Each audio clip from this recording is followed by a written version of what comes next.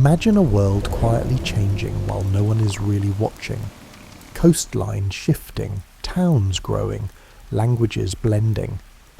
We begin with a story on how the Vikings quietly shaped the world we live in. They weren't just raiders in longships. They were traders, settlers, lawmakers, and explorers who had a lasting impact on borders, place names, shipbuilding, and even everyday words we still use. Their influence spread slowly, often unnoticed, but it never truly faded. Before we begin, take a moment to like the video and follow the channel if calm history helps you unwind. And let me know in the comments where you're tuning in from and what time it is for you. Now, get comfortable and let's drift into the hidden legacy of the Vikings.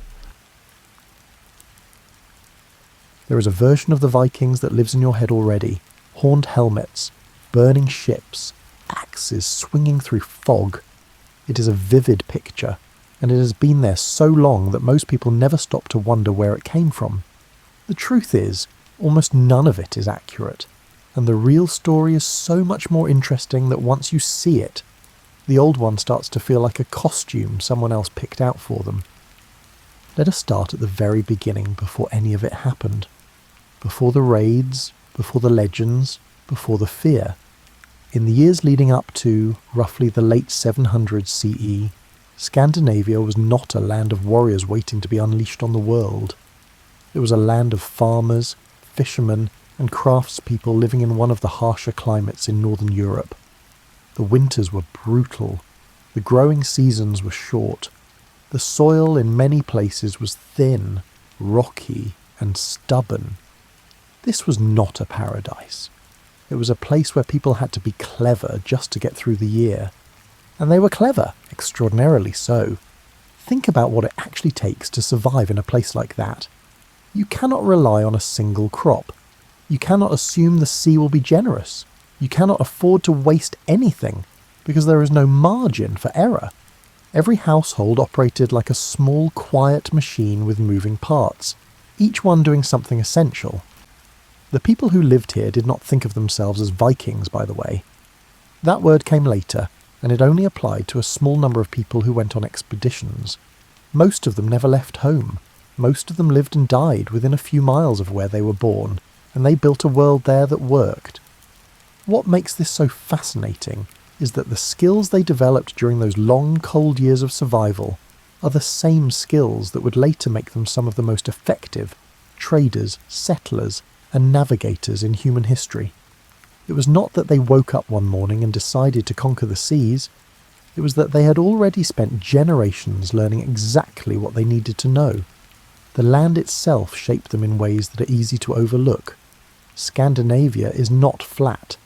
It is carved up by fjords, broken into islands, and divided by mountains and rivers. This means that even travelling short distances required an intimate understanding of water. You could not simply walk from one valley to the next.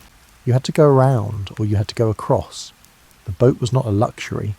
It was the basic unit of transportation, the way a road or a path might be in a flatter country. Children grew up watching their parents navigate inlets and channels, the way you might watch yours parallel park. It was ordinary, it was necessary, and it made them extraordinarily good at it. There is something worth pausing on here, because it changes the way you understand everything that comes after.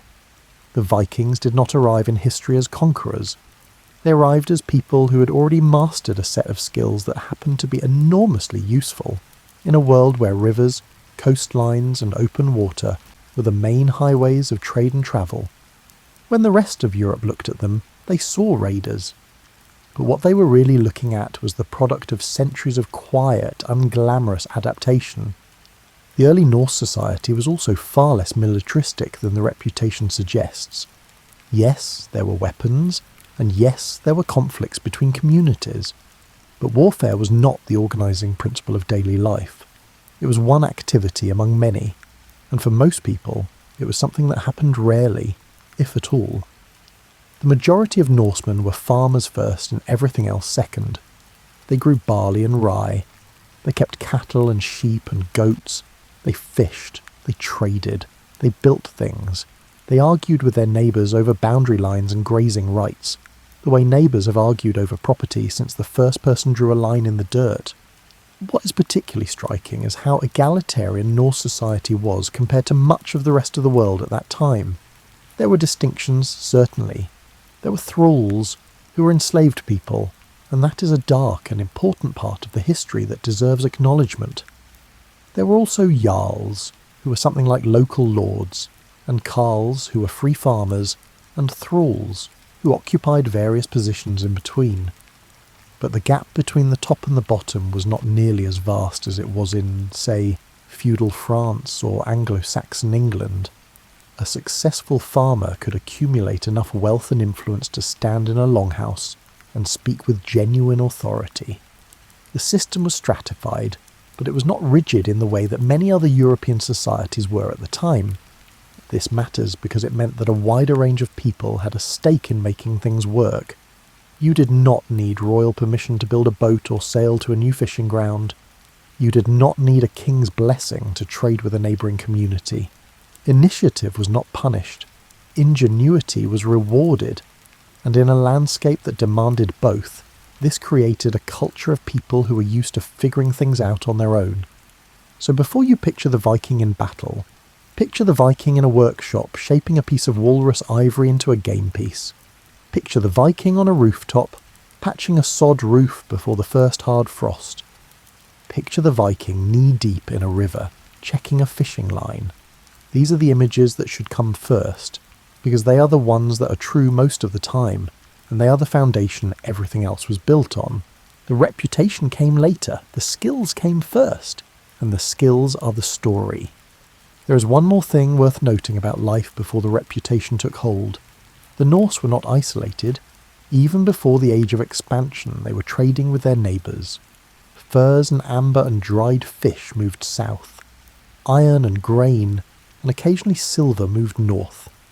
The network was already there, already functioning, already connecting Scandinavia to the rest of Europe in quiet, unglamorous ways. What changed in the late 700s was not that the Norse suddenly became connected to the world. It was that the world suddenly noticed them, and once it noticed them, it had a very hard time looking away. But that is getting ahead of ourselves. For now, let us stay with the land and the water, because that is where the next piece of the story lives, and it is a piece that most people never think about at all. There is a reason for that, and the reason is simply that the quiet parts of history do not compete well with the loud parts. A farmer mending a fence does not make for the kind of story that gets retold around a fire. But the fence still needed mending, and someone still did it, and the farm still stood because of it. Most of Norse history is like that fence. Unglamorous, necessary, and holding everything else up. If you have ever lived near the ocean, you know that it changes the way you think about distance. A town that is 40 miles away by road might feel closer than one that is 10 miles away on the other side of a hill because the water offers a straight, unobstructed path. The Norse understood this better than almost anyone in the medieval world. Water was not an obstacle to them. It was an invitation.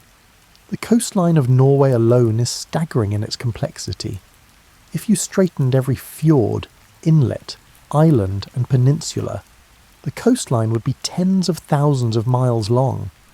This is not a place where the land meets the sea in a clean line. It is a place where they are tangled together, interwoven, and almost impossible to separate. And the people who lived along that coastline did not experience it as chaos. They experienced it as home. They knew which channels were navigable in which seasons. They knew where the currents ran fast and where they slowed. They knew the rocks by feel, the way you might know the layout of your own kitchen in the dark. This intimacy with water shaped everything about Norse daily life. Fishing was not a weekend activity or a hobby. It was a fundamental source of food and income. The waters off Scandinavia were rich, teeming with cod, herring and salmon among other species. Cod in particular became enormously important, not just as a food source but as a trade good. Dried cod could last for months, even years, and it could be carried long distances without spoiling. It was lightweight, calorie-dense and portable. In many ways, dried cod was to the Norse what grain was to agricultural civilizations elsewhere in Europe. A storable, tradable foundation upon which everything else could be built. The fishing itself required a level of skill and knowledge that is hard to overstate. You had to know the tides. You had to know the weather, not just today's weather, but the way the atmosphere behaved in your particular stretch of coast, which could be entirely different from what was happening just a few miles away. You had to know where the fish were at different times of year, which meant understanding the water temperature, the currents, and the behaviour of the species you were after. This was not knowledge you could read in a book. It was knowledge passed down through practice, observation, and years of quiet attention. And it extended far beyond fishing. The Norse relationship with water also shaped how they thought about community. Settlements tended to cluster along coastlines and river mouths, not because the land there was necessarily the best for farming, but because the water provided access to everything else. A village at the mouth of a river could send goods upstream and receive goods from the interior. A settlement on a sheltered bay could launch boats in calm weather and haul them up on shore when storms came. The water was the reason people lived where they lived, and it determined who they could trade with, who they could reach, and how quickly they could move when they needed to. Rivers were just as important as the sea, and in some ways more so for the interior of Scandinavia. Rivers were highways, and they were used as such. Goods moved along them constantly, carried by small boats and rafts.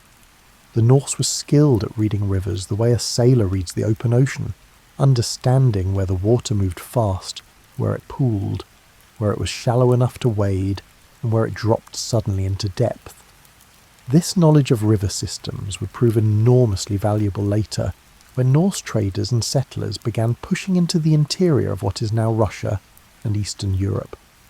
But that is a story for another segment. For now, the point is simply this. The Norse did not stumble into their relationship with water. They cultivated it, generation after generation, until it became as natural as breathing. There is also something worth considering about this psychological effect of living in a landscape like this. When the water is always there, always visible, always part of your daily routine, it becomes part of the way you see the world. The Norse did not think of travel as something extraordinary. They thought of it as something you did when you needed to get somewhere. The idea of staying in one place your entire life, never venturing beyond the next valley, would have struck many of them as unusual, perhaps even a little sad. Movement was normal. Exploration was not an act of heroism. It was simply what you did when the water offered you a way forward and you had a reason to take it. This is one of the things that makes the Norse so different from many of the other cultures you read about in medieval European history. In a world where most people's lives were bounded by the nearest market town, the Norse were already thinking in terms of coastlines and river networks that stretched across hundreds of miles.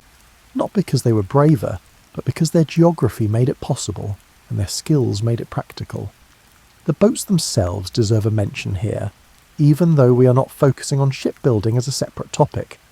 The Norse longship is one of the most celebrated pieces of engineering in history, and for good reason. It was shallow enough to navigate rivers and coastal shallows. It was flexible enough to ride over waves rather than fighting them. It was light enough to be carried overland when necessary. And it was fast, remarkably fast for its size. But the thing that is often overlooked is how much of that design was the product of practical necessity rather than ambition. The Norse did not build those boats because they wanted to sail across the Atlantic. They built them because they needed to get from one fjord to the next, to haul fish to market, and to visit a trading partner on the other side of an island. The ocean crossings came later. The daily usefulness came first. There is a quiet satisfaction in thinking about this. The most impressive feats of Norse seafaring were not planned centuries in advance. They were the natural extension of skills that had been honed for generations in the service of ordinary life. The Norse did not set out to change the world. They set out to fish, to trade, and to move goods and people from one place to another. And in doing so, they ended up touching almost every corner of the known world. The water gave them access. Their skills gave them the ability to use it, and the combination of the two created something that no single generation could have planned or predicted. It simply grew, the way a river grows when tributaries feed into it, each one adding a little more until the whole thing is something much larger than any of its parts. Tonight, as you drift towards sleep, it is worth holding that image for a moment. The image is not of a Viking on the prow of a warship, but rather of a Norse fisherman checking his lines at dawn, a trader loading dried cod onto a small boat, and a mother instructing her child on which channel to take when the tide is running out. These are the people who built the world the Vikings are remembered for, one quiet trip across the water at a time. There is one more detail about water-oriented living that is worth mentioning before we move on, and it has to do with the way the Norse thought about seasons. In a land where the days shrink to almost nothing in winter, and then expand to almost continuous daylight in summer, the rhythm of the year is not subtle, it is dramatic, and it demands a kind of flexibility that people in more temperate climates rarely have to develop. The Norse fished differently in summer than in winter. They travelled differently. They worked differently. They even thought about time differently, measuring it not by clocks or calendars, but by the behaviour of the land and the water around them. The first Thor was a landmark. The arrival of certain fish species was a landmark. The longest day and the shortest day were landmarks. Life moved in cycles, and the Norse moved with them, not fighting the rhythm but riding it, the way a boat rides a wave rather than trying to cut through it. This attentiveness to seasonal change made the Norse remarkably adaptable. When conditions shifted, whether due to a bad winter, an unusual storm, or a change in the local ecosystem, they could adjust. They were not locked into a single strategy for survival. They had dozens of them, and they switched between them as the situation required. This flexibility was one of the reasons Norse communities were so durable. They did not thrive only in good years. They survived in bad ones too, bending rather than breaking, the way the longship bent with the waves rather than resisting them. And now, let us talk about what they did when they got there, because the skills they brought with them were remarkable, in ways that have nothing to do with fighting. There is a particular kind of competence that does not make for exciting headlines. It does not involve swords or fire or dramatic last stands. It is the competence of people who know how to make things, fix things, and keep things running in a climate that does not forgive mistakes.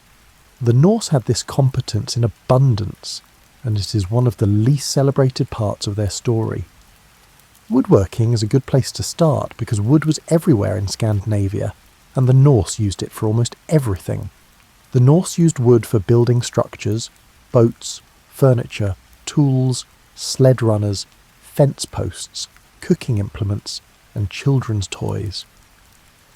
The forests of northern Scandinavia were vast and dense, filled with pine, birch, and spruce, and the Norse knew how to read a tree the way a butcher knows how to read a cut of meat. They understood which wood was best for which purpose: oak for structural timbers, where strength mattered most; pine for boat planking, where flexibility and lightweight were more important; birch for smaller items, where the wood needed to be easy to shape and quick to work. The actual craft of woodworking was passed down through apprenticeship, through watching and doing, and through years of handling tools and learning the feel of the grain beneath your fingers. A skilled Norse carpenter could shape a hull plank so precisely that it fit against its neighbour with almost no gap, relying not on nails or caulking but on the accuracy of the cut itself. This was not magic. It was practice and patience and a deep familiarity with the material. It was the kind of skill that took a lifetime to fully develop, and it showed in everything the Norse built.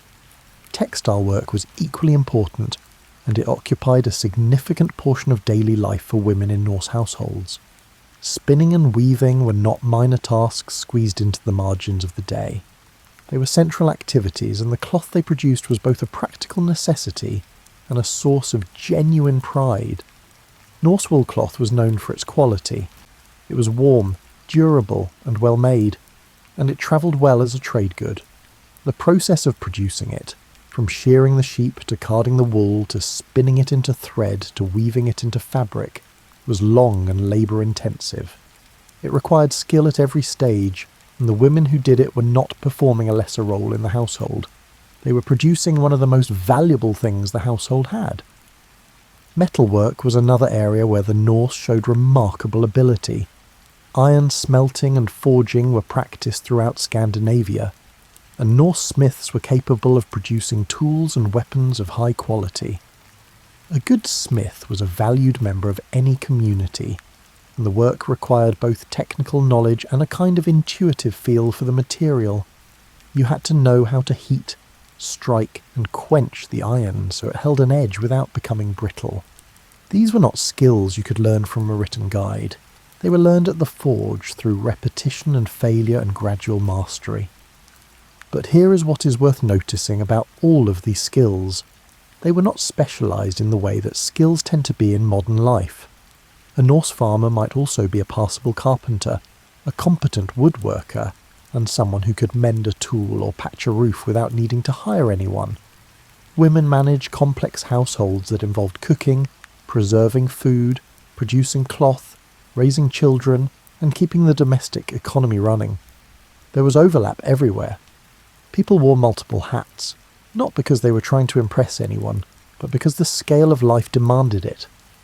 This generalist quality made Norse communities remarkably resilient. If one person got sick or was injured, or simply had a bad season, others could step in and cover the gap.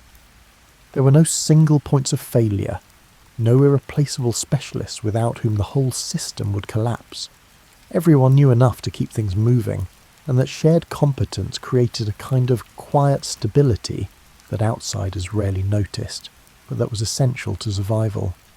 Cooking and food preservation deserve special attention here, because they reveal a great deal about how the Norse actually lived. The diet was practical and varied, built around what the land and water could provide. Fish, as we have already discussed, was a staple. So were dairy products. Cattle and sheep provided milk, which was consumed fresh, and also fermented into buttermilk and skyr, a thick, tangy, cultured dairy product that is still eaten in Iceland today. Eggs came from chickens and ducks. Game was hunted when available. Berries and nuts were gathered in summer and autumn, when the landscape briefly exploded with food. Bread was made from barley and rye, the grains that actually grew in Scandinavian climates. It was dense and heavy, nothing like the soft white bread that would become common in warmer parts of Europe. But it was nutritious and filling, and it kept well, which mattered enormously in a place where winter could last for months. The preservation of food was a critical skill, and the Norse were good at it. Drying, smoking, and fermenting were the main methods, and they used each one with care and precision. Dried fish could last for years. Fermented dairy products provided nutrition through the long winter. Smoked meat and fish added variety, and could be carried on long journeys without spoiling. The Norse did not waste food. In a climate where a single bad harvest could mean genuine hardship, every scrap was accounted for. There is something almost meditative about the rhythm of Norse daily life when you think about it in these terms. Wake up, tend the animals, work the land or the water, craft something, preserve something, feed the household, repair what needs repairing, do it again the next day. It was not glamorous, but it was purposeful, and it worked. And it produced a people who were capable of extraordinary things precisely because they had spent so long mastering the ordinary ones. Animal husbandry was another cornerstone of Norse daily life, and it deserves a moment of attention. Cattle were prized possessions, symbols of wealth and stability, and caring for them was a serious responsibility. Norse cattle were smaller than modern breeds, hardy, and well adapted to the cold, but they still required constant attention. They had to be fed through the winter, which meant that enough hay had to be harvested and stored during the brief growing season to sustain the herd until spring. Calculating how much hay you needed and making sure you actually cut and dried enough of it was one of the more consequential decisions a Norse farmer made each year. Get it wrong, and animals died. Get it right, and the household survived.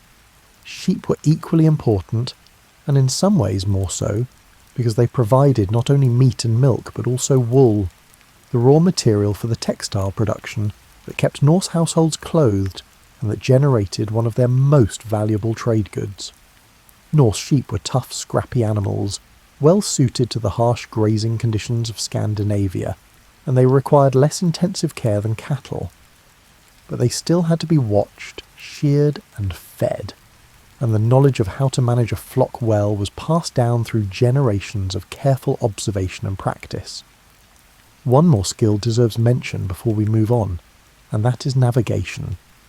We touched on this earlier in the context of water-oriented living, but it bears repeating because it was so central to everything the Norse did and eventually became. Norse navigation was not dependent on a single tool or technique.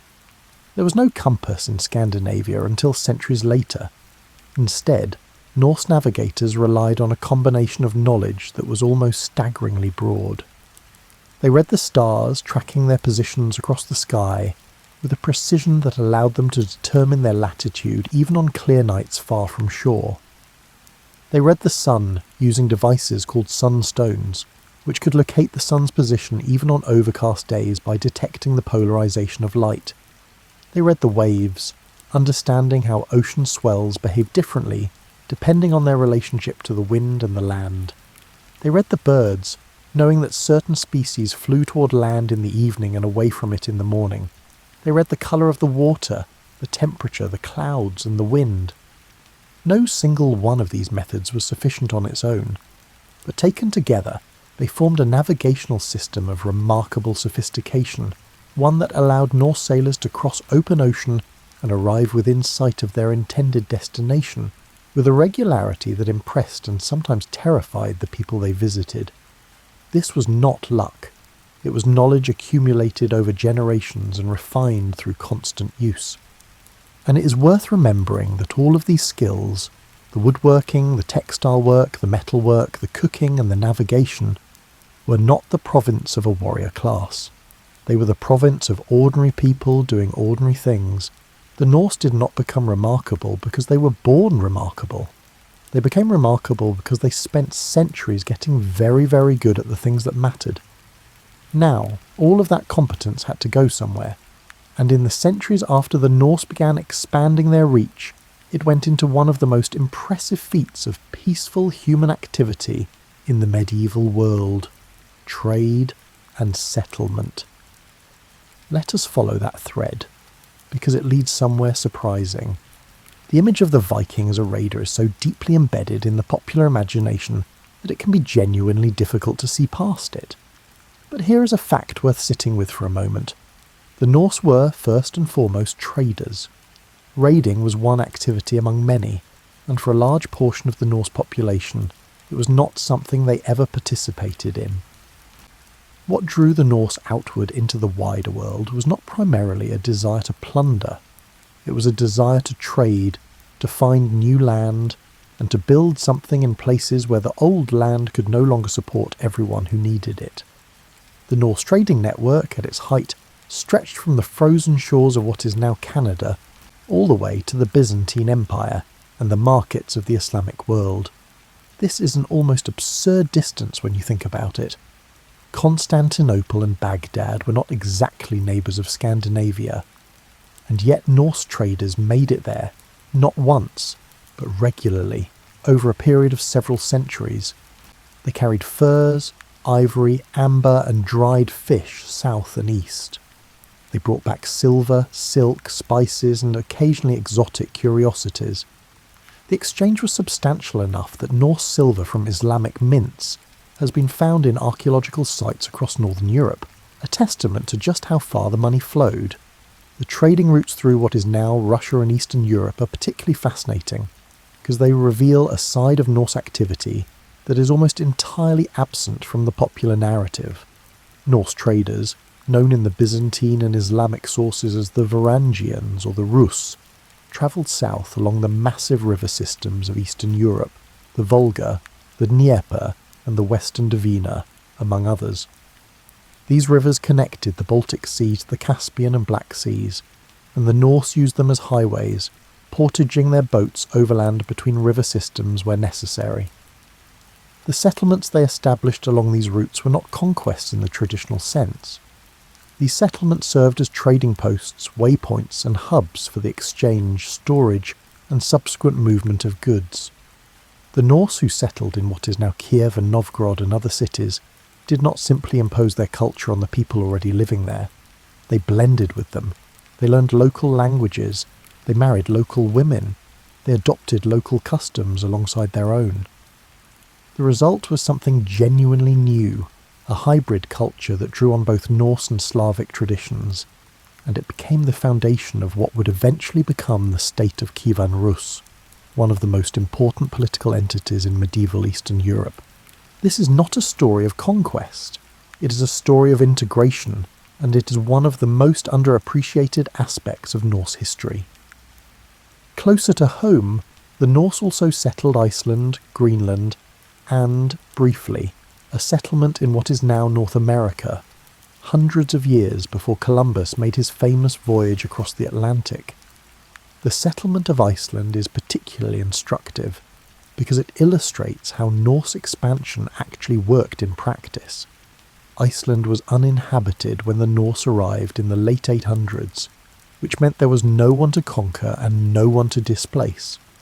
The settlers simply showed up, divided the land among themselves according to a system that was remarkably fair by the standards of the time, and set about building a society from scratch. They brought their livestock, their tools, their language, and their legal traditions with them. They built longhouses, they farmed sheep and cattle, they fished the rich waters around the island, and they created something that would become one of the most culturally productive societies in medieval Europe. But that is a story for a later segment.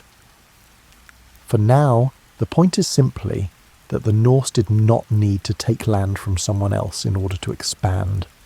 When uninhabited land was available, they took it, settled it, and made it work. Greenland followed a similar pattern, though the conditions there were far harsher. Norse settlers arrived in the late 900s and established two main communities on the western and eastern coasts. They raised sheep and cattle, hunted marine mammals, and traded with the Inuit people they encountered. The settlements survived for roughly 500 years before disappearing, likely due to a combination of climate change, shifting trade routes, and a failure to adapt to increasingly harsh conditions. It is a sobering story, a reminder that Norse expansion was not always successful, and that even a skilled and resilient people could be defeated by circumstances beyond their control. But the trading itself, the movement of goods and ideas across vast distances, is what deserves the most attention here. The Norse were not the only traders in the medieval world, of course. The Vikings were operating in a network that included Arab merchants, Byzantine traders, and many others.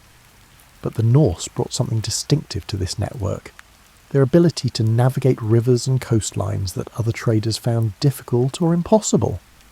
They could reach places that were simply not accessible to people without their seafaring skills, and this gave them a natural advantage in the exchange of goods.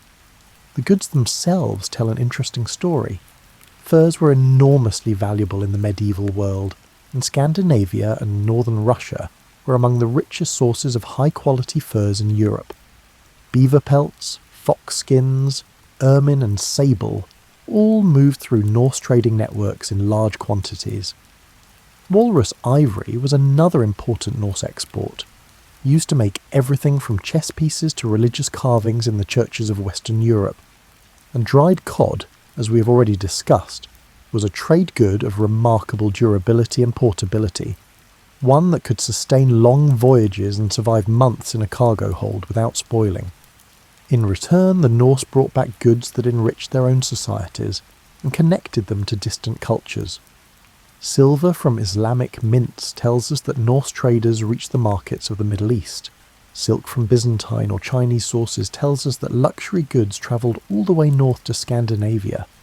And the coins, beads and small objects found in Norse archaeological sites paint a picture of a people who are far more cosmopolitan than their reputation suggests. There is a quietness to trade that makes it easy to overlook in the sweep of history. It does not produce the dramatic moments that fill textbooks and movies, No one writes epic poems about a successful negotiation at a market fair, or about a cargo of dried cod arriving safely in Constantinople. But trade is how civilizations actually grow. It is how ideas spread, how technologies move from one culture to another, and how economies develop enough surplus to support art, law and learning. And the Norse, for all their fame as raiders, were among the most effective traders in the medieval world. The economics of Norse trade were not simple barter, though barter certainly played a role in smaller, local exchanges. For larger transactions, particularly those involving distant trading partners, the Norse used silver as a medium of exchange. Norse silver coins have been found across an enormous geographic range, from Scandinavia to the British Isles, to the Baltic states, to the heart of Russia. Many of these coins were not minted in Scandinavia at all. They were Islamic silver dirhams, minted in cities across the Middle East and Central Asia, and they made their way north through the trading networks that connected the Norse world to the rest of the known world. The sheer volume of Islamic silver found in Scandinavian archaeological sites is striking. It tells us that the Norse trading networks were not occasional or opportunistic. They were sustained, systematic, and enormously profitable. Norse merchants made repeated trips along the same routes, building relationships with trading partners over years and decades, developing the trust and the reputation that long-distance trade required. This was not a world of anonymous transactions. It was a world of relationships, and the Norse was skilled at building and maintaining them. So when you think about the Vikings tonight, try to see past the longships and the axes. Try to see the merchant calculating the value of a bundle of furs against a handful of silver coins. Try to see the settler loading a boat with livestock and seed grain, heading for an island he's never seen. Try to see the trader on a river in what is now Russia, negotiating with a local chief over the price of honey and beeswax. These are the Vikings who shaped the world, not through violence, but through the patient, unglamorous work of moving things from one place to another. And the world they helped build through trade and settlement and quiet integration was more complex and more connected than most people realise. It is time now to look at another part of that world, one that lived not on the water but in the homes and communities where the Norse spent most of their time. It is time to talk about law and language and the way they organised the societies they built. One of the things that separates a collection of people from a civilization is law. Not the idea of it, but the actual practice of it. The shared agreement that certain rules exist and that everyone is bound by them, even the powerful. The Norse had this, and they had it earlier and more thoroughly than many of the societies around them. Their legal traditions were not imposed from above by a king or a priest. They grew from below, from the communities themselves, and they reflected a set of values that, once you understand them, reveal a great deal about how the Norse actually thought about the world. The basic unit of Norse legal life was the Thing, which was a regional assembly where free men gathered to settle disputes, make decisions that affected the community, and conduct the business of governance. The word thing is in fact the origin of our modern English word thing, though its meaning has drifted enormously over the centuries. In the Norse world, a thing was not an object. It was a gathering, a forum, a place where the community came together to talk things through. These assemblies met at regular intervals, usually in the spring and sometimes again in the autumn. Men travelled to attend them, sometimes from considerable distances, and the meetings could last for days. The proceedings were conducted according to established procedures, with speakers taking turns, evidence being presented, and decisions being reached through a process that, while not identical to modern democracy, shared certain features with it. Free men had the right to speak, decisions were made collectively, and the outcomes, once reached, carried the weight of the community behind them. This is worth pausing on, because it is genuinely remarkable for the time period. In much of medieval Europe, justice was the province of kings and nobles. If you had a grievance, you brought it to your lord, and your lord decided. The Norse system was different. It was decentralised. It was participatory. and it placed a significant amount of power in the hands of ordinary farmers and landowners, not just the wealthy or the well-connected. The law itself was not written down for a long time. It existed in the memories of the community, passed from one generation to the next through oral tradition. Certain individuals, known as lögsugumadr in Iceland, were charged with memorising and reciting the law at the Thing, serving as a kind of living legal library. This was not an imprecise or unreliable system. Oral traditions can be remarkably accurate when they are maintained with care and repeated regularly, and the Norse took their legal knowledge seriously enough to do both. The content of the law covered an enormous range of everyday concerns. Property disputes were common, and the law provided detailed frameworks for resolving them. Inheritance was carefully regulated, with rules governing how a dead man's property should be divided among his heirs. Crimes against the person, from theft to assault to more serious offences, each carried specific penalties, and the penalties were often financial rather than physical. The Norse system relied heavily on compensation rather than punishment. If you injured someone, you owed them, or their family, a specific amount, calculated according to the severity of the harm. Pay it, and the matter was settled. Refuse to pay, and you could be declared an outlaw, which meant that anyone was free to kill you without legal consequence. This last point sounds harsh, and in some ways it was, but it also reflects a pragmatic understanding of how to maintain order in a society without a standing police force or a professional judiciary. The threat of outlawry was a powerful incentive to settle disputes peacefully, and most people did. The system was not perfect. Wealthy men could sometimes use their influence to tip proceedings in their favour.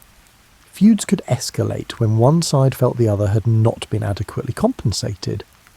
But on balance it worked, and it worked better than the alternatives available at the time. Language is the other thread worth pulling here, because the Norse language itself is one of the quietest and most lasting contributions the Vikings made to the world. Old Norse, the language spoken across Scandinavia and Iceland during the Viking Age, was a North Germanic language, related to but distinct from the languages spoken by the Saxons and the Angles in England. And when the Norse settled in England, Ireland, Scotland, and other parts of the British Isles, they brought their language with them. The result was not the replacement of one language by another. It was something more interesting than that. Old Norse and Old English were similar enough that speakers of each could, with some effort, understand the other. They were not identical, but they shared enough common ground that communication was possible without a translator. And in the areas where Norse settlers lived alongside English-speaking populations, the two languages began to blend together in ways that shaped the English we speak today. The number of words in modern English that come directly from Old Norse is staggering, and many of them are so fundamental that you use them without ever thinking about their origins. The words sky, egg, give, take, they, them, their, want, wrong, ugly, and hundreds of others all entered English through Norse influence. But the contribution goes beyond individual words. Norse settlers also influenced the grammar and syntax of English in ways that linguists are still studying. The simplification of English verb endings, for instance, may have been partly driven by the need for Norse and English speakers to communicate with each other using a shared simplified grammar. This is one of the most fascinating aspects of Norse influence on the world, because it is so invisible you cannot see it, you cannot point to it on a map. But every time you speak English, you are using words and structures that were shaped, in part, by people who sailed across the North Sea 1,000 years ago and settled in a new land. The Vikings did not just change the political landscape of medieval Europe, they changed the way an entire language grew and evolved, and through that language the way millions of people think and communicate today. There is something almost poetic about this, though it is worth being careful with that word, because the Norse themselves were deeply invested in the power of language and would have understood its significance better than most. Words mattered enormously in Norse culture. The ability to speak well, to compose verses that were memorable and striking, and to tell a story that held an audience was a valued skill, almost as valued as physical courage or practical competence. The Norse sagas, which we will touch on briefly later, are in part a testament to this reverence for language. They are among the finest works of narrative prose produced anywhere in the medieval world, and they were written in Old Norse, the language the Vikings spoke at home. The lore and the language taken together reveal a people who are far more sophisticated than the popular image suggests. They were not simply warriors who happened to sail. They were a society with a functioning legal system, a rich literary tradition, and a language that would go on to shape one of the most widely spoken tongues in the world. These are not the accomplishments of barbarians. These are the accomplishments of a civilization, one that happened to be located at the edge of the known world, and one that, for reasons both fair and unfair, got a reputation that obscured almost everything interesting about it. The thing assemblies, the oral legal traditions, the blending of Norse and English into something new, and the words you use every single day without knowing where they came from. These are the quiet legacies, the ones that do not make for dramatic television, but that have lasted 1,000 years and show no sign of fading. Now let us step inside, literally, and talk about the homes the Norse built and the lives they lived within them, because the domestic world of the Vikings is one of the most underexplored parts of their story, and it is full of details that are both surprising and oddly comforting. There is a warmth to thinking about how people actually lived their daily lives, as opposed to how they fought, or conquered, or explored.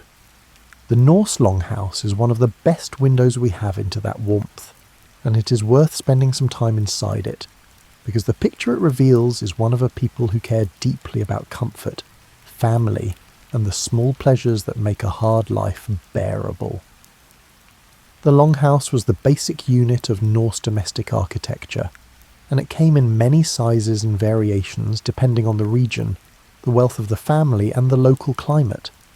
In its simplest form, it was a large rectangular building, sometimes remarkably large, with thick walls made of wood, stone, or turf, depending on what was available locally.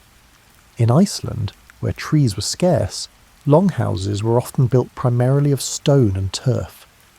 In Norway, where timber was plentiful, wood was the dominant material. The roof was typically covered with sod, which provided excellent insulation, keeping the interior surprisingly warm even in the coldest months. Inside, the longhouse was organised around a central fire pit or hearth, which served as the source of both heat and light. There was no chimney. The smoke drifted upward and escaped through a hole or gap in the roof, which also let in a shaft of daylight. This meant that the interior of a longhouse was often hazy with smoke, and the walls and ceiling were perpetually darkened by it. But it also meant that the fire could be kept burning almost continuously through the long winter, and the smoke itself served a practical purpose. It helped preserve the dried fish and meat that hung from the rafters above. The sleeping arrangements were along the walls, on raised platforms or benches that ran the length of the building on either side of the hearth. These were not beds in the modern sense. They were wooden platforms covered with furs and woven blankets, and they served as both sleeping surfaces during the night and seating during the day. The family slept together, close to the fire, wrapped in layers of wool and animal skin. In the coldest months, this communal warmth was not a matter of preference, it was a matter of survival. The centre of the longhouse, the area around the fire, was where the family spent most of its waking hours. This was where meals were prepared and eaten. The cooking was done over the open fire or in a pit beside it, using iron pots that held stews and soups made from whatever was available. A typical Norse meal might include fish, dairy, bread, and perhaps some greens or berries in season. The meals were not elaborate, but they were substantial, and they were eaten together as a family, which gave them a social dimension that went beyond simple nutrition. Ale was brewed in most Norse households, made from barley or other available grains, and it was a daily part of the diet for adults and often for older children as well. This was not unusual for the medieval world. Water sources were often unreliable, and fermented beverages were both safer to drink and more calorie-dense than water. Norse ale was not particularly strong by modern standards, but it was a staple, and brewing it was another of the many domestic skills that women in Norse households managed alongside everything else. The longhouse was also a workspace. Textile production, as we discussed earlier, happened here, often in the evenings when the day's outdoor work was done. Women spun wool on drop spindles, which could be worked while walking or sitting, and wove it on upright looms that were set up near the fire.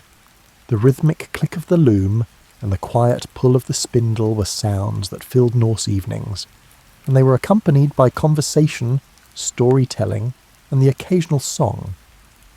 Children grew up in this environment, surrounded by the work of the household, and absorbing its rhythms from a very young age. Norse childhood was not a prolonged period of play and leisure, as it might be in wealthier societies. Children were expected to contribute to the household from an early age, helping with tasks that matched their size and strength. But they were also valued, and their well-being mattered to their parents in ways that are evident from the archaeological and textual record.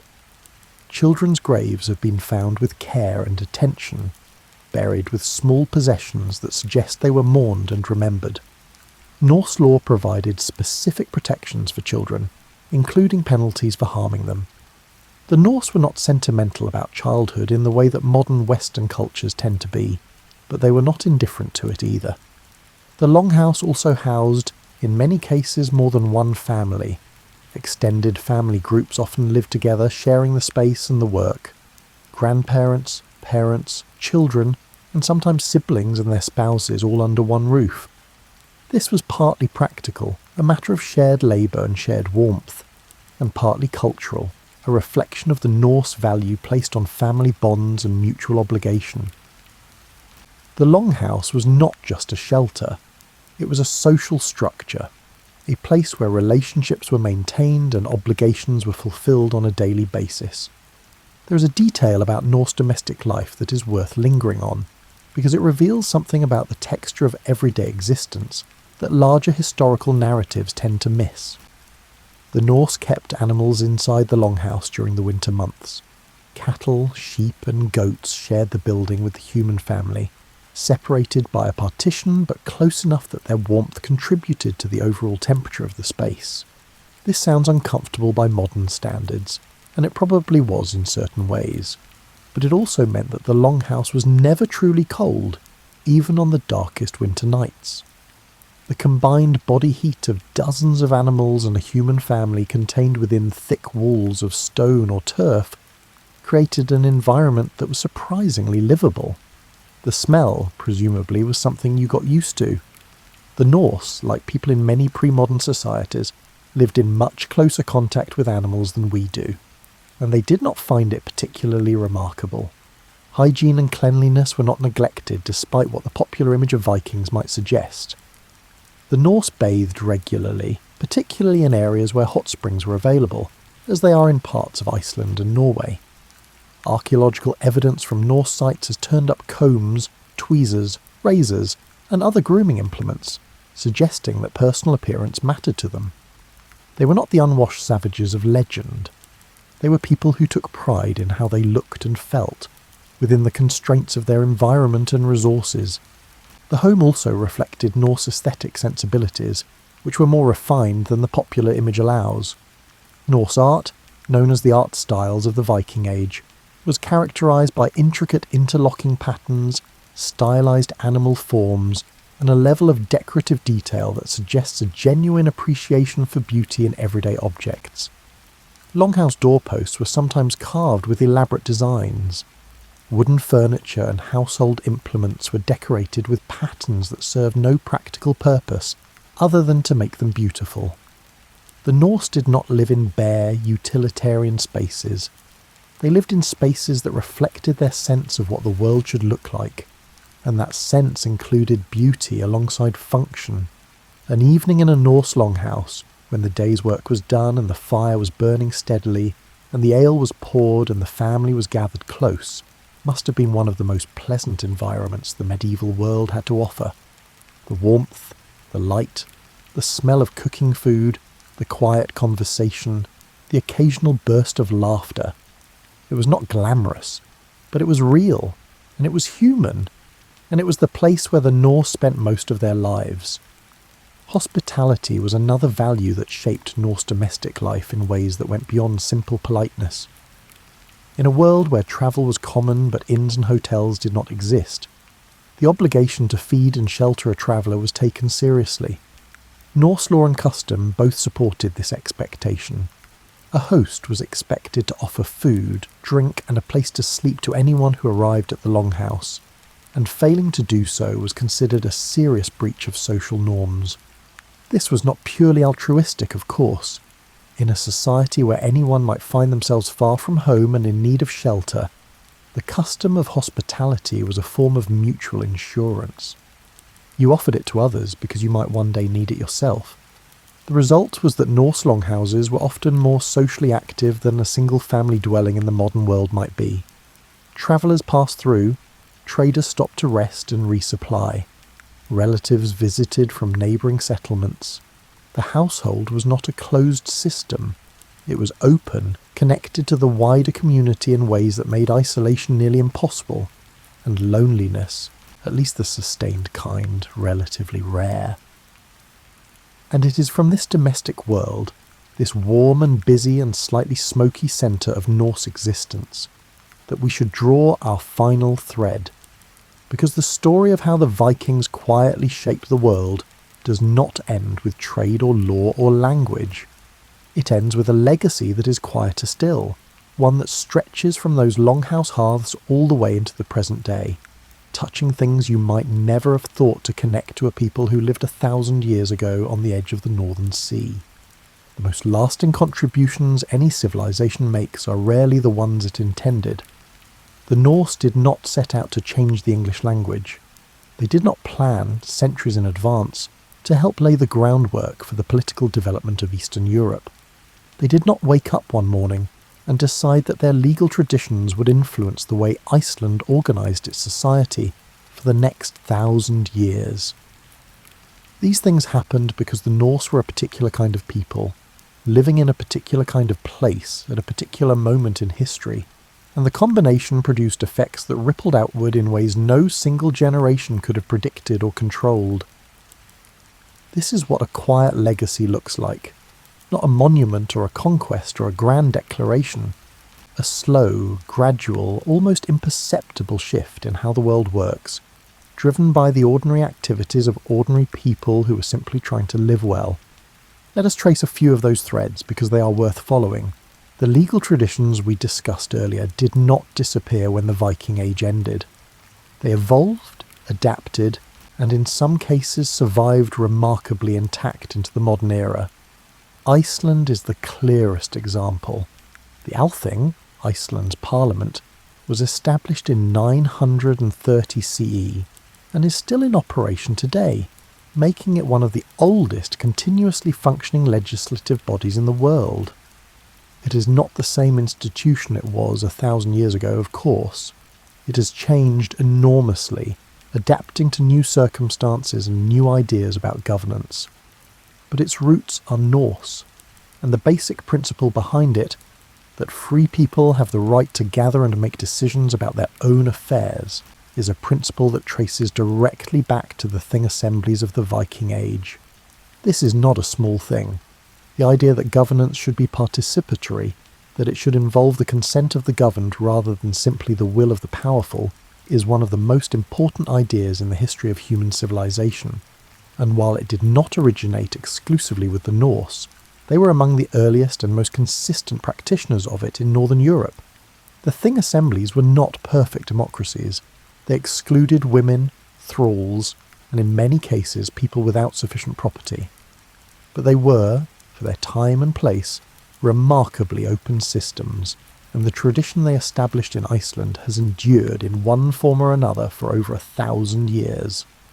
The Norse sagas are another legacy worth considering, because they represent something genuinely unusual in the medieval literary landscape. The sagas are long, detailed, realistic narratives, often based on historical events or real people, written in Old Norse between roughly the 12th and 14th centuries. They are not myths or legends, though they sometimes incorporate mythological elements. They are, in many ways, closer to what we would now call novels or historical fiction, and they are remarkable for their psychological depth, their attention to character, and their unflinching willingness to portray human beings in all their complexity. The Icelandic sagas in particular are considered masterpieces of world literature by scholars who have studied them carefully, and they deserve that reputation. They portray Norse society with a frankness and a nuance that is rare in any era of literary history. Characters are not heroes or villains, they are people, flawed and complicated and sometimes surprising, navigating a world that does not always make sense. The sagas are funny, occasionally very funny, in a dry and understated way that feels remarkably modern. They're also sad and violent and tender, sometimes all within the same paragraph. What makes them relevant to a discussion of Norse legacy is that they represent a tradition of storytelling and record-keeping that shaped how subsequent generations understood the Norse world. Many of the things we know about Viking Age society, its customs, its values, and its daily rhythms come from the sagas. They are not perfectly reliable historical sources, of course. They were written centuries after many of the events they describe, and they reflect the perspectives and biases of their authors. But they are extraordinary documents, and they demonstrate that the Norse took their own story seriously enough to write it down with care and skill. The cultural legacy extends into art and design as well. Norse decorative art, with its intricate interlocking patterns and stylized animal forms, influenced the art of every culture the Norse touched. You can see Norse influence in the illuminated manuscripts of Irish and English monks, in the carved doorways of Scandinavian churches, and in the metalwork and jewellery of medieval Europe more broadly. The style travelled with the Norse wherever they went, and it left traces that persisted long after the Norse themselves had blended into the populations around them. There was also a geographical legacy that is easy to overlook.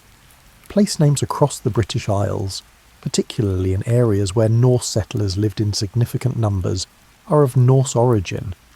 In the north of England, in Scotland, in Ireland, and of course in Iceland and the other Norse settled lands, the landscape itself carries the imprint of Norse presence in the names of towns, rivers, hills and farms. These names are fossils, linguistic traces of a people who lived in these places 1,000 years ago and who left their mark on the land in a way that no amount of subsequent habitation has erased. The word Friday, for instance, derives from the Norse goddess Frigg. The word Wednesday comes from Odin, known in Norse as Woden. Thursday is Thor's day. These connections are well known, but they are worth stating plainly because they illustrate how thoroughly Norse culture wove itself into the fabric of everyday life in Northern Europe. You cannot get through a single week without using words that trace back to Norse mythology and Norse language. And then there is the matter of exploration, which is perhaps the Norse legacy that has received the most attention, even if the attention has often been focused on the wrong aspects of it. The Norse reached North America roughly 500 years before Columbus, establishing a settlement at a place called Vinland, which is now believed to have been located on the island of Newfoundland in what is now Canada. The settlement, known from archaeological evidence at a site called Lonceau Meadows, did not last long.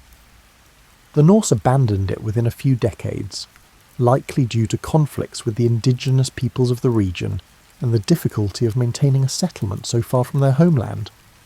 But the fact that they got there at all is extraordinary. It was not the result of a grand expedition organised by a king or funded by a wealthy sponsor. It was the result of Norse settlers in Iceland and Greenland hearing stories about land visible to the west and then sailing out to find it. The Norse reached North America not through heroic determination, but through the same quiet habit of following the water that had driven their expansion for centuries. They saw an opportunity. They had the skills to take it, and they did. The settlement at Vinland did not change the course of world history in the way that Columbus's voyages did. The Norse did not establish a permanent presence in North America, and their contact with the continent did not lead to sustained exchange between the old world and the new.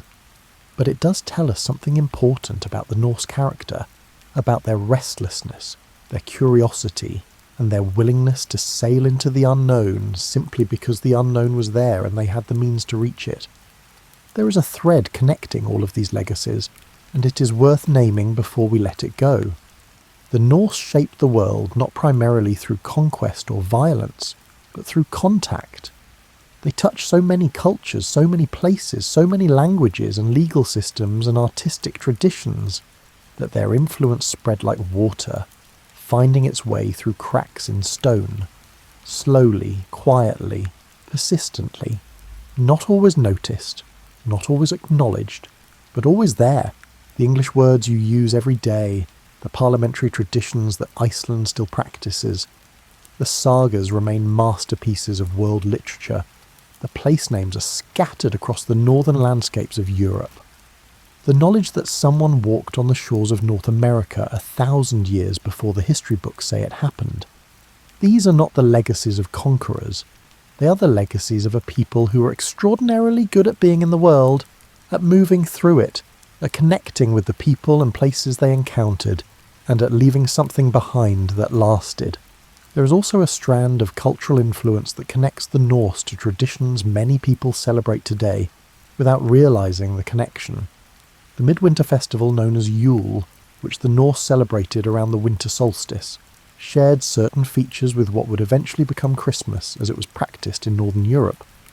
The Yule log, the gathering of family around a fire during the darkest time of year, the feasting and the storytelling. These were Norse traditions long before they were Christian ones, and they blended so thoroughly into the fabric of Northern European culture that separating them is nearly impossible. Whether you celebrate Christmas or simply enjoy the idea of a warm fire and a family gathered close on a dark winter night, you are participating in something that has Norse roots, even if the connection has been buried under centuries of other influences. The Norse also left their mark on the way Northern Europeans thought about the natural world. Norse mythology populated the landscape with meaning. Rivers, mountains, forests and seas were not simply physical features. They were inhabited, in the Norse imagination, by beings and forces that demanded respect and attention. This way of seeing the world, which anthropologists sometimes call animistic, persisted in Scandinavian folk belief long after the official conversion to Christianity, and it shaped the relationship between people and landscape in ways that are still felt in the cultures of Northern Europe today. Tonight, as you settle into sleep, it might be worth carrying one last image with you. Not the Viking on the warship, not the burning village, not the axe raised in battle. Instead, picture a Norse trader on a river somewhere in what is now Russia, sitting in a small boat at dusk, watching the water catch the last of the light. He has goods to sell, and a long way still to go. He is not thinking about history or legacy or the shape of the world. He's thinking about the current and the weather, and whether he will make it to the next settlement before dark. He will make it. He is very good at this. And somewhere, 1,000 years from now, a person speaking a language he helped to shape will use a word he brought with him on that boat, without ever knowing where it came from. The river will still be flowing, the water will still be catching the light, and the quiet work of connecting one place to another, one person to another, and one idea to another will still be going on. The way it has been going on since the first Norse sailor looked out at the water and decided to see what was on the other side. Sleep well. The Vikings, the real ones, have earned it, and so have you.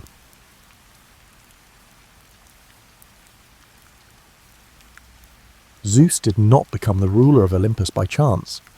His story began in the womb of Rhea, a titaness straining under the brutal reign of her consort, Kronos.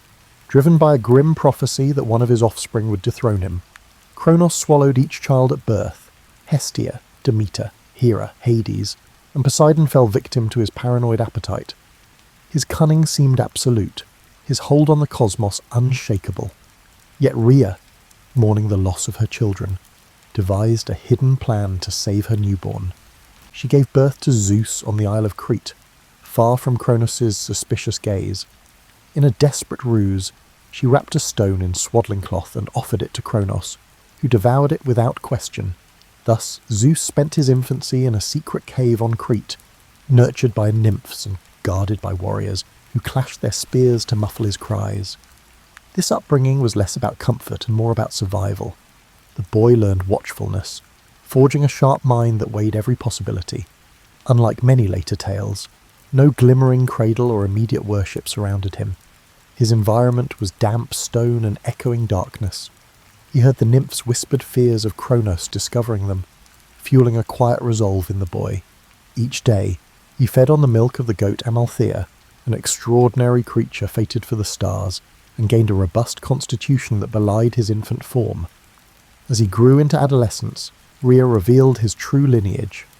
Zeus discovered the horrifying truth. 5 siblings languished within Kronos' belly, each a captive soul in the gloom. It was then that he vowed to free them, a vow that shaped his destiny. Under the counsel of the earth herself, Gaia, Zeus secured an emetic potion to force Kronos to disgorge the swallowed gods. But accomplishing that required cunning steps. He first infiltrated Kronos' domain in disguise, playing the role of a new cupbearer. Kronos, ironically, found amusement in this young figure who served him nectar and listened to his boasts of invincibility. During a feast, Zeus slipped the potion into Kronos' cup. The effect was violent and immediate. In a torrent of convulsions, Kronos retched out the 5 imprisoned siblings. Fully grown and burning with resentment, they emerged into the light. That moment sparked the beginning of the Titanomachy, the epical war between the Titans and the newly freed Olympians. At Kronos' side stood the Elder Titans, ancient and formidable, controlling primal forces that predated mortal memory. Zeus rallied his siblings, Poseidon and Hades among them, along with allies such as the Cyclopes and the Hecatoncheires. These monstrous beings, once locked in Tartarus by Kronos' cruelty, joined the rebellion in gratitude for their release. For years, the cosmos rattled with thunderclaps and quaking earth. Seas raged under Poseidon's fury, and the underworld itself trembled whenever Hades unleashed his gloom upon enemy lines. Zeus, forging lightning bolts gifted by the Cyclopes, hurled searing arcs that blinded and scorched Titan armies. The war wore on, each world refusing to yield. Legends say that mountains were sundered, rivers reversed course, and the sky wept flame. Kronos led Titan legions with unwavering rage, but cracks formed in the Titan ranks. Some disliked Kronos' brutal rule or resented their father Uranos' old curses. In a final cataclysmic confrontation, the Olympians cornered Kronos and his staunchest supporters. With a thunderbolt's final strike, Kronos collapsed, dethroned by his son. Zeus, battered and bloodied, recognized that simply winning the war solved little unless he established a new cosmic order. He hurled the defeated Titans into Tartarus' depths, appointing the Hecatoncheires as eternal wardens. Victorious, Zeus and his siblings ascended to Mount Olympus, staking claim to governance of the world. Yet even amid applause from gods and lesser divinities, Zeus sensed complexities looming. Freed from Titan oppression, the cosmos demanded guidance. The mortals, fragile as they were, looked for stability. The gods themselves harboured aspirations for power. No single lightning bolt could ensure harmony. In this nascent age, the newly minted king of the gods recognised that to preserve what the Titanomachy had won, he must balance generosity with a steely grasp of authority. Thus began the era in which Zeus reigned from Olympus, forging the Pantheon's laws. He allocated domains to each sibling, Poseidon for seas, Hades for the underworld, and Hera for marriage and childbirth. The cosmos found structure in these new boundaries. Even so, the seeds of conflict with other forces, giants, monstrous creatures, and the ambitions of lesser gods were sown. Zeus, though crowned by thunder, knew that an eternal vigilance was the price of cosmic peace. The boy once raised in a hidden cave now stood at the pinnacle, gazing down from cloud-wreathed peaks, a king determined to shape the fate of gods and mortals alike. After toppling Kronos, Zeus faced the challenge of consolidating his authority among gods who still carried vestiges of Titan-born chaos. Though he had proven his might on the battlefield, the daily governance of a cosmos demanded more than raw power. He established a council on Mount Olympus, seating his siblings, children, and chosen allies around a grand marble table. Each voice carried weight, but Zeus's final word guided decisions. This sense of a divine senate introduced a measure of collaboration unseen in the old Titan regime. Where Kronos had ruled by fear, Zeus championed debates and occasionally yielded to majority sentiment, though only if it didn't undermine his vision of order. One early test came when the giants, monstrous children of Gaia, rose to avenge the Titans. Convinced the Olympians had gone too far in sealing Kronos' brood within Tartarus, Gaia incited these giants to assault Olympus. The giants boasted colossal strength and cunning, leaving only a mortal could kill them. Alarmed, Zeus recognized he needed mortal aid. He enlisted Heracles, a heroic demigod, forging a crucial alliance between human endeavour and godly might. In a ferocious battle remembered as the Gigantomachy, thunderbolts clashed with monstrous clubs, and Heracles' arrows found their marks. Together, gods and heroes repelled the giants, reaffirming Olympus' ascendancy. The moral lesson resounded. Zeus's rule thrived not merely from isolation, but from forging ties across mortal and immortal lines, yet there was no glorious unity. Hera, Zeus's sister wife, realized her consort's roving eye threatened stability. Indeed, Zeus's mortal and divine liaison sowed jealousy across the pantheon, whether disguised as a swan or showering gold to woo mortal queens. He fathered children of extraordinary might: Apollo, Artemis, Hermes, Dionysus, Perseus, and more. Each child's birth complicated family politics. Hera's wrath, fueled by heartbreak, erupted in cunning retribution, punishing the mothers or offspring, though rarely able to harm Zeus directly. Her storms of anger introduced strife among gods, leading to cunning ploys and alliances in the shadows of Olympus. However, even while they quarrelled, Zeus and Hera recognized they formed the bedrock of the pantheon's stability, forging an uneasy equilibrium that shaped centuries of myth.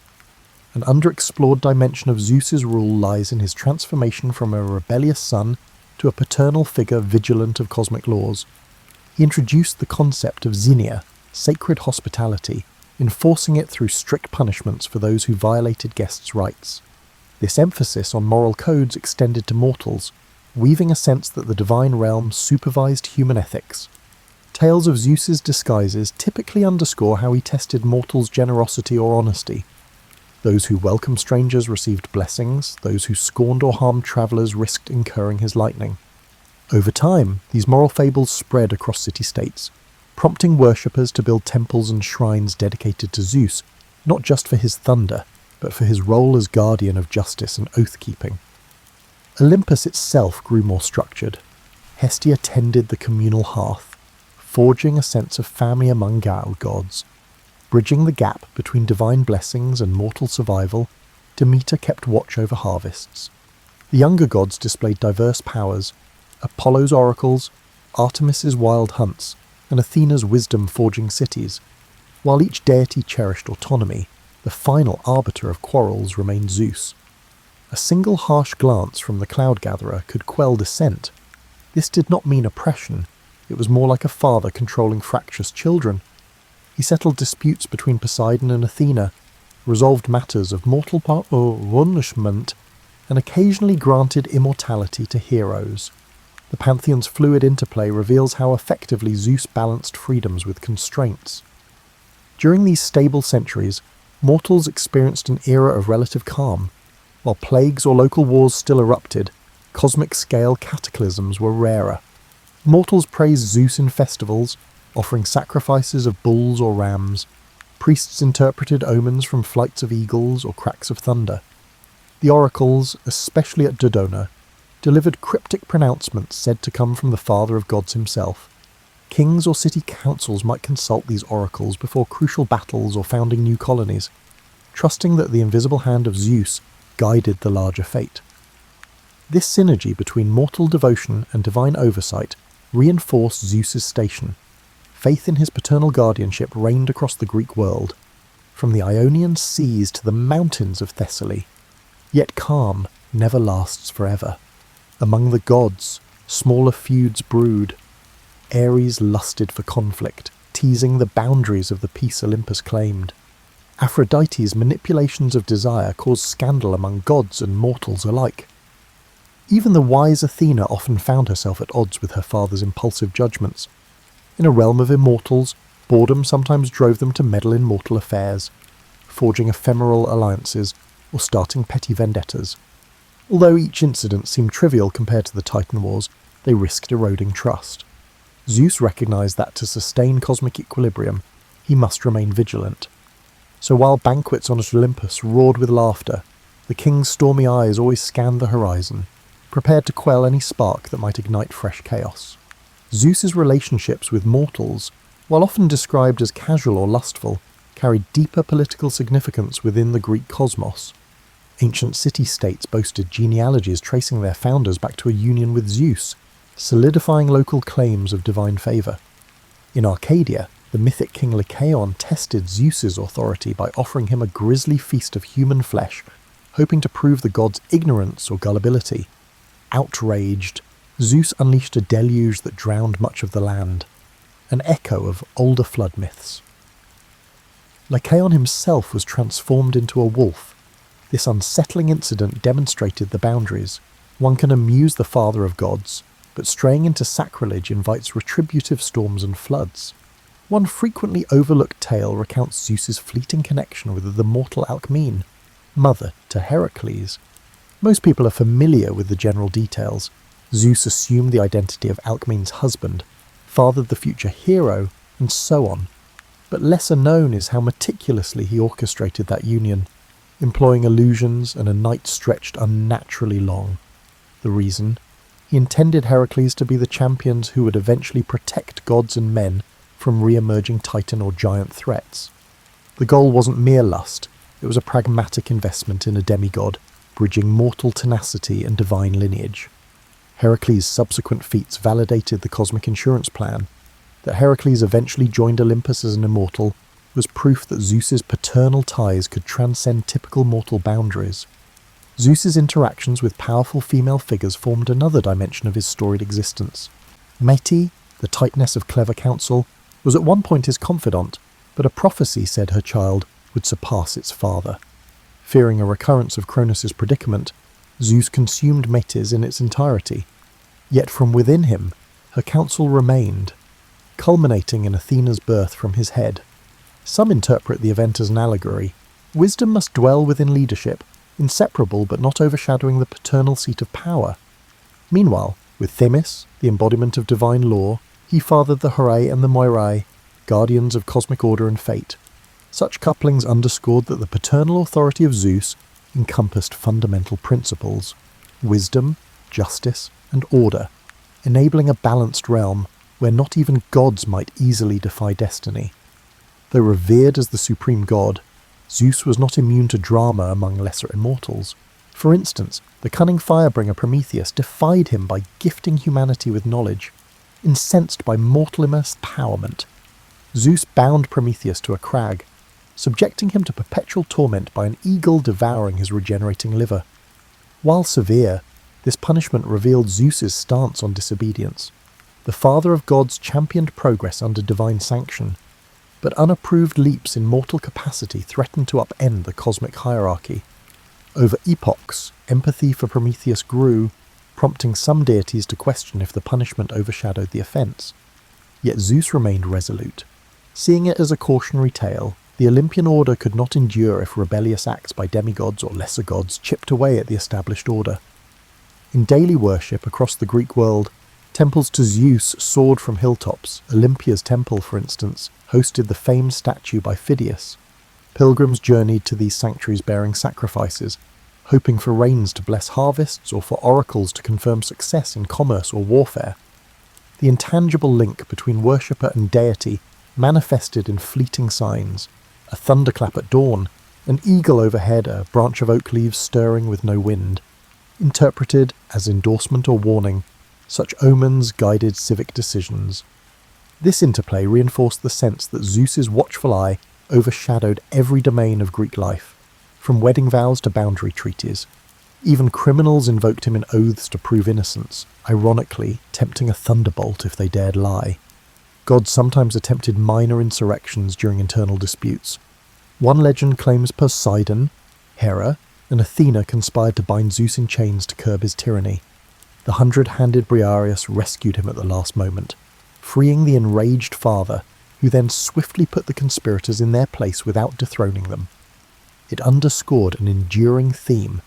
Olympus might chafe under Zeus's authority, but no viable alternative emerged. The intangible fear of unleashed chaos, should Zeus fall, overshadowed any dissatisfaction. The pantheon learned to cope with or exploit the status quo, weaving smaller rivalries around the solid core of Zeus's monarchy. By fostering alliances with mortal heroes, forging beneficial unions with other deities, and demonstrating unwavering might when tested, Zeus's dominion seemed unassailable. On the surface, he was the smiling father of the heavens, bestowing blessings. Beneath, he was a vigilant sentinel, ready to subdue any threat with the storm's unrelenting power. This blend of paternal care and raw retribution shaped an abiding equilibrium in the cosmos. Yet as centuries turned, new philosophies, like the rise of rational inquiry in Athens, would question the literal portrayal of gods. Still, as long as thunder rumbled over Greek mountains, hearts recalled the might of Zeus, the regal orchestrator of storms and destinies. As classical Greek civilization expanded, local variations of Zeus worship evolved, each adding nuance to his nature. In Dodona, the oldest oracle in Greece, priests interpreted Zeus's will through the rustling of oak leaves, a mysterious whisper that believers swore held truth. Here, the deity appeared as a somber figure of wisdom and prophecy, bridging primal earth energies. Meanwhile, in Olympia, site of the Pan-Hellenic Games, Zeus reigned as the pinnacle of athletic virtue and unity among warring city-states. Athletes dedicated their triumphs to him, seeking divine favour for pure competition. The famous statue of Zeus at Olympia, towering in ivory and gold, drew pilgrims from distant lands, embodying the god's benevolent majesty. Even as these diverse cults thrived, pockets of intellectual challenge emerged. Philosophers like Xenophon's, or the later Stoics, questioned the morality of a god who, in myths, engaged in trickery or seduction. Did the cosmic ruler truly lower himself to these mortal vices, or were such stories symbolic? The more rational a city-state became, the more old myths met with allegorical reinterpretations. Some insisted that Zeus was but a personification of natural law or the cosmic mind, and the scandalous episodes were poetical flares. Others clung to literal faith, offering an unwavering vow. If a thunderbolt could rend a giant ash tree, no mortal intellect should downplay the father of gods. When Alexander the Great's conquests spread Greek culture across Egypt, Persia and parts of India, new fusions arose. Egyptians equated Zeus with Ammon, forging the syncretic deity Zeus-Ammon. Even Alexander visited the oracle of Siwa in the Libyan desert, seeking confirmation of his semi-divine paternity. Legends flourished that the oracle addressed him as son of Zeus-Ammon, fueling his claim to destiny. This cross-pollination indicated that Zeus's persona could adapt beyond the Aegean, integrating foreign traits to sustain cosmic supremacy. People in far-flung Hellenistic realms recognized his lightning symbol, linking it to local storm gods, forging a mosaic of worship that stretched from the Nile to the Indus. Within Greek heartlands, political upheavals saw city-states overshadowed by Macedonian and later Roman dominion. Under Roman rule, Zeus found an equivalent in Jupiter. Mythic cycles intermingled, with Roman temples adopting Greek iconography. Even as the old city-state system faded, the name of Zeus endured. Philosophers in the Roman era, like the Stoics, advanced a universal interpretation of the god as the supreme cosmic reason. They taught that the Zeus principle guided all nature, from the swirl of galaxies to the growth of vines. This intellectually charged view smoothed contradictions in older myths, positing that comedic or tragic stories about Zeus's escapades were mere allegories for universal truths. Yet not all worshippers cared for philosophical nuances. Festivals continued, with communal sacrifices and vibrant processions. Dramas performed in amphitheatres retold epic sagas of titan wars or comedic spoofs of Zeus's transformations. Even Romans travelling to Greek sanctuaries could sense the abiding aura of an ancient presence. Pilgrims bearing offerings to the shrines still believed wholeheartedly that a bolt from the sky signalled Zeus's judgment. Peasants at harvest time prayed for gentle rains rather than hail, trusting the Sky Father's goodwill. Indeed, the link between daily life, rainfall, storms, the fertility of fields, and the overarching force of Zeus underpinned stable devotion. However, as centuries progressed, the unstoppable wave of Christianity swept across the Mediterranean. The early Christian apologists targeted pagan pantheons, citing moral tales of Zeus's adulteries or wrath as evidence of polytheism's corruption. In an evolving empire that embraced monotheism, Olympian shrines lost official support, their clergy overshadowed by bishops. By the 4th century CE, Emperor Theodosius's edicts effectively banned public pagan rites. Once dedicated to Zeus, temples fell scent, repurposed as storerooms or churches, or left in ruin. The cultural tapestry that once placed Zeus at its apex unravelled, replaced by a new theological framework. Despite this institutional decline, the memory of Zeus never fully vanished. Philosophical manuscripts survived in monastic libraries. Rural folk in remote highlands still whispered of thunder as the old father's voice. Renaissance scholars rediscovered classical texts, resurrecting the image of Zeus in art and literature. Painters like Raphael or later neoclassical artists depicted him enthroned with an eagle by his side, celebrating the mythic grandeur of antiquity. Enlightenment thinkers, who pioneered modern science, referenced lightning rods that subdued Zeus's thunder, thereby paradoxically redefining his realm through rational explanations. Today, the narrative of Zeus stands as a symbolic testament to how societies conceive ultimate authority. He encapsulates the interplay of power and justice, paternal care and fearsome punishment, spiritual significance and political utility. Tales of him remain vital in popular culture, from modern retellings of Greek myths in novels, films, and games to the echoes of thunder associated with unstoppable cosmic force. Scholarly inquiries reveal a figure who morphed from a local father of the sky to a global emblem of mythology, bridging Greek, Hellenistic, Roman, and even later cultural spheres. Observing how a figure so primal adapted to evolving civilizations underscores the elasticity of myth. If one listens carefully during a thunderstorm, one might recall that ancient awe for the Skyfather, flickering in the electric arcs overhead. Zeus's role as a father figure in Greek myth extends beyond genealogical ties.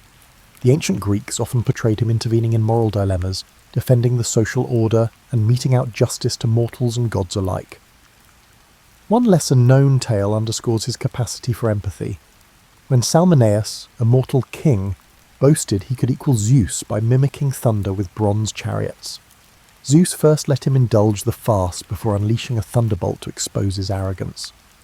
Yet, once the city's people cowered in fear, records hint that Zeus sent favourable rains the following season, as if to ensure that misguided worshippers didn't starve from their king's hubris. This story, overshadowed by more famous myths, reveals a paternal dimension, punishing blasphemy but sparing the innocent from famine. Likewise, the story of King Lycurgus, who spurned Dionysus and scorned the new wine rites, ended with Zeus confining Lycurgus to a cave in a labyrinthine punishment. Many retell only the punishment's horror. A nearly lost variant suggests that afterwards, Zeus made the farmland around that kingdom flourish unexpectedly, implying that the paternal god softened the blow for ordinary people who were not involved in their ruler's arrogance. Such glimpses, though overshadowed, highlight the tension between wrath and compassion in Zeus's cosmic guardianship. Another dimension of Zeus's paternal persona is his willingness to champion synergy among various gods. Indeed, after the Titanomachy, the pantheon was rife with strong-willed deities such as Poseidon, Artemis, and Aphrodite, each with distinct realms and temperaments. It was under Zeus's oversight that they collectively shaped mortal existence. Rains from Zeus, seas from Poseidon, hunts from Artemis, love from Aphrodite, harvests from Demeter, and so on. The father's role wasn't micromanagement but balancing these powers so none overshadowed the broader cosmic order. That said, friction remained inevitable. Witness Poseidon's quarrels with Athena over patronage of Athens, or Aphrodite's mischief stirring conflicts among mortals. Each time, Zeus either calmly arbitrated or thundered a final verdict if reason failed. Zeus's paternal role extended to dispensing fates. While the Moirai, fates, had the ultimate say on mortal lifespans, Zeus sometimes intervened. For beloved heroes, Like Sarpedon in the Trojan War, he felt fatherly sorrow, yet recognised that interfering with fate upset the moral and cosmic fabric.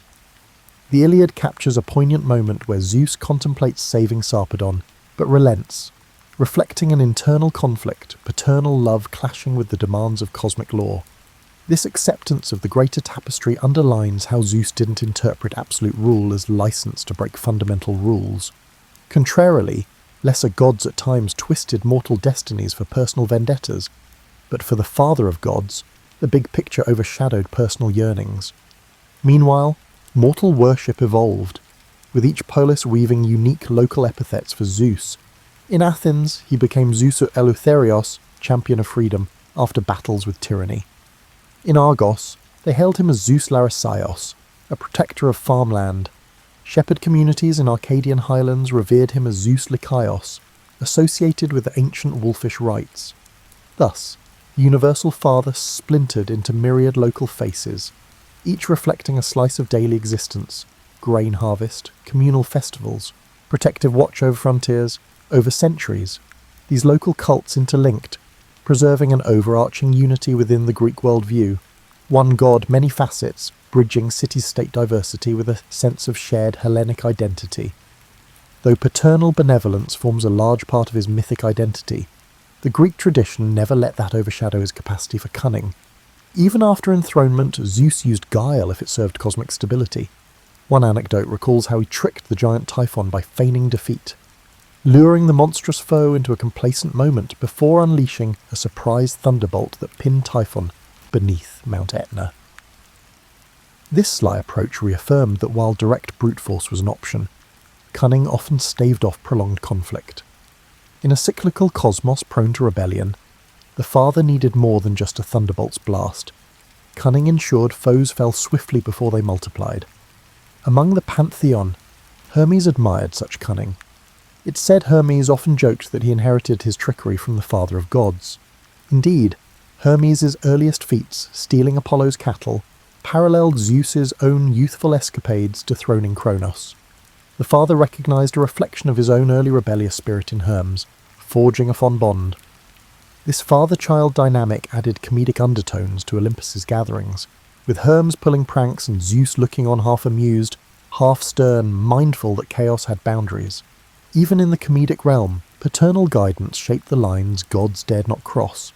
Thus the father of gods stands as a figure who never let go of cunning, preserving cosmic order through thunder, but also harnessing paternal wisdom to rectify potential storms before they escalated.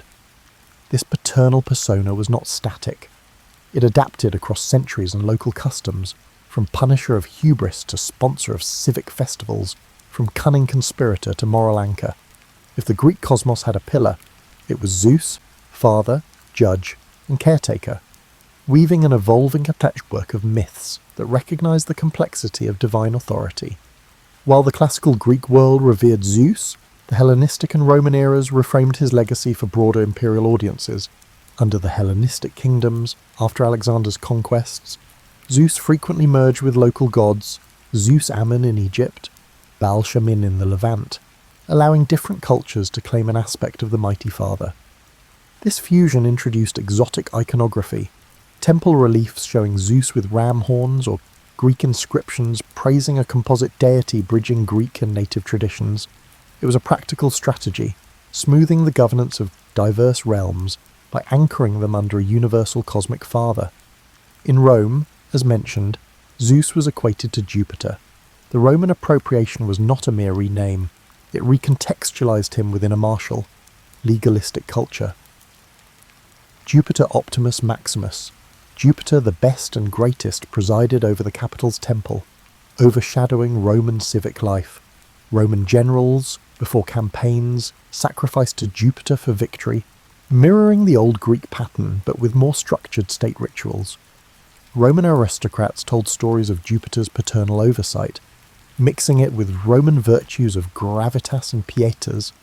The synergy was so tight that by the time the empire spanned from Britain to Mesopotamia, the name Jupiter replaced Zeus in official contexts, though Greek enclaves still whispered the original name in devotions.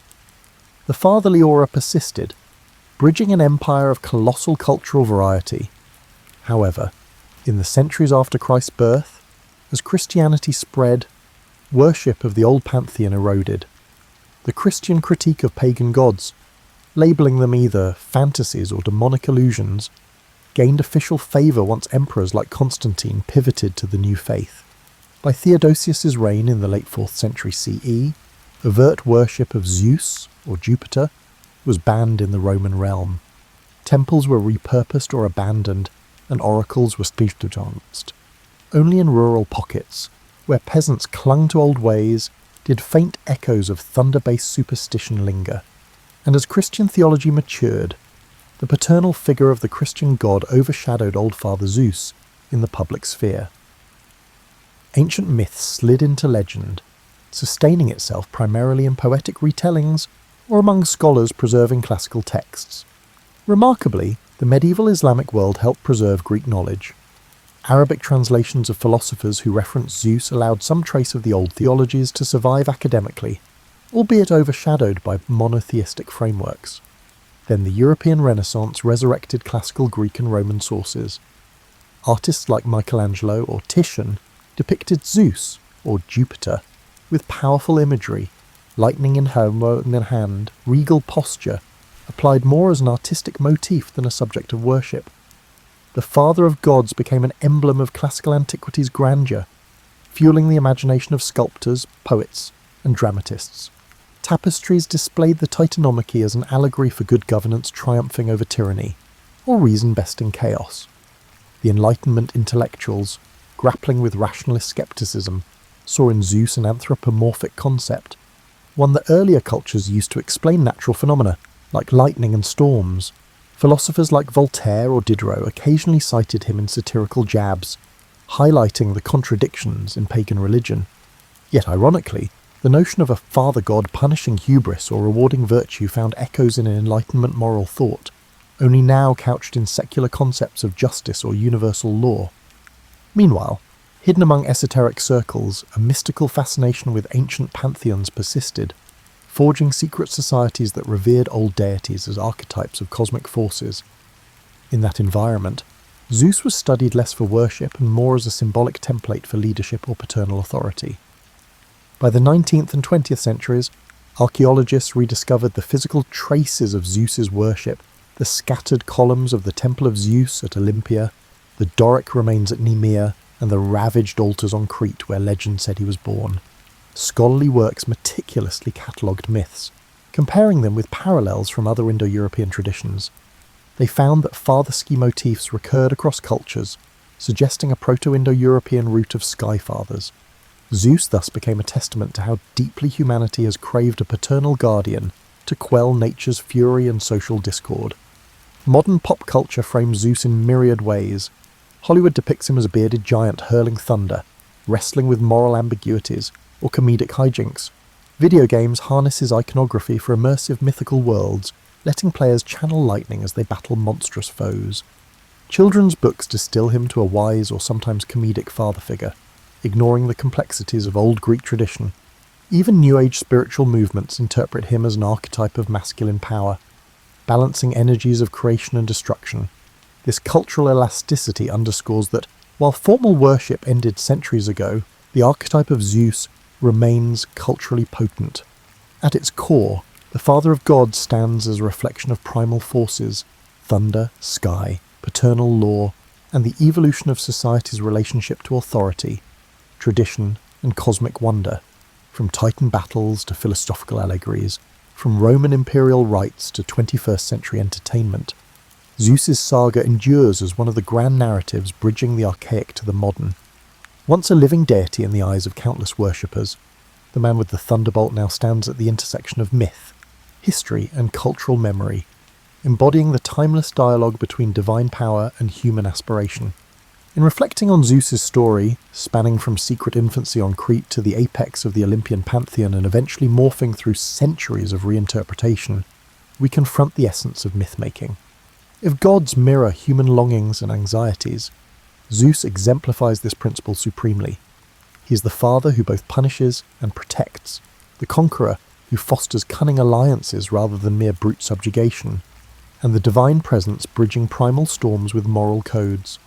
by exploring the lesser-known threads, like how cunning sometimes outshone lightning blasts, how politics shaped mortal alliances, and how paternal warmth sometimes tempered cosmic judgments, we see a figure woven from complexities far beyond cliché. Part of Zeus's perennial grip on the human imagination arises from his contradictory facets. He is simultaneously a figure of absolute might, brandishing thunder in rebellious battles, and a moral guide championing hospitality or punishing oathbreakers. In a sense, he is the sky incarnate, luminous and generous in calm weather, ferocious and destructive in storms. The Greeks harnessed that duality in their everyday worship, never letting themselves wholly trust or doubt his paternal watch. Devotees recognized that under certain circumstances, the kindly father might unleash havoc if cosmic order was threatened. Nor is Zeus static. The earliest archaic poems, like Hesiod's Theogony, stressed his monstrous battles with the Titans, crowning him as champion of cosmic stability. Over time, dramatists wove comedic or tragic angles. Aristophanes might lampoon the father of gods in comedic riffs, while Sophocles or Aeschylus probed the tension between divine edicts and mortal free will. The expansion of Greek culture under Alexander the Great repositioned Zeus as a universal father bridging cultural divides. The Roman era conflated him with Jupiter, adding layers of bureaucratic or legal nuance. Then Christianity relegated him to the realm of pagan memory. Each chapter redefines him, yet the core remains: father, thunder, cosmic law. Such transformation testifies to the power of myth to adapt with civilizations. The Greek pantheon no longer draws the devout worship of old, but its narratives remain potent frameworks for how people see leadership, rebellion, loyalty, or the interplay between fate and free choice. In times of moral crisis, the references to Zeus's unyielding stance on oath-breaking or hospitality might surface in academic or literary discourse. In times of scientific marvel, the lightning once considered his direct manifestation becomes a symbol of electricity's harnessing, highlighting how even rational society can't fully discard the poetic resonance of thunder as the voice of a mightier presence. Modern authors, particularly fantasy novelists, resurrect Zeus in new guises. They blend Greek tradition with modern moral queries, sometimes recasting him as a flawed father figure grappling with immortality's weight. Others draw attention to lesser-known details, such as the placement of the mother goat Amalthea among the stars, which sheds light on an obscure constellation myth. The line between reverence and critique becomes blurred in those retellings. We see a father who might care deeply but is trapped by cosmic demands, forced to impose harsh sentences on rebellious deities. This fosters empathy for a deity who, ironically, once seemed the apex of unstoppable power. In today's world, that complexity resonates. Life's experiences, career arcs, family responsibilities, moral tangles mirror aspects of Zeus's paternal guardianship. We appreciate the nuance that leadership and paternal roles aren't about infallibility, they're about balancing multiple tensions with unwavering determination. The hidden corners of Zeus's myths remind us that even the mightiest faced personal heartbreak, like losing children or confronting sibling betrayal, and that progress often arises from forging alliances or employing cunning, not raw might alone. Zeus's domain extends beyond his immediate mythic narrative. He influences art from classical sculptures that once towered in temple precincts to modern digital renditions in gaming worlds. He influences language with phrases like "under the aegis," referencing his protective shield, or Olympian, connoting majestic supremacy. Even in outer space, star names and cosmic structures evoke the Greek pantheon, a subtle nod that the father of gods endures in astronomers' catalogues. This intangible presence underscores that while formal worship ceased, cultural memory found new avenues to keep his thunder echoing across time. Thus, the final reflection on Zeus is one of metamorphosis. Born in secrecy to overthrow tyranny, he orchestrated a new pantheon that shaped Greek religion for centuries. Over thousands of years, he adapted to shifting societal mores, from a local goat-nurtured child to a universal father spanning empires. He weathered philosophical reinterpretations, Roman assimilation, Christian condemnation, and modern revival in culture and academia. In the swirl of these transformations, one thread remains consistent: the fundamental idea that the cosmos demands a paternal figure to unify the swirl of chaotic forces, binding them into something at least partially benevolent, at times frightening, and always vital to existence. That is the continuing legacy of Zeus, king of the gods, weaving thunder, fatherhood, cunning, and cosmic order into an everlasting tapestry of myth.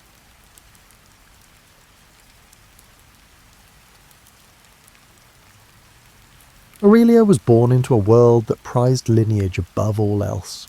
It was the 2nd century AD, and though Rome's empire seemed invincible, quiet fissures ran through its foundations. Whispers of unrest spread from remote frontiers, contradicting the grand arches and bustling avenues that proclaimed Rome's superiority. Opulent banquets clashed with the daily struggles of the poor. This was a realm of paradox, where marble monuments stood beside rickety shacks, and philosophers debated lofty ideals while gladiators fought for public amusement. Aurelia's family occupied a respected but modest position. They were historians and scribes known for capturing events with honesty, a pursuit that could be dangerous in a city where power thrived on carefully polished images. Her father, Marcus Fabius Crispus, meticulously documented senatorial proceedings, while her mother, Tullia, emerged from a lineage renowned for skillful mediation behind closed doors. Both parents nurtured Aurelia's keen sense of observation, teaching her that true influence often came from knowing what others overlooked. From a young age, Aurelia found magic in small details. While other children lost themselves in street games, she lingered in corners of the atrium, listening to visitors' subdued remarks. A twitch of a senator's eyebrow might betray political tension, just as an offhand remark from a merchant could reveal bigger undercurrents. Tullia encouraged such watchfulness, stressing that words are surface, truth often swims beneath. At dawn, Aurelia took to wandering the forum, her stola simple enough to let her blend with the throngs. There she gathered tidbits from merchants hawking produce and strangers carrying rumours from distant provinces. Traders spoke of uprisings in the north or shortages along trade routes. The cacophony of voices painted Rome as a mighty tapestry stitched together by precarious alliances and quiet bargains. On her 16th birthday, Aurelia was gifted a small studious room in the family villa. Stacks of scrolls, wax tablets, and half-finished transcripts filled the cramped space. She revelled in sifting through tax records, legionary petitions, and memoranda from minor officials. Each scroll hinted at how carefully Rome balanced its grandeur. Soldiers complained of late pay, border governors requested reinforcements, and farmland disputes dragged on for years. Aurelia's father commended her diligence, but warned that too much curiosity can cast unwelcome light on things meant to stay in shadow. It wasn't long before she noticed the difference between the city's official image and its underlying truths. Public buildings boasted inscriptions praising the emperor's benevolence. But in the margins of her father's notes, Aurelia saw hints of legionary discontent and senators pushing private agendas. She learned that Rome, for all its majesty, sustained itself through 1,000 unacknowledged compromises. Tullia, meanwhile, introduced her daughter to the subtleties of social dance. At dinner gatherings, she guided Aurelia's gaze toward how swiftly the tone of conversation changed when influential guests arrived. A stray remark could be retracted in seconds if it threatened the delicate web of alliances. "See how they pivot," Tullia would whisper. "That's where real power lies, in the shift between what's said and what's implied." Still, Aurelia loved Rome. She admired the feats of engineering, the traditions of debate, and the vast spectrum of cultural influences streaming through the city gates. She believed that beneath the politics and strict hierarchies there was genuine excellence, a civilization yearning for wisdom, if only its protectors were not so quick to silence inconvenient voices. One hazy morning, as she strolled toward the forum, Aurelia noticed a disquieting hush. A handful of vendors had set up stalls, but the usual clamour was missing. People stood in small knots, murmuring about a legion commander who had refused an imperial edict. Though unconfirmed, the rumour cast a pall that lingered in every doorway. Aurelia felt a chill. Even idle speculation carried weight in an empire where fear could bloom instantly. She hurried home, intending to share her observations with Marcus. He listened intently, his stylus paused over a fresh scroll, then he gave her a solemn look. "We must be certain before recording rumours," he said. "Unchecked talk can stir panic or invite unwelcome attention." Aurelia nodded, but her curiosity wouldn't rest. That very evening, she opened her private journal and wrote every scrap of hearsay she had gathered. She sensed a reckoning forming at Rome's edges, like a distant thunder that might soon reverberate through marble halls. Even then, she had no inkling of how personal the storm would become. The tension Aurelia had sensed soon took shape in a single event. Nisia, a Greek-born olive merchant and one of Aurelia's most treasured confidants, vanished overnight. Gossip whispered that the Praetorian Guard had arrested her before dawn. Unsubstantiated talk claimed Nisia possessed letters challenging Rome's supposedly divine authority, an accusation severe enough to crush anyone caught in its net. Alarm coursed through Aurelia. Nietzsche had always been inquisitive, reading scrolls on Eastern philosophies and debating Plato's teachings with anyone who would listen. Aurelia couldn't imagine her as a threat, but in Rome's charged climate, curiosity often bordered on sedition. Desperate to learn more, Aurelia combed the forum's edges, interrogating acquaintances who might have glimpsed the arrest. Most merchants lowered their voices at the guard's mention, wary of drawing scrutiny themselves. At home, Tullia observed Aurelia's distress. Rather than scold her, she murmured, "Prudence is our lifeline. Inquire gently." Yet Tullia herself covertly sought leads through acquaintances in minor governmental posts. Marcus, on the other hand, reacted with carefully measured concern. He understood the stakes, but warned Aurelia that intervention might place the family under suspicion. Though well-intentioned, his caution left her feeling powerless, determined not to stand idle. Aurelia visited Petronius, an elderly scribe rumoured to have ties within the Praetorian administration.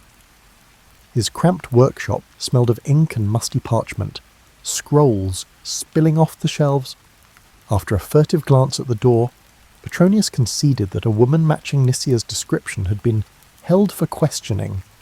He claimed that certain documents had been confiscated, referencing ideas unfit for Rome's ears. Aurelia felt her blood chill. She recalled how Nisia once mused that no empire should claim a divine right to rule. In a sensitive era, that might be enough to brand her treasonous. At dinner, Tullia calmly explained her plan, quietly leveraged the family's modest connections. They had distant cousins who dabbled in bureaucratic circles, perhaps able to glean Nisia's whereabouts. Aurelia brimmed with a mix of gratitude and dread. She knew that every whisper to the guard was fraught with risk. Still, she nodded agreement. Silence would only doom her friend. Days stretched into a week with no official word. Aurelia, restless, slipped back into the forum each morning. Vendors eyed her warily. Even the ordinarily gregarious fruit seller offered only strange shrugs when asked if he'd heard of Nisia. Fear was contagious. Aurelia felt its cold grip in every interaction, each half-uttered sentence trailing off as though a hidden listener stood nearby. Late one evening, Tullia tapped lightly on Aurelia's chamber door, carrying a note from an obscure court scribe. Nisia might still be alive, but faced indefinite detainment.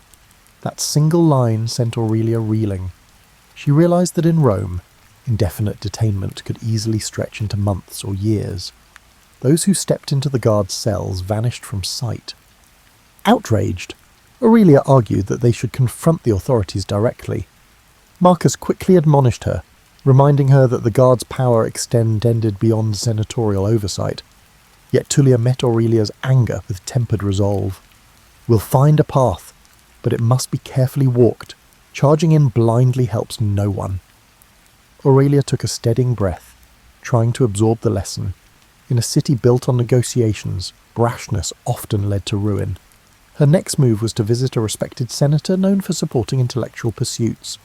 The senator received Aurelia in a private courtyard, where columns draped in ivy offered seclusion from prying ears. He listened, hands folded, as Aurelia described Nisia's passion for knowledge rather than sedition. Though sympathetic, he admitted that direct pleas to the guard rarely succeeded without formidable backing. He promised discreet inquiries, but cautioned that Rome's storms can swallow lone voices. One morning soon after, Tullia informed Aurelia of a breakthrough. Their distant cousin had arranged a preliminary hearing regarding Nisia's arrest. The Praetorians would permit a minimal review of her case. For Aurelia, it felt like breathing again after suffocating in dread. She and Tullia spent long hours preparing arguments to cast Nisia not as a subversive, but as a scholar enamoured with the world's breadth of thought. When the day of the hearing arrived, they were ushered into a dim annex near the palace. A junior officer studied them coldly. Tullia spoke with measured deference, emphasizing Rome's proud tradition of wisdom. Aurelia added heartfelt descriptions of Nicia's harmless curiosity. The officer's expression remained as still as a marble bust. He finally mumbled that he would review the matter. Though hardly reassuring, it was a door left slightly ajar. That night, Aurelia's mind teemed with both apprehension and hope. She realized that Rome, for all its shining achievements, could be brittle when threatened by unorthodox ideas. Determined not to lose her friend to that brittle machinery, Aurelia clung to the faint promise of another day, another chance to pry open the iron walls of secrecy.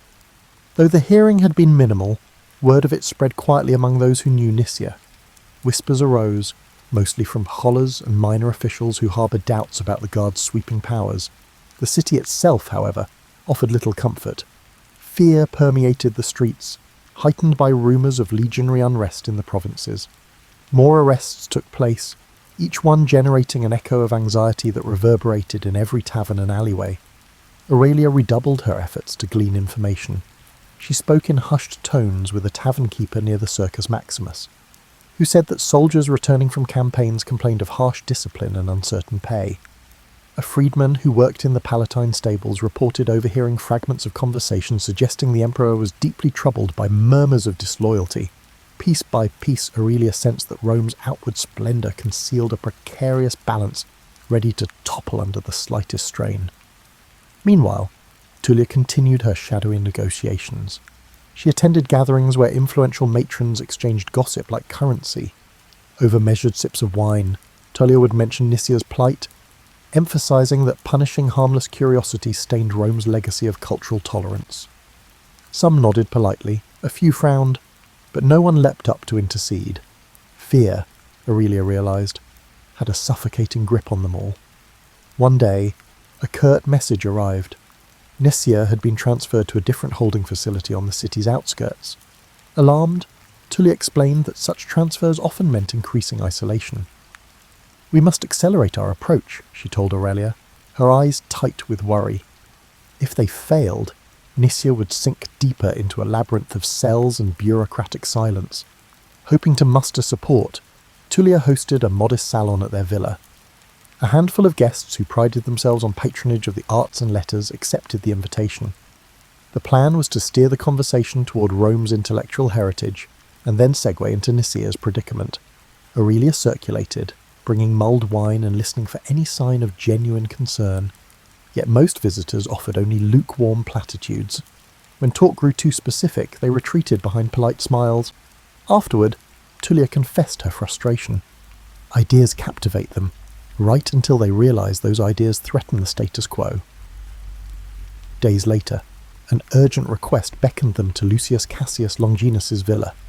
The old lawyer's hair shone white in the afternoon sun as he paced beneath olive trees.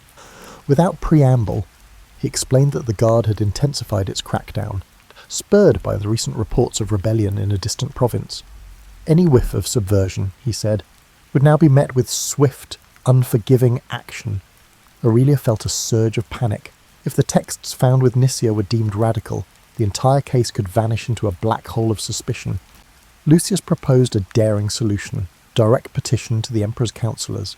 He believed that, by framing Nicia's release as a testament to Rome's enlightened grandeur, they might circumvent the guard's hostility. Flatter the empire's self-image, he advised. Show them this is an opportunity to display magnanimity. Though it stung Aurelia to consider placating those who preyed on fear, she saw no alternative.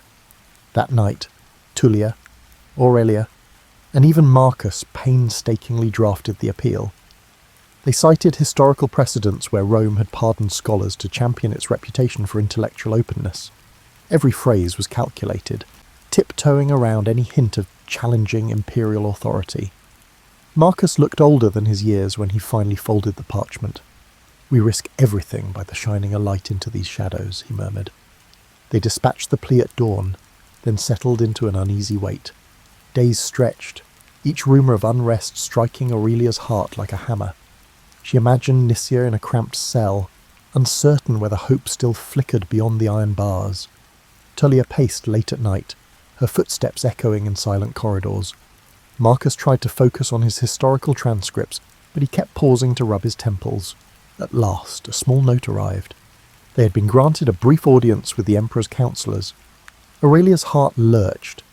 She knew enough of Roman power to realise how dangerous it was to stand so close to the throne. One misstep could brand them traitors. Still, it was a glimmer of possibility. If they presented their case skillfully, perhaps Nicia's fate could be reversed. Steeling herself, Aurelia recalled how Nicia once spoke of truth needing many voices to survive in a world that preferred illusions. As she prepared for the audience, Aurelia vowed that if Rome demanded flattery, she would give just enough to open the door.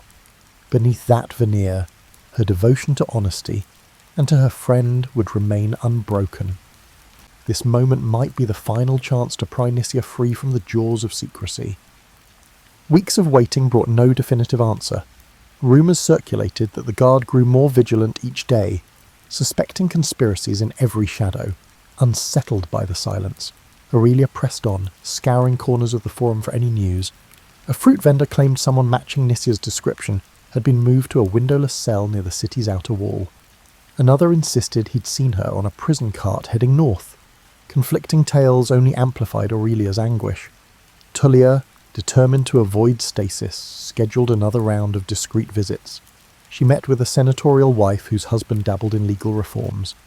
She reconvened with an elderly diplomat known for bridging factions during prior unrest. At each meeting, Tullia deployed her signature tact, reminding people of Rome's vaunted tradition of wisdom. If an inquisitive mind can be silenced so easily, how does that reflect on our civilization? She would muse. A few listeners showed sympathy, yet none had the clout or courage to confront the guard directly. Marcus, meanwhile, hovered at the edge of involvement, torn between paternal concern and a historian's innate caution. He warned Aurelia not to speak too boldly in public. "The city crackles with tension," he said, tapping his stylus on a half-filled scroll. "One misplaced phrase could label you an agitator." Aurelia seethed at the constraints but forced herself to comply. She recognised that their window of opportunity to save Nicia was shrinking. A breakthrough arrived via a faded letter from Lucius Cassius Longinus. He advised that the Emperor's councillors had at least acknowledged the family's petition. Though they offered no commitment, they requested more details about Nicia's background. Lucius suggested that Aurelia herself compile a short dossier, an account of who Nicia was, her upbringing, and her intellectual pursuits. "Speak to her virtues," he wrote, and emphasise how her interests align with Rome's cultural mosaic. Over the next 2 days, Aurelia toiled in her study. She recalled how Nicia discovered her first Greek manuscripts as a child, reading them by lamplight in her uncle's cramped attic. She wrote of Nicia's fascination with comparing Stoic ideas to Eastern thought, never out of malice toward Rome, but rather an eagerness to understand the human condition. Tullia reviewed each sentence, gently rephrasing any hint that could be misconstrued as undermining imperial authority. On the third morning, a courier arrived to deliver the dossier to the councillors. Aurelia felt a pang of helplessness as she watched the parchment vanish in his satchel. They had done their best to paint Nicia as a curious mind, not a threat, but would it suffice for those who saw shadows of Rosalind everywhere? That afternoon, Tullia hosted a subdued gathering for a handful of respected scholars, hoping to quietly muster more support. A stooped rhetorician, famed for his speeches on civic virtue, listened attentively. After a moment of reflection, he admitted that he admired their stand but dared not provoke powerful figures. Aurelia bit back frustration, reminding herself that fear was a rational response in a city where dissenters could vanish overnight. Surprisingly, it was a younger philosopher who approached Aurelia after the gathering. His brow furrowed with concern. He confided that he'd heard about foreign troops on the move, possibly quelling uprisings in northern territories. "Each rumour of insurrection tightens the guard's grip at home," he said, voice trembling. "I fear your friend's case might be lost in the shuffle of bigger events." Aurelia thanked him, heart pounding at the possibility that Nicia's fate might be overshadowed by empire-wide anxieties. Late that evening, mother and daughter sat beneath a flickering oil lamp, rereading every letter, every note, every snippet of progress. Tullia rubbed her temples, exhaustion evident. "We've tried appealing to reason and honour," she said softly. "Yet reason often surrenders when paranoia sets in." Aurelia offered quiet reassurance. Even though her own hope dimmed, she refused to betray defeat. A new summons arrived the next day. One of the Emperor's counsellors, a figure named Albius Saturninus, requested a meeting. The messenger's words carried no warmth, only that further clarification was required. Aurelia's heartbeat quickened. This could be the pivotal moment. If Saturninus found their arguments lacking, Nisia could disappear from all records. If he chose leniency, perhaps a door would open. Guided by Tullia's calm resolve, Aurelia steadied herself. They dressed in subdued finery, mindful of appearances. Outside, Rome's ever-shifting tapestry of rumour and spectacle buzzed with energy. Yet Aurelia could only think of Nisia behind cold bars. As she followed her mother into the street, she silently vowed that she would bend every rule of flattery and caution if it meant freeing her friend from the darkest corners of the Empire's fear. Their meeting with Albius Saturninus took place in a cramped annex near the imperial offices. 2 praetorian guards flanked the door as Tullia and Aurelia entered a sparsely furnished room. A single torch flickered on the wall, casting elongated shadows that danced across rows of scrolls. Seated at a wooden desk, Saturninus glanced up with cool detachment. Aurelia felt an instinctive chill, sensing he was no mere bureaucrat, but someone accustomed to wielding real power. He gestured for them to sit. Tullia opened by thanking him for agreeing to hear their case. She spoke calmly of Rome's legacy as a cradle of ideas, explaining how her family believed that preserving intellectual curiosity only strengthened the empire. Saturninus listened impassively, occasionally making a note on a wax tablet. When Tullia finished, Aurelia offered a brief testimony about Nisia's passion for scholarship. She sees knowledge not as rebellion, but as a way to celebrate Rome's greatness, Aurelia said, each word carefully chosen to flatter the regime. Saturninus tapped the tip of his stylus on the desk. "You paint a virtuous picture," he said. "However, the texts found with this Nisia were not standard fare. They question the notion of divine right. Do they not?" Aurelia's heart pounded. She admitted Nisia once read scrolls that contemplated whether any ruler should claim sacred authority. Saturninus frowned. Dangerous territory, especially with rumours of dissent roiling our frontiers. Tullia calmly pivoted. "Indeed, but we must distinguish between abstract philosophical debate and genuine sedition. My daughter can attest that Nisia has always shown respect for the Emperor's role." Aurelia nodded vigorously, emphasizing that Nisia's inquisitiveness and metabour aimed at broadening horizons, not toppling regimes. Saturninus continued scribbling, his expression unreadable. After what felt like an eternity, he lifted his gaze. "I will conduct a personal review. If I find reason to believe her curiosity is harmless, I may recommend leniency. But if these ideas have spread beyond her personal circle, clemency grows unlikely." Tullia inclined her head. "We appreciate your fairness." She spoke the words with carefully measured gratitude, though Aurelia suspected it was only the faintest glimmer of hope. Returning home, they relayed the conversation to Marcus, who exhaled in relief that at least the door remained ajar. Still, a tightness clung to the household. Aurelia found herself plagued by nightmares, images of Nisia lost in a torchlit corridor of cells. She spent her days editing each draft they'd written, searching for any detail that might strengthen Saturninus's inclination toward mercy. One afternoon, an unexpected visitor arrived, the young philosopher who had once warned Aurelia about the rising clampdown. He carried a slim scroll, eyes alight with urgency. "I managed to speak with a contact in the Praetorian Guard," he whispered. "They say Saturninus is truly deliberating, but pressures from above are mounting. Another wave of arrests could come at any moment." Aurelia thanked him, heart heavy with the knowledge that Nisia's life hung by a thread. The days that followed were filled with confusion. Tullia arranged small gatherings, subtly reminding attendees of Rome's alleged commitment to enlightenment. She recounted the city's storied history of absorbing foreign traditions. If we punish those who explore new perspectives, do we not undermine centuries of proud heritage? She would ask, voice wavering just enough to stir emotion. Some listeners offered sympathetic murmurs, others averted their eyes, unwilling to align themselves against the growing tide of suspicion. Aurelia found solace in revisiting old notes from Nisia, who had scribbled translations of Greek verses about the pursuit of truth. Reading those lines by the lamp light, Aurelia vowed she would not abandon her friend to the machinery of fear. Even so, the unstoppable churn of Roman politics loomed over them. Each morning arrived with fresh rumours: a new rebellion in Gaul, a senator rumoured to be conspiring against imperial authority, or the guard arresting someone for uttering heretical claims. The city's mood felt like a drawn bowstring, ready to snap. Finally, on a cloudy afternoon, a pale-faced courier arrived with a sealed message. Trembling, Aurelia broke the wax seal. Saturninus summoned them for a final verdict. Marcus's hand gripped Aurelia's shoulder as she read the words aloud. Tullia said nothing, but her eyes were dark with both fear and resolve. The next morning, they dressed carefully in subdued garments. Stepping into the street, Aurelia noticed how the city seemed caught in a hush, as though bracing for some unseen impact. The approach to the imperial annex felt endless. As they neared the guarded doors, Aurelia prayed that every subtle argument, every measured phrase, every small gesture of respect they'd offered would count for something. And above all, she prayed that Nisia might yet walk free, rather than dissolve into the silence that swallowed so many fragile voices in Rome.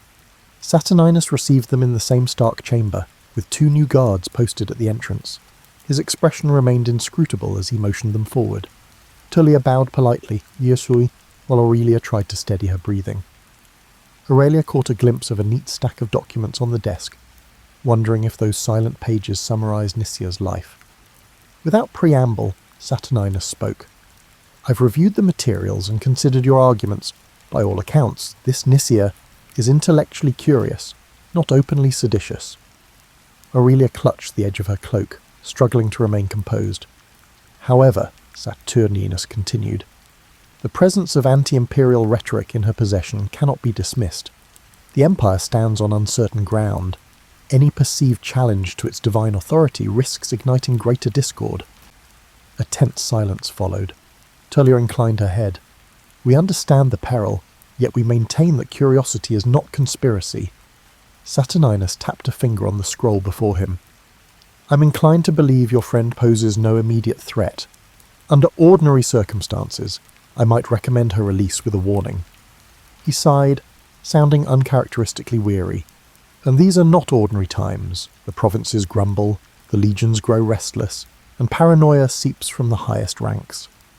Aurelia felt her hopes waver. "Is there truly no room for clemency?" she asked, voice trembling. Saturninus studied her, then spoke slowly. "I can arrange for Nisia's transfer into a supervised residence, house arrest, essentially, under 2 conditions. First, she must renounce any texts that question Rome's sanctity. Second, someone must vouch for her continued good conduct." Tullia glanced at Aurelia, relief mixing with apprehension. "We will gladly vouch for her," Tullia said. Saturninus leaned forward, voice dropping low. "Be aware. If anything else incriminating surfaces, your family's name will be forfeit alongside hers." He let the warning hang in the stale air. Aurelia's chest tightened, but she would not abandon Nisia now. Tullia spoke with forced calm. "We accept the responsibility." He gave a curt nod and scribbled instructions on a small tablet. "I'll expedite the transfer. Expect to be notified when she arrives under guard." With that, he dismissed them. Aurelia managed to murmur thanks, though her pulse hammered in her ears.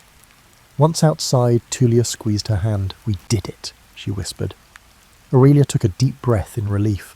They hadn't truly won, but at least Nisia was spared a grim fate in hidden cells.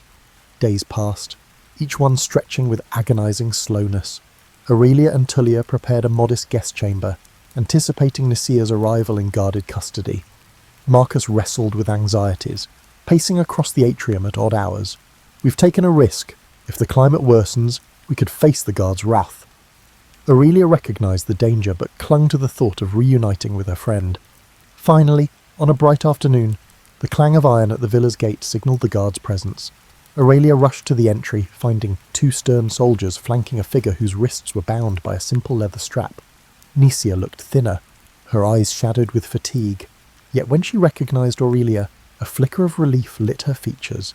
The lead guard stated that Nisia was now under house arrest, pending further review. "Any attempt to escape or spread subversive materials will void the arrangement," he warned. Once the soldiers left, Aurelia guided Nisia inside. Tullia hurried forward with water and fruit, her voice gentle. Tears shone in Nisia's eyes, though she tried to maintain composure. "Thank you," she rasped. I wasn't sure I'd ever leave that place." Aurelia fought back her own tears, certain that the moment demanded steadiness. "You're safe here, as safe as any of us can be," she replied. Over the next hours, Nisia recounted her ordeal in halting tones. She had been interrogated repeatedly, pressed to name others who shared her dangerous viewpoints. She insisted she had none to name. Aurelia felt a swell of admiration. Nisia's loyalty to the truth had outweighed her fear, yet the cost was evident in every exhausted breath she took. As dusk settled, Tullia insisted that Nisia rest. Aurelia remained by her bedside, grappling with an odd blend of elation and worry. Though freed from the dungeon, Nisia now lived under perpetual threat. The looming presence of the guard was real. One misstep could hurl them all into ruin. "We must be careful," Aurelia said, her voice trembling. "House arrest is a precarious mercy." Nisia nodded, wincing at some unseen bruise. "I won't give them a reason to lock me away again, but I can't lie, I still believe what I believe."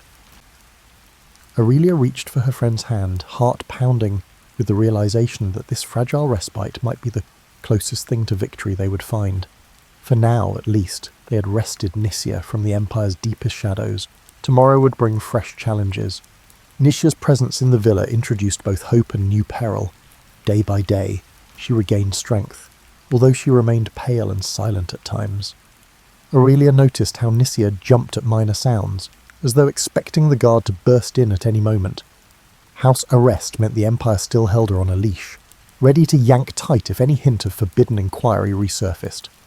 Tullia took pains to comply with the guard's stipulations. She dismissed most servants to avoid rumours, limiting outsiders' knowledge of Nisia's whereabouts. Family acquaintances who came calling were informed that the household required privacy due to an illness. Marcus withdrew further into his study, wary of inadvertently drawing attention. Meanwhile, Aurelia felt herself teetering between relief and anxiety. Free as she was to wander, she knew that one slip of the tongue could bring disaster crashing down.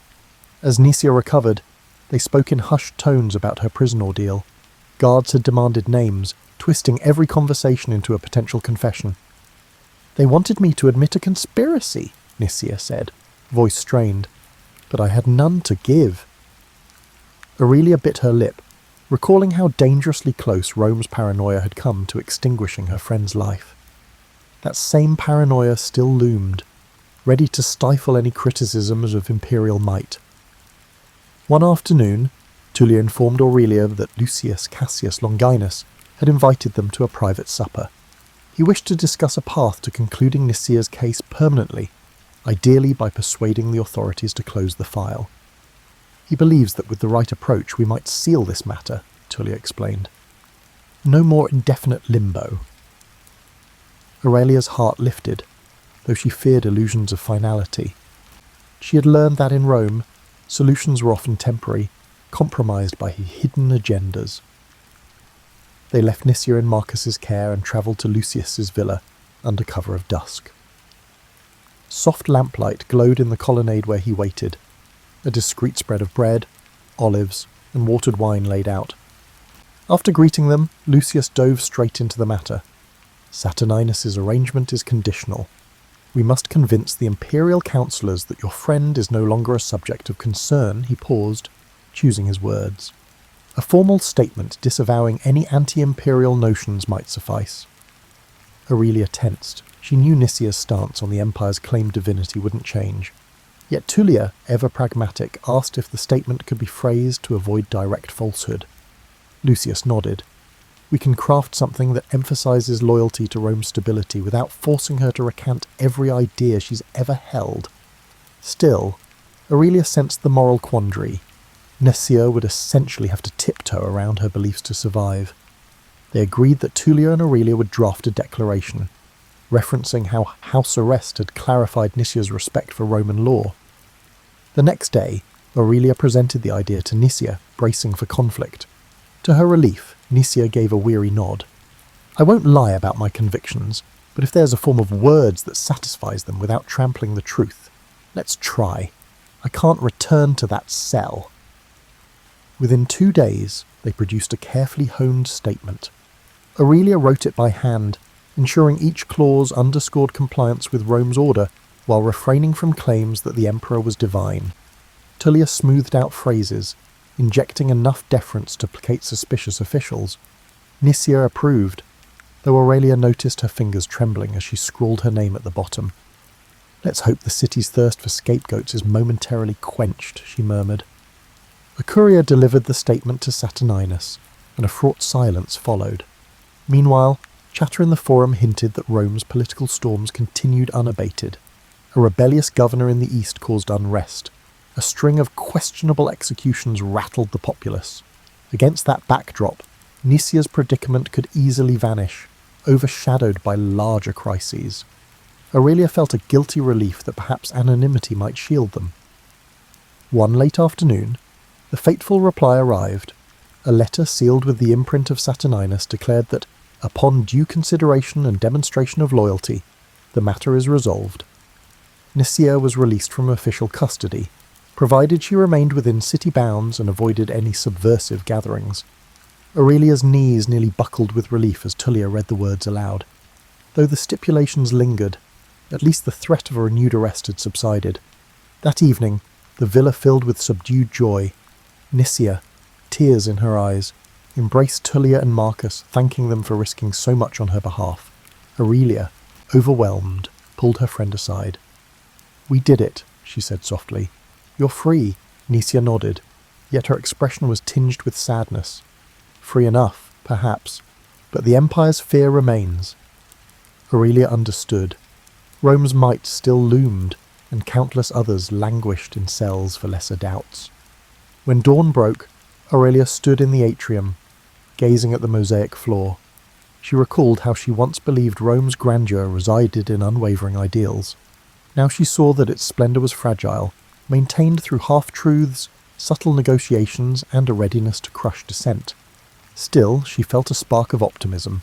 In saving Nisia, they had proven that compassion could pierce the Empire's armour, at least for a moment. Stepping outside, Aurelia inhaled the cool air and resolved to keep her eyes open, to document not just the marble triumphs, but also the hidden struggles that shaped Rome from within.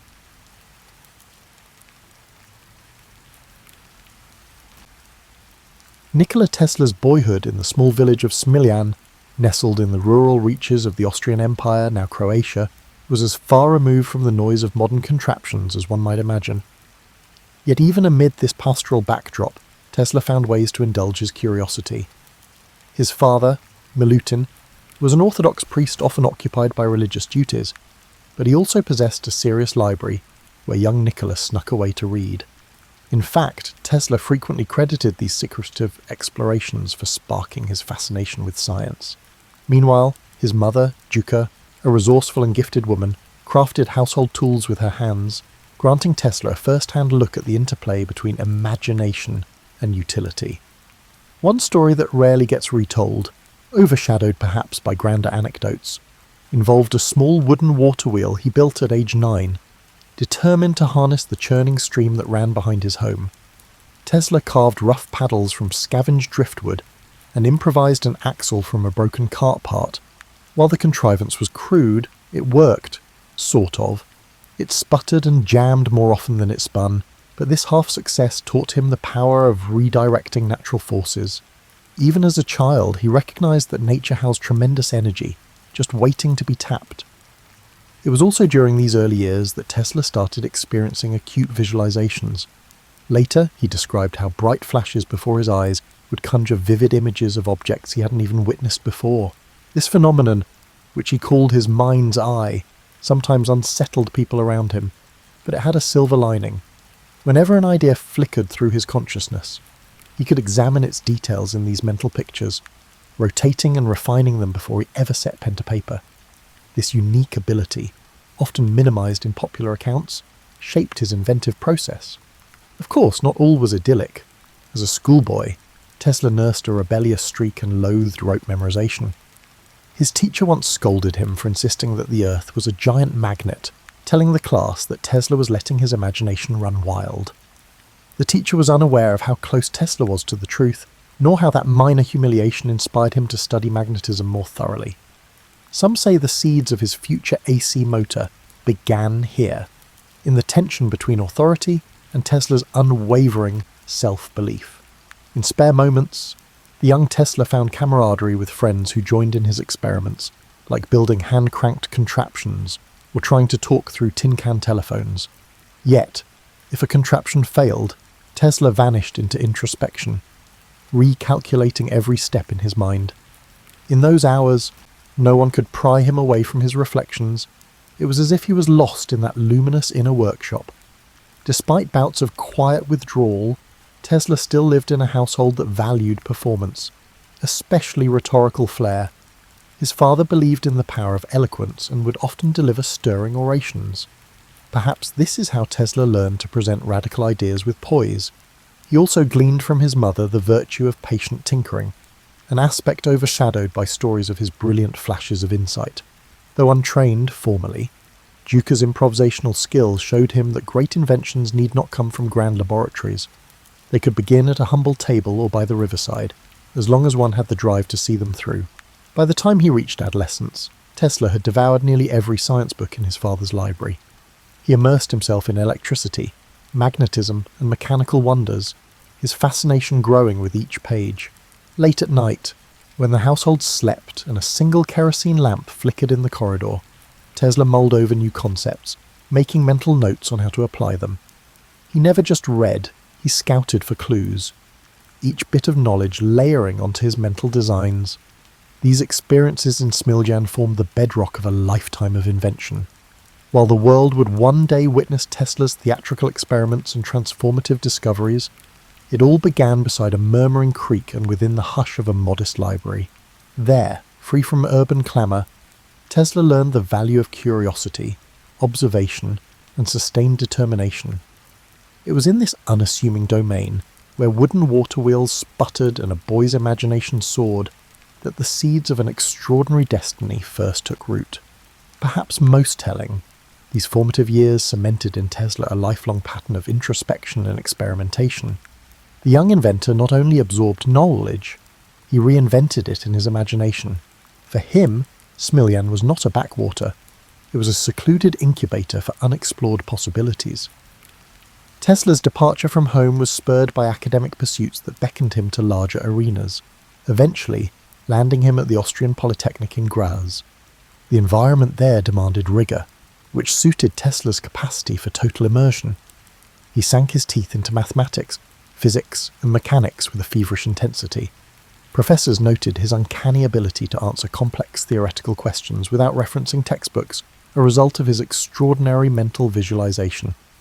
However, the spark that truly lit his imagination was the direct current, DC, electrical machinery in the school's labs. Conventional wisdom suggested DC was the future of power, but Tesla found its inefficiencies maddening. Observing how DC motors generated sparks and wasted energy, he questioned how nobody noticed a better pathway. When one professor pronounced that harnessing alternating current, AC, at scale, was an impossibility, Tesla resisted the urge to argue. Instead, he spent late nights in his boarding room, sketching out rotating magnetic fields in his head. If he dozed off at all, it was with diagrams dancing across his eyelids. Despite his academic prowess, Tesla's stint in Graz did not end smoothly. Exhaustion, and perhaps an underlying rebellious streak, contributed to friction with university administrators. He once rigged an experiment to demonstrate a refined method for measuring electric resistance. When the apparatus short-circuited, Tesla found himself facing the wrath of a professor outraged by unorthodox experimentation. Feeling unwelcome, Tesla walked out, leaving conventional academia behind. From Graz, Tesla moved to other opportunities, including a brief and often overlooked period in Marburg, now Maribor, Slovenia. There, a shadow seemed to fall over him. Separated from the camaraderie of classmates, he grappled with bouts of anxiety. Without structured lab access, Tesla turned to solitary experiments, tinkering with leftover scraps of metal and wire. Yet the gloom of isolation gnawed at him, and he eventually returned home for a spell. His confidence rattled, but not shattered. It was in Budapest, while working at the Budapest Telephone Exchange, that Tesla began to regain his footing. In that frenetic workspace, he was tasked with improving the nascent telephone system's design. One lesser circulated story details how Tesla once clambered onto a rooftop to adjust overhead lines, the lightning flashes giving him new ideas about high-frequency current. Colleagues regarded him as eccentric competent. Crucially, it was during a routine walk through Budapest's city park that the notion of the rotating magnetic field crystallized in his mind. Inspired by a poem he recited aloud, Tesla abruptly stopped, drew a stick from the ground, and began tracing swirling diagrams in the dirt. He explained to his companion how 2 or more alternating currents, out of phase, could induce a rotating field capable of spinning a motor. That eureka moment set the course for his next inventions. It was an unveiling of practical AC concepts in the most unassuming of settings, far from any official laboratory. Shortly after, Tesla found himself with an opportunity in Paris, working for the Continental Edison Company. His tasks involved troubleshooting installations of Edison's DC systems, the very technology that had vexed him back at Graz. Even so, the job introduced him to real-world engineering challenges, from power outages to generator malfunctions. By day, Tesla tackled these issues, becoming something of a specialist in diagnosing electrical breakdowns. By night, he refined sketches of his AC motor, desperately wishing for the chance to build a prototype. The interplay between the daily grind of DC hardware maintenance and the nightly pursuit of AC innovation lent Tesla's life a peculiar duality, an unresolved tension between the present and what he believed the future should be, although overshadowed by the high drama of later years. These formative experiences taught Tesla resilience. He learned how to negotiate limited resources, how to observe the smallest anomalies in mechanical performance, and how to coax visions from his mind into workable sketches. More importantly, his confidence in the feasibility of AC power solidified, even as he undertook the tedium of DC-based assignments. The world around him might have regarded AC as a flight of fancy, but in his eyes it was the rightful heir to the electrical throne, waiting for its moment to shine. Tesla's fateful journey to the United States in 1884 has often been romanticized, yet a host of lesser-known details enrich that narrative. He arrived in New York with next to nothing, carrying a letter of introduction to Thomas Edison from his former employer in Paris. The letter supposedly claimed Tesla was an exceptional engineer who would produce wonders. In popular retellings, this encounter frames Tesla and Edison as instant rivals. But in truth, their relationship began with cautious respect. Edison recognized Tesla's competence right away and put him to work on projects deemed too intricate or menial for others. There's a story, one not widely circulated, that Tesla fixed a defective shipboard lighting system, saving Edison's company from contract penalties. Tesla never used it as leverage. Still, Edison noticed. Intrigued by Tesla's meticulous approach, he assigned him to redesign DC generators. Tesla toiled day and night, confident his improvements would prove their worth. And they did, but when he sought remuneration, misunderstandings piled up. It wasn't a single dispute over a massive bonus, more a pattern of unkept promises and blurred expectations. By early 1885, the veneer of cordiality evaporated, and Tesla left Edison's employ. That was the genesis of a rivalry later amplified by newspapers, driven more by conflicting technologies than personal hatred. Financial troubles beset Tesla almost immediately. With few acquaintances in New York, he found himself digging ditches for $2 a day. Yet it might have been that physical labour, under a harsh sun, that sharpened his resolve. He told a friend that while his body dug ditches, his mind was far away, describing elliptical arcs of thought. Where some might have fallen into despair, Tesla saw an interval to refine his intended path. That path led to the formation of Tesla Electric Light and Manufacturing, his first entrepreneurial venture in America.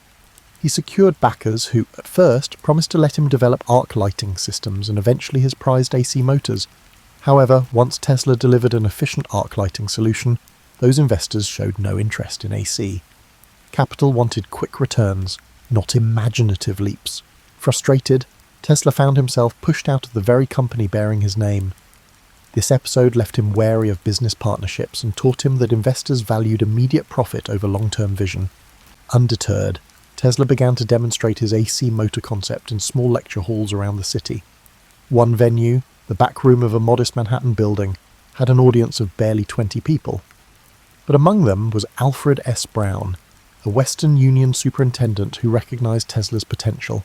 Another backer, Charles Peck, also attended. Together, they formed a partnership with Tesla, pledging to support his AC technology. These unglamorous sessions laid vital groundwork for Tesla's next breakthrough. Soon, with newfound supporters, Tesla established a laboratory at 89 Liberty Street, Manhattan. Amid coils of wire and improvised setups, he tinkered relentlessly. The space was cramped but offered freedom. He constructed prototypes of the polyphase AC motor, painstakingly refining them until they could run smoothly under load. Maintaining a consistent rotating magnetic field was one challenge. Ensuring it didn't damage the apparatus over time was another. Tesla tackled each obstacle systematically, relying on mental simulations before any real-world tests. One anecdote from this period recounts Tesla experimenting with high-speed turbines that let out unnerving whines. Passers-by grew wary, prompting multiple visits from the local fire brigade after neighbours complained of sparks. Tesla, oblivious to the fuss, would apologise earnestly, then resume his adjustments the moment they left. Such episodes highlight his tendency to live almost entirely in his realm of ideas, paying little heed to outside alarm. While public fascination with electricity was on the rise, spurred by the novelty of electric lights, most industrialists still viewed AC with caution. Tesla's goal was not simply to make AC motors feasible, but to persuade key players that this technology was reliable, safe, and profitable.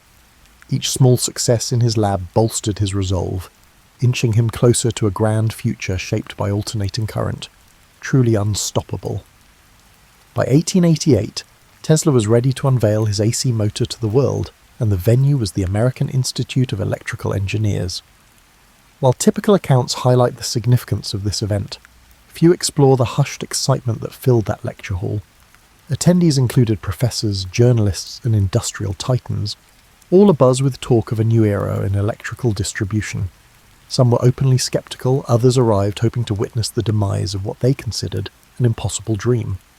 Tesla walked onto the stage with a calm demeanour, unveiling his motor and discussing its principles with methodical precision. Crucially in the audience sat George Westinghouse, who had embraced AC for power transmission.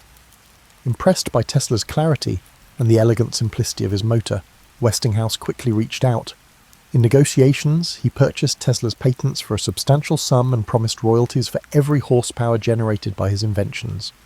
While mainstream retellings mention the deal, the nuance of their discussions, shaped by Tesla's vision for future expansions of AC, often remains overlooked.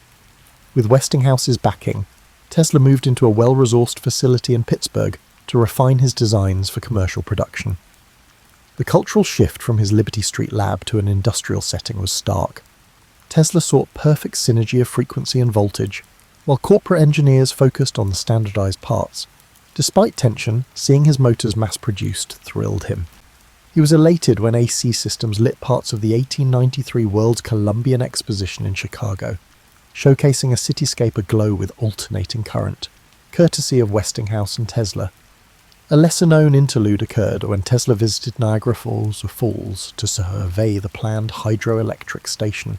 Standing at the brink of the thundering cascade, he reportedly mused that harnessing such power would reflect humanity's harmony with nature. When it went online, delivering electricity as far as Buffalo, it proved AC's potency. Yet the war of the currents, fueled by Edison's campaign labelling AC dangerous, cast shadows on these achievements. Edison's allies staged gruesome demonstrations, electrocuting animals to highlight AC's hazards. Tesla, though offended, avoided direct public attacks. Instead, he showcased AC's safety in flamboyant ways, passing high-frequency currents through himself to light lamps. Newspapers seized on these spectacles. Tesla disliked theatrics for mere hype, but saw them as necessary to shift perception. Tesla's finances briefly soared. His arrangement with Westinghouse promised substantial gains as AC spread. However, Westinghouse soon faced financial strain from the Niagara project and market fluctuations. When bankers threatened the Westinghouse company, Tesla made a dramatic choice. He released Westinghouse from the heavy royalty agreement. Some see it as altruism. Others suspect that he believed broader AC adoption would bring even greater wealth down the line. Either way, this decision cost him millions. That shift altered Tesla's partnership with Westinghouse. Meanwhile, his growing celebrity pushed him to chase new ideas. Fascinated by high-frequency currents and wireless power, he figured out that AC power distribution was only a starting point. His pivot from engineer to visionary signalled the dawn of a new phase. Yet the transition was uneasy. Industry leaders wanted market-ready products, not grand experiments. Tesla, ever the dreamer, yearned to break boundaries. This clash set the stage for his most audacious projects, some of which risked isolating him from commercial backers. Even so, as AC quietly became the worldwide standard, Tesla's decisive role could not be denied. He had toppled the seemingly immovable DC regime and paved the road for an era defined by alternating current, a feat that left him eager to explore even more uncharted terrain. These wins fueled Tesla's restless imagination, propelling further innovation. By the mid-1890s, Tesla had garnered a reputation as an inventor who might rewrite the laws of nature with each new contrivance. In truth, his methods combined meticulous trial and error with nights of solitary reflection. He fashioned advanced coils to produce high-voltage, high-frequency alternating currents, creating dramatic arcs of artificial lightning. While crowds flocked to watch his public lectures in Manhattan, Tesla was growing restless, longing for a place where he could attempt even bigger experiments unencumbered by city constraints. That desire took him to Colorado Springs in 1899. Perched at a higher altitude where thinner air helped facilitate certain high-voltage tests, the remote location was an ideal laboratory. He set up shop at the edge of town, building a structure equipped with a tall mast jutting above the roofline. Locals spoke in hushed tones about lightning machines and eerie after-dark glows. Some worried about potential catastrophe, while others were simply curious about the lanky figure who wandered fields at odd hours, studying the interplay of natural lightning. Inside that workshop, Tesla probed frontiers that mainstream scientists had scarcely imagined. He fixated on the resonance of Earth's ionosphere, believing signals could be beamed wirelessly across vast distances if properly tuned. According to diary entries, he meticulously recorded every spark, every flash, every ear-splitting crack of artificial thunder. On occasion, he produced such intense discharges that the crackle could be heard for miles. One account claims that he caused the local power station's generator to overheat, prompting a short-lived blackout. Ever the polite guest, Tesla apologized, then resumed tinkering. In Colorado, Tesla crystallized his grand vision, a system of global wireless communication and power distribution. The townspeople, hearing rumors of free electricity, speculated he might supply power at no cost. Tesla's goals, however, were subtler. He pictured networks of towers resonating with the Earth's natural electrical charge, carrying voice or energy anywhere. This concept was a precursor to technologies that would surface decades later, from radio transmissions to radar and beyond. Yet life in Colorado was more than just experiments and thunderous arcs. Tesla occasionally mingled with the locals, regaling them with tales of Europe and his earlier exploits in New York. Despite his eccentric schedule, he possessed impeccable manners. One story recounts how he gave a personal demo of wireless lamps to a bewildered blacksmith, who later insisted Tesla was pulling electricity from thin air. Such encounters spurred legends of Tesla as a wizard, blending science with something like sorcery.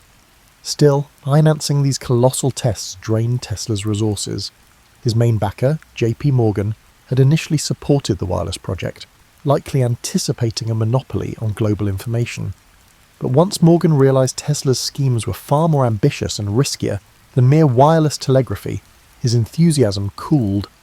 Tesla pressed on, convinced one decisive demonstration would open funding floodgates. That breakthrough, however, remained elusive.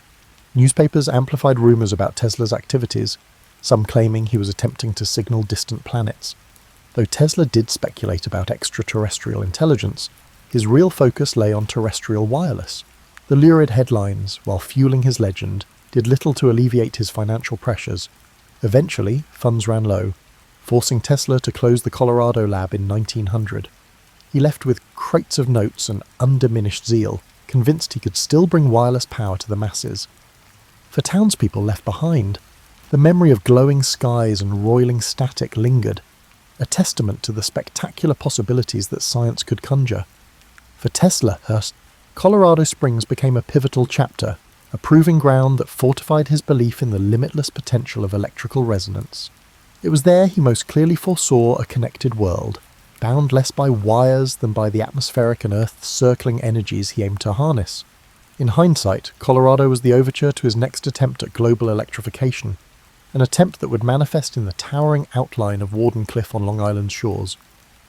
Upon returning to New York, Tesla consolidated his findings from Colorado Springs into an audacious new venture, the Wardenclyffe Tower Project. With financing from J.P. Morgan, initially obtained under the premise of groundbreaking wireless telegraphy, Tesla purchased land in Shoreham, Long Island, overlooking the Atlantic. Construction began in 1901. The looming structure stood nearly 187 feet high, topped by a bulbous metal dome, and extended deep below ground through a network of iron rods. Many observers had no idea what to make of it.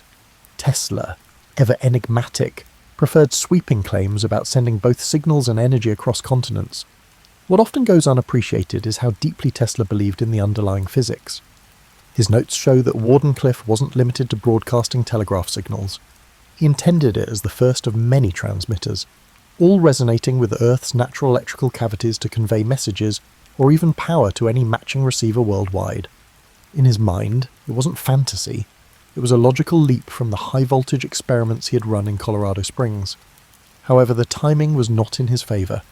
In the same year that Wardenclyffe's skeletal form emerged from the treetops, Guglielmo Marconi successfully conducted the first transatlantic radio transmission. Reporters hailed Marconi as a giant in wireless communication. Tesla, outraged, pointed out that his own patents on alternating current and related technologies predated Marconi's work. Nevertheless, the public and financiers were smitten with Marconi's simpler, more immediately marketable setup. Morgan's patience wore thin. Why bankroll Tesla's massive tower if Marconi's apparatus sufficed for long-distance signalling? Wardenclyffe, still incomplete, hemorrhaged money. The crew building it dwindled, salaries went unpaid, and Tesla found himself pleading for fresh capital. Each conversation with Morgan ended in terse demands for tangible proof, which Tesla couldn't produce fast enough. Desperate for funds, Tesla tried licensing auxiliary inventions, turbines, pumps, and even a plan to harness geothermal heat. But investors questioned his broader intentions, wary he might pivot their money into the tower. As financial constraints tightened, Wardenclyffe remained a half-realised vision. By 1905, the site was effectively deserted, the tower a silent monument to Tesla's ambitions and the shifting tides of investor faith. During these bleak years, Tesla's public persona grew more eccentric. Journalists occasionally interviewed him, only to hear about proposals for death rays or atmospheric power. Rumours circulated that he was becoming a recluse. Yet his mind stayed agile, continuing to churn out possibilities. He foresaw solar energy as a future mainstay, though few listened. The industrial world seemed enthralled by oil and coal, while Tesla's musings about sun-powered engines drew smirks. Wardenclyffe was never fully operational, and the newspapers offered little sympathy. Some newspapers ridiculed him, portraying him as an unrealistic idealist. Others barely mentioned his name, focusing instead on Marconi's ongoing successes. The sting of being overshadowed was palpable. Tesla clung to the belief that one day the world would recognize the practicality of wireless power. Indeed, later generations would adapt many of his principles for radio and beyond. But in his time, the tower's failure left him saddled with debt and weighed down by public skepticism. Even so, Tesla didn't abandon optimism. He often spoke as if Wardenclyffe had simply been delayed, not cancelled. In private, he refined sketches of improved transmitters, reimagined the tower's design, and kept dreaming of a worldwide grid of resonant stations. He believed that the planet itself, with its vast electrical potential, could be turned into a conduit of universal energy. The fact that society wasn't ready did little to dampen his conviction. Despite setbacks, fragments of Tesla's vision crept into later technological revolutions. Wireless communication would evolve in leaps and bounds, though powered by the more conventional means. Concepts like global connectivity and broadcast energy, dismissed in Tesla's day, surfaced decades afterward in varying forms. Yet at the dawn of the 20th century, Tesla faced only mounting bills, evaporating capital, and a tower rusting away on Long Island. The heartbreak of Wardenclyffe marked a turning point, leaving Tesla to operate mostly on the margins of an industry he had once revolutionised. As the 20th century marched on, the world Tesla had done so much to illuminate surged ahead. The AC systems he championed became the backbone of modern infrastructure, yet Tesla himself slipped from the spotlight. He moved between New York hotels, sometimes leaving unpaid bills behind. Public interviews grew sparse. When he did speak, he mentioned theories of beam weapons, weather manipulation, and advanced propulsion, sowing intrigue even as some questioned his grasp on reality. But his notebooks, to the extent they survive, reveal how these ideas built on earlier experiments rather than mere whimsy. A lesser-known facet of Tesla's later life was his nightly ritual of feeding pigeons in Bryant Park. Observers saw a solitary figure scattering seeds by lamplight. But Tesla found solace in caring for those birds, claiming a special bond with one white pigeon in particular. It may have seemed an odd pastime for a renowned inventor, yet it reflected a familiar pattern. Tesla's deep empathy for natural phenomena, creatures included. Meanwhile, patent disputes raged over the origins of radio. Tesla had filed patents before Marconi's breakthroughs, yet Marconi was lauded for bringing wireless transmission into the mainstream. The legal entanglements dragged on for years. In 1943, the US Supreme Court finally recognized Tesla's priority for certain critical radio patents, though this vindication arrived too late to alter his financial straits. He was never able to capitalize on the official ruling, nor did it quell the public's association of radio primarily with Marconi. Tesla spent his final stretch of life at the New Yorker hotel. Though short on funds, he still scrawled ideas on scraps of paper, proposing cosmic ray engines and new power methods. Visitors who managed to see him might find him animated and eloquent, speaking in polished tones about harnessing the energy of the sun or channeling power from the Earth's magnetic field. He believed that a teleforce beam could end war by making national borders impenetrable. To many, these notions sounded impossible, yet Tesla's track record left room to wonder. When he passed away on January 7, 1943, in room 3327, he left behind boxes of documents that soon became the subject of intense scrutiny. Authorities seized some of his papers, fueling rumours of hidden innovations or weapons too dangerous for public consumption. Conspiracy theories flourished. While the reality likely involved routine security concerns, the secrecy lent mystique to Tesla's legacy. It became hard to disentangle fact from folklore. Over the decades, Tesla's standing in popular consciousness swung wildly. Edison's name overshadowed his for a time, especially in school textbooks. Only later did movements rise to credit Tesla for his revolutionary contributions to AC power, radio technology, and more. Modern engineers, scientists, and curious laypeople uncovered his patents and writings, marvelling at how he'd anticipated entire fields of inquiry, from robotics to wireless communication. His pioneering theories on resonance and frequency also informed aspects of modern electronics, though that debt was seldom acknowledged until much later, in daily life. Tesla's true genius shines in the simplest of ways. Flick a light switch, and you reap the benefits of alternating current. Use wireless devices, and you operate on a principle Tesla believed could reach across the planet. The synergy he envisioned between inventor, nature, and the unstoppable march of progress remains a potent reminder of how one brilliant mind can shape whole eras. Tesla's story is, above all, a study in perseverance and paradox. He shunned the pursuit of wealth yet needed capital to materialize his dreams. He relished public demonstrations yet often worked alone, lost in interior worlds. He was both lauded and dismissed, recognized as a key figure in electrifying the modern world, yet branded at times as an eccentric on the fringes of acceptable science. Even so, he left an imprint rivaled by few. Long after his death, the hum of AC power lines, the glow of electric lamps, and the chirp of wireless signals echo Tesla's influence. He never saw the breadth of his triumph in person, yet the future he glimpsed was not mere fantasy. It was an inevitable extension of the forces he harnessed so elegantly. And though the man himself passed in relative obscurity, his ideas still crackle with a vitality that defies the boundaries of time and imagination.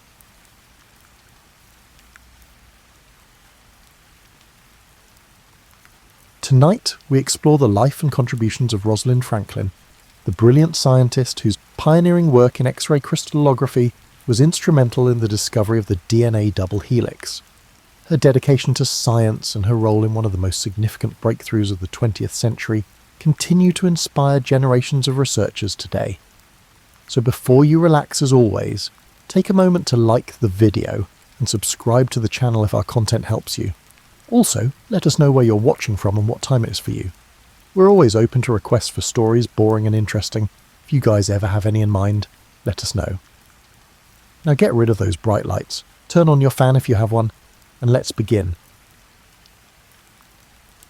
Rosalind Franklin's name often appears as a footnote in the story of DNA, overshadowed by the fame of James Watson and Francis Crick.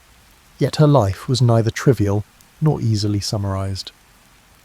Born in London in 1920 to a prominent Jewish family, she grew up when few encouraged women to pursue rigorous science. Even as a child, she displayed a fierce hunger for knowledge that defied social norms. Her father, Ellis Franklin, supported her education yet worried about her independent streak. At St Paul's Girls' School, she excelled in math, chemistry and languages, while her peers aimed at more conventional futures.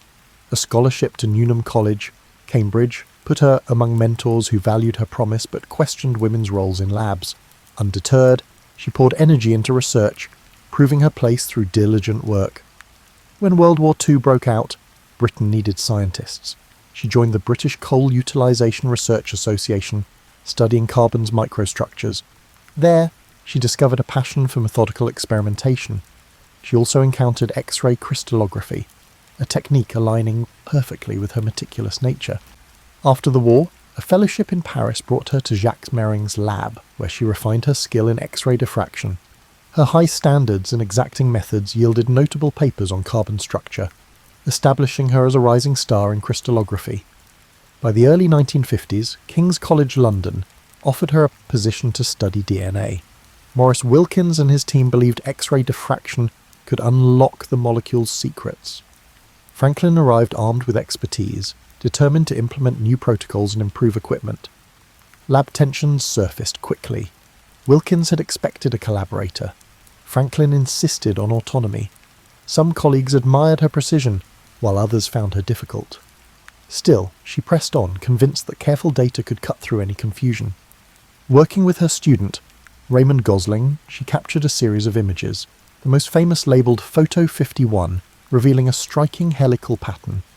She wanted more evidence before announcing a conclusion, preferring thoroughness over speculation. Yet behind the scenes, her data slipped into other hands. Unbeknownst to her, a colleague showed Watson and Crick her diffraction results. Already pursuing a helical model, they seized her findings as key confirmation. Franklin, for the moment, was focused on perfecting her analysis, unaware that her painstaking work was fueling a major discovery elsewhere. Even so, the tension at King's grew. Franklin's direct style clashed with Wilkins's reserved manner. She believed in complete control over her research methods, irritating those accustomed to a more hierarchical lab, but she remained steadfast, adjusting humidity levels and rechecking angles to sharpen her images. Each improvement hinted she was on the brink of a monumental revelation. That revelation, however, would not bear her name alone. While Franklin refined her data, Watson and Crick raced forward, preparing to unveil their model of D. She had no inkling of the behind-the-scenes drama. In the darkroom, her camera captured crystal patterns that would change biology. She trusted her data to speak for itself, unaware that the world soon would hail Watson and Crick as the architects of DNA's double helix. At this stage, Franklin's story was poised between breakthrough and overshadowing. Her rigorous approach had delivered vital clues to life's molecular code, yet social dynamics and academic politics threatened to rob her of due credit. In the realm of science, data does not always guarantee recognition for the one who gathers it. Rosalind Franklin had produced a priceless glimpse into DNA's form, setting the stage for history to unfold in ways she could not have predicted. She was born into a family of philanthropic tradition, with her uncle serving as the first Jewish mayor of London. From a young age, she was taught the importance of service and intellectual rigour, a combination that would shape her character. In her teenage years, she gained a reputation for sharp wit and an unwavering focus on academic goals. These traits did not always endear her to peers who expected more demure behaviour, but she was undeterred. She had glimpsed a future in which women could stand at the frontier of discovery, and she was determined to claim it. In her journals, she expressed a love for puzzles and a fascination with structure. Whether examining minerals or deciphering abstract problems, she found solace in unravelling complexities. This mindset translated seamlessly into her later work, where precision became both her shield and her compass. It also fueled her tenacity, driving her to pursue every question until she reached its hidden core. Rosalind Franklin's arrival at King's College London came with grand hopes, but the lab's culture soon tested her resolve. She joined Maurice Wilkins, who believed they would share DNA research duties. Franklin's forthright style, however, clashed with Wilkins' quieter approach. Worse, the leadership chain for the DNA project remained vague, fostering confusion about who was truly in charge. Despite these challenges, Franklin pressed on, exploring how DNA fibres changed under varying humidity. She distinguished between A and B forms of the molecule, and her fastidious X-ray diffraction work produced the famed Photo 51, which showed an unmistakable helical pattern. Franklin acknowledged the significance of the image, yet she refrained from making hasty assumptions. She spent hours perfecting exposures, checking angles, and analysing the precise details etched onto photographic plates. Meanwhile, across town at the Cavendish Laboratory in Cambridge, James Watson and Francis Crick took a contrasting approach.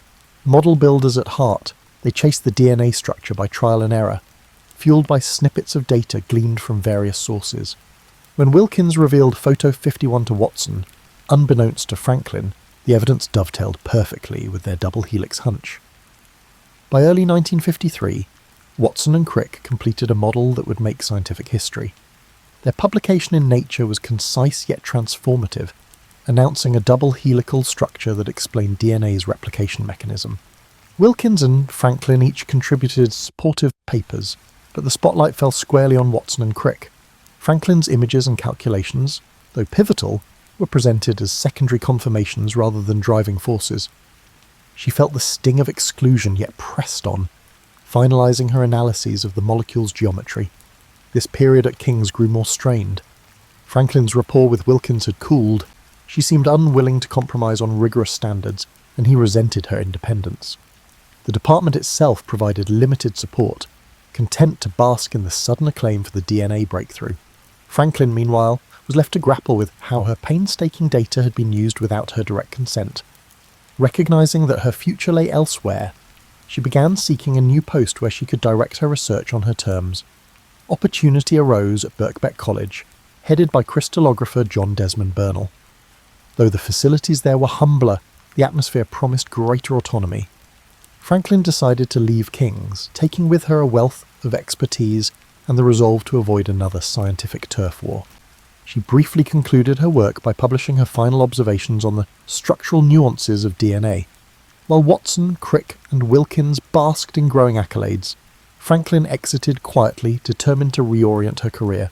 She did not wholly abandon DNA. Friends and colleagues occasionally asked for her insights, and she answered candidly, yet she had no desire to entangle herself further in debates about authorship or recognition. The overshadowing she experienced became a cautionary tale. In science, data is currency, and the one who controls its dissemination wields significant power. Franklin preferred to move forward rather than dwell on what might have been done differently. In her last months at King's, she remained cordial but distant, focusing on practical tasks. Her colleagues recognised her departure as a loss. Her techniques had been central to illuminating DNA. Still, few openly acknowledged the imbalance that had allowed others to leap ahead with her findings. Privately, Franklin harboured disappointment at the mischance for genuine collaboration, yet she rarely indulged in public complaints, believing the project's success should outweigh personal grievances. She fully engaged in planning her new life at Birkbeck by the mid-1953. She aimed to pivot to viruses, which she saw as a logical extension of molecular biology. If DNA held the code, viruses manipulated it for replication.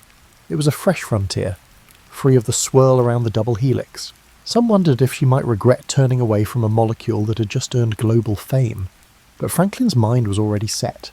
She craved an environment where precision and exploration mattered more than departmental politics or star power. In this decision, Rosalind Franklin demonstrated a fierce independence that would define her future endeavours. The DNA story continued to unfold, with Watson, Crick, and Wilkins moving into the scientific limelight. Franklin, meanwhile, headed for new challenges, confident that her diligence and clear-sighted approach would again yield groundbreaking discoveries. The transition set the stage for the next chapter of her life, a chapter in which viruses, not DNA, would become her primary focus.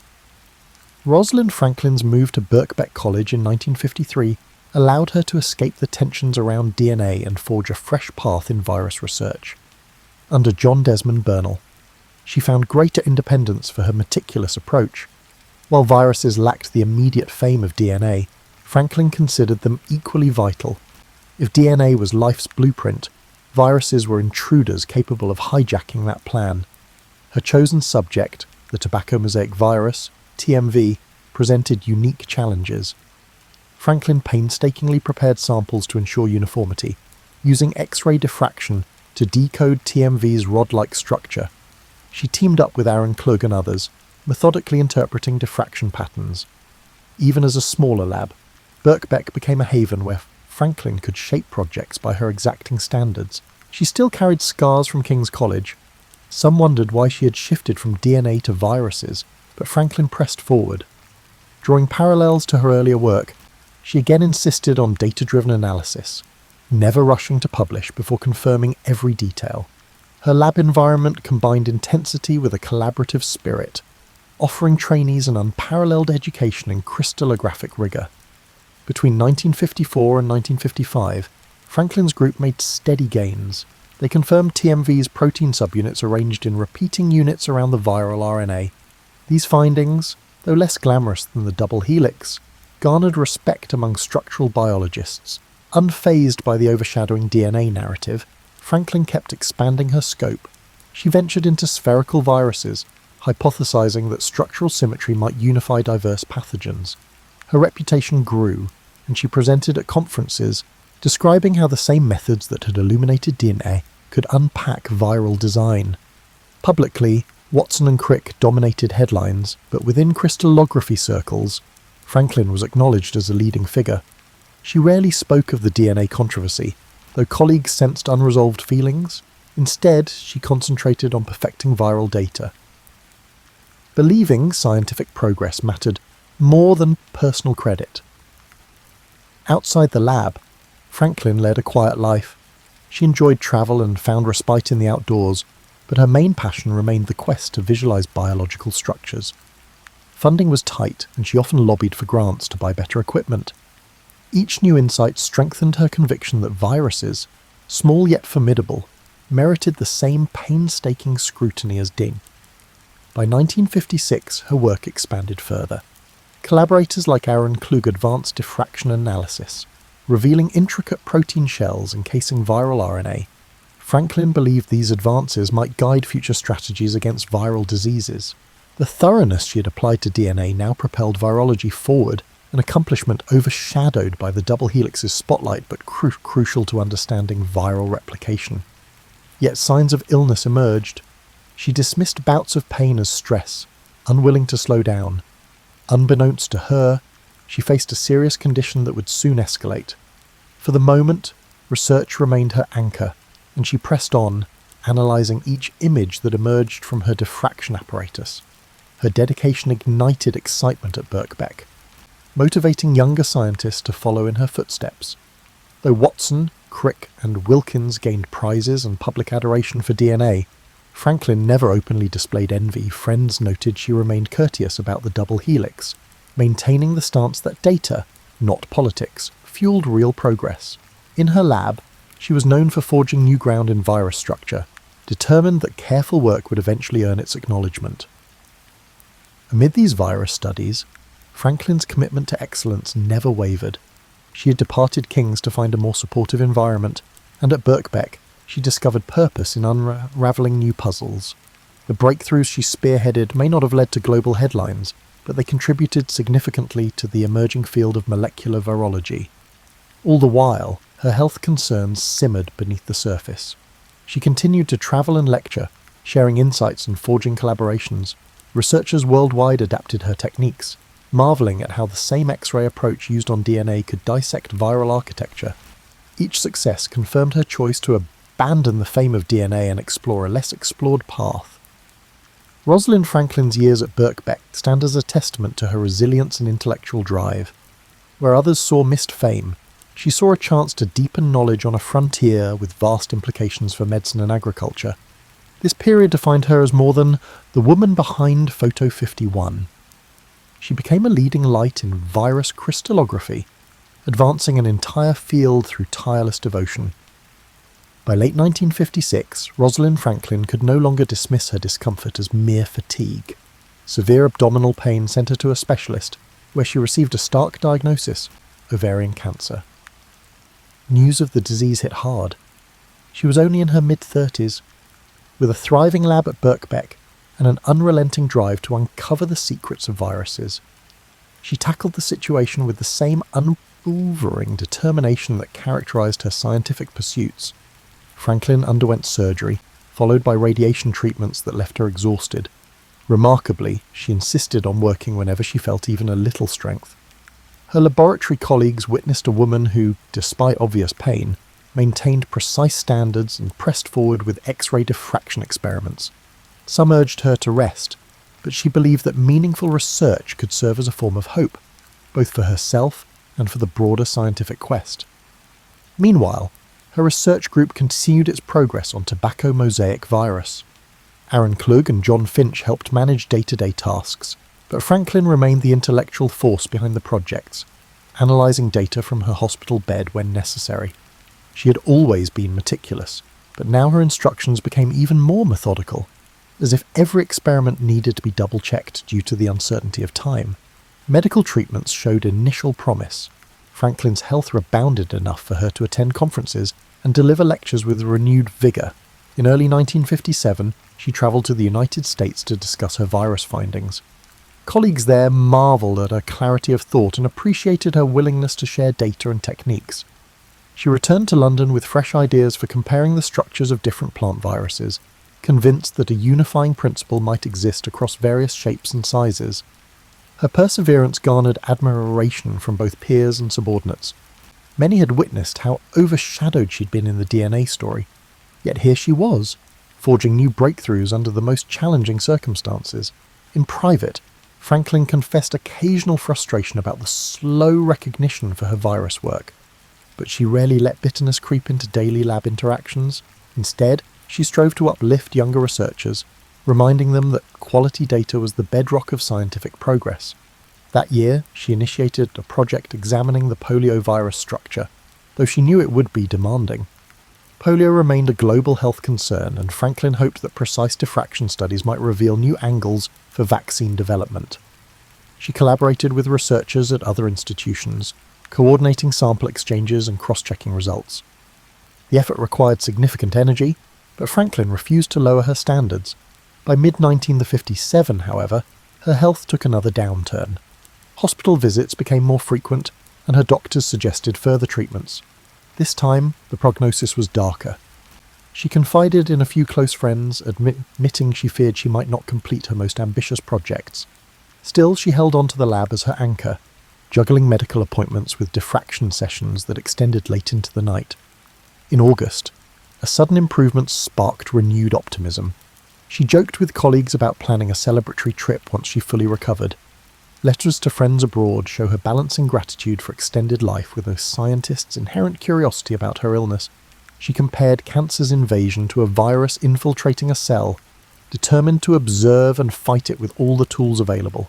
Yet the disease progressed relentlessly. By fall, pain flared again, and even routine tasks became difficult. Franklin's unwavering determination masked its severity to most outsiders.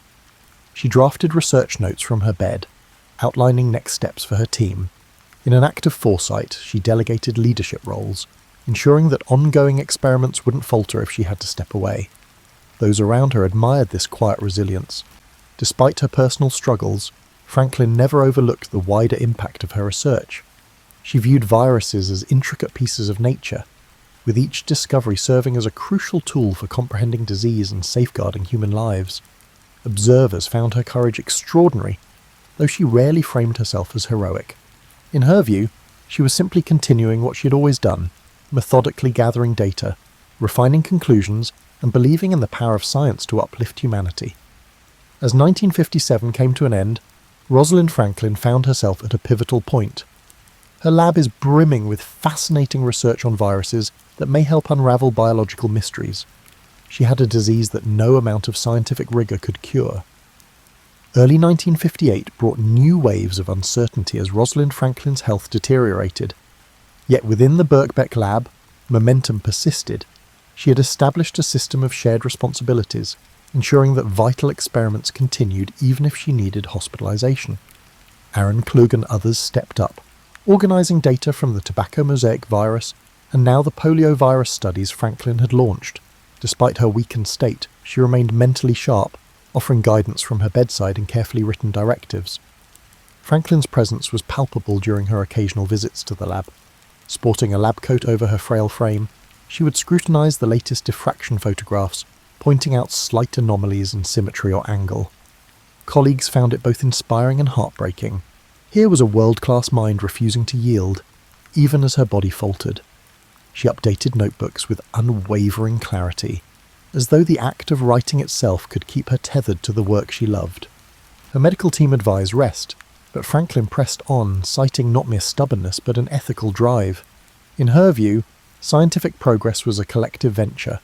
If her findings could improve the understanding of viruses, she owed it to the broader community to see them through. When friends gently questioned whether it was wise to push so hard, she confessed that focusing on data helped stave off despair.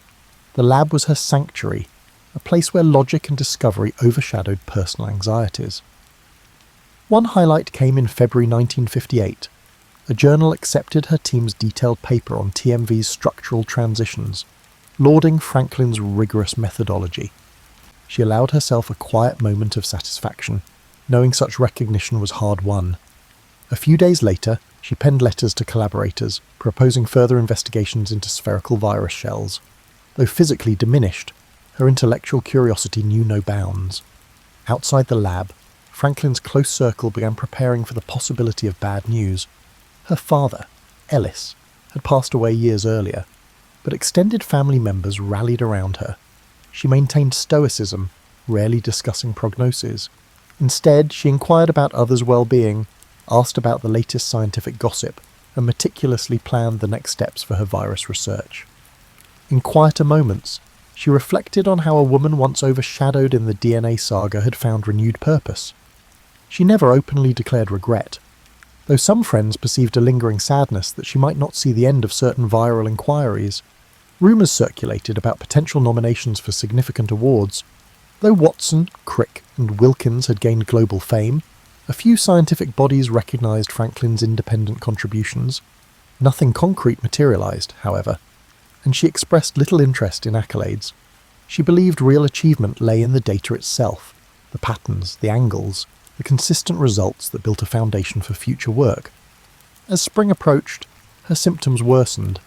Sharp pains returned, and another surgery was scheduled. This time, medical intervention offered diminishing returns. Franklin faced the prospect that her life might be cut short, yet she approached this possibility with the same methodical calm she brought to her experiments. She revised her will, setting aside funds for scientific causes and ensuring that certain personal items went to cherished friends. She also took steps to safeguard her research, instructing Klug and others on how to best archive her notebooks and X-ray films. On excellent days, she still made brief appearances at Birkbeck. One morning in April, she examined new images of the polio virus, noting symmetrical patterns that hinted at a uniform protein arrangement. The conversation that followed, held in hushed tones behind a cluttered desk, brimmed with excitement. She encouraged her colleagues to pursue further refining of these samples, convinced the results might be pivotal. Yet by mid-April, her hospital stays grew longer. In a final letter to a mentor in Paris, Franklin described a sense of urgency. She felt every hour counted. She signed off with a mixture of humour and resolve, quipping that illness might slow her body but never her mind. The note ended abruptly, suggesting that even writing had become laborious. Still, the spirit that had guided her from St. Paul's Girls' School through King's College and Birkbeck remained intact. She had consistently emphasised the importance of data over speculation. Now, as life's uncertainties narrowed, she held to that principle more fiercely than ever. Every experiment completed, every photograph taken, was a small triumph over the frailties of the human condition. In that sense, she transformed her final months into a testament to scientific dedication, a brief but shining era when personal adversity bowed before the truth. Rosalind Franklin passed away on April 16, 1958, at the age of 37.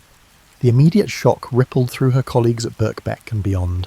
Many had witnessed her stubborn fight against illness, but news of her death still felt sudden, as though a brilliant light had been snuffed out too soon. She had left behind half-finished projects on the structure of viruses, along with meticulously kept notebooks that offered clues for future breakthroughs. Tributes poured in from across the scientific community. John Desmond Bernal lauded her unwavering devotion to exacting research. Aaron Klug, who had worked closely with her, publicly credited Franklin's methods for pushing their studies of TMV and poliovirus forward. Even Maurice Wilkins, whose relationship with Franklin had been tense, expressed regret that they never truly reconciled. In hushed conversations, some recalled how her DNA data had been pivotal to Watson and Crick's success, lamenting that she never saw the global accolades that might have been hers under fairer circumstances. Outside these professional circles, however, the name Rosalind Franklin barely registered. Watson and Crick's double helix model had claimed the public's imagination, casting other contributors in peripheral roles. Newspapers printed short obituaries, focusing mainly on DNA pioneer dies young, but offered scant detail about her virus research. In one sense, Franklin's passing mirrored her life, vital work overshadowed by a louder narrative. Yet for those who understood her impact, the mourning came with resolve. Aaron Klug led efforts to preserve her virus samples and continue her research lines. He believed that Franklin's legacy deserved more than a fleeting eulogy. Scholars at Birkbeck and elsewhere vowed to finish the task she had begun, analysing the protein shells of various viruses and refining the diffraction methods she had pioneered. In their hands, her notebooks became living documents, guiding new experiments and interpretations. Meanwhile, Watson, Crick, and Wilkins navigated a complex emotional space. The broader public saw them as the DNA triumvirate. Privately, they acknowledged that Franklin's data had accelerated their discoveries. Wilkins, in particular, hinted in letters that he wished circumstances had played out differently. Yet the train of recognition had long since left the station. The Nobel Prize in Physiology or Medicine loomed on the horizon. Franklin, no longer alive, was ineligible under the rules of the Nobel Committee, leaving many to debate whether her name would have appeared on that honour had she survived. Franklin's work on viruses started to yield results in a distinct area of science. The structural insights gleaned from her approach informed the eventual creation of vaccines and treatments. Subsequent generations of researchers, delving into polio and other viral pathogens, cited her pioneering methods. Over time, references to Franklin's approach or Franklin's precision surfaced in published papers. In these specialised circles, her influence quietly grew. Yet in the popular imagination, her role in DNA remained a buried footnote. The double helix story, retold in magazines and television specials, typically highlighted the eureka moments of Watson and Crick. Rarely did they emphasise the behind-the-scenes images or the quiet researcher who died young. To her friends, the loss was both painful and unsurprising. They recognised that history often favours the bold personalities who announce breakthroughs, not the meticulous minds working in the shadows. Still, there were flickers of recognition. A handful of articles in scientific periodicals praised her for bridging chemistry and biology. Female scientists, in particular, found in Franklin a model of perseverance. She had, after all, navigated a male-dominated field with unflinching dedication. Her story suggested that brilliance alone does not guarantee acclaim, especially when personal politics and timing intervene. In the months following her funeral, Bernal and Klug compiled her unpublished data, releasing some of it in collaborative papers. These publications helped virology advance gradually, even though they didn't make the front page. Franklin's name appeared on the author lists, a silent reminder that her drive and insight continued to shape new discoveries, even beyond her death. Thus, Rosalind Franklin's physical presence vanished in the final tally of 1958, but her methods and findings endured. Scientists who encountered her meticulous records spoke of feeling her presence. Each measured angle, each note on humidity, each reference to precise conditions. In that precision lay her enduring signature, a blueprint for doing science with exactitude and grace. The world at large might have moved on, but in small labs scattered across the globe, Franklin's influence quietly persisted, seeding the breakthroughs of tomorrow. In the decades after Rosalind Franklin's death, her legacy evolved in slow, transformative ways. During the 1960s and 1970s, Watson, Crick, and Wilkins became household names. Culminating in their shared Nobel Prize in 1962, Franklin, omitted from that honour by both death and circumstance, remained largely in the shadows of popular history. Yet among certain scientists, her reputation for precision and perseverance quietly grew.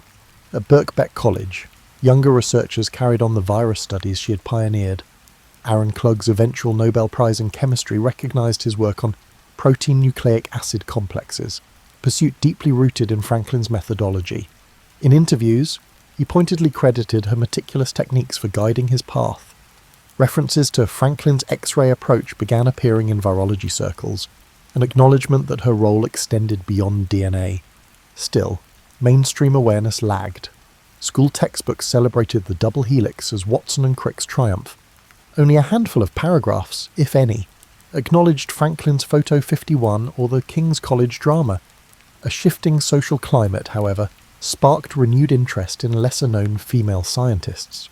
Feminist scholars and historians began probing archival materials, determined to uncover the stories of women whose contributions had been eclipsed. By the 1980s, a wave of re-examinations cast a spotlight on Rosalind Franklin. Journalists and academics scrutinised correspondence, lab notes, and memoirs from her colleagues. They unearthed the reality that Franklin had not just assisted, but been instrumental in unravelling Tenay's structure. The evidence showed that her data, shared without her full approval, had crystallised Watson and Crick's thinking. Popular media picked up on the controversy, framing Franklin as the wronged heroine of the DNA saga. While this characterisation sometimes veered into caricature, it revived her name. Simultaneously, interest in her virus research flourished among specialists.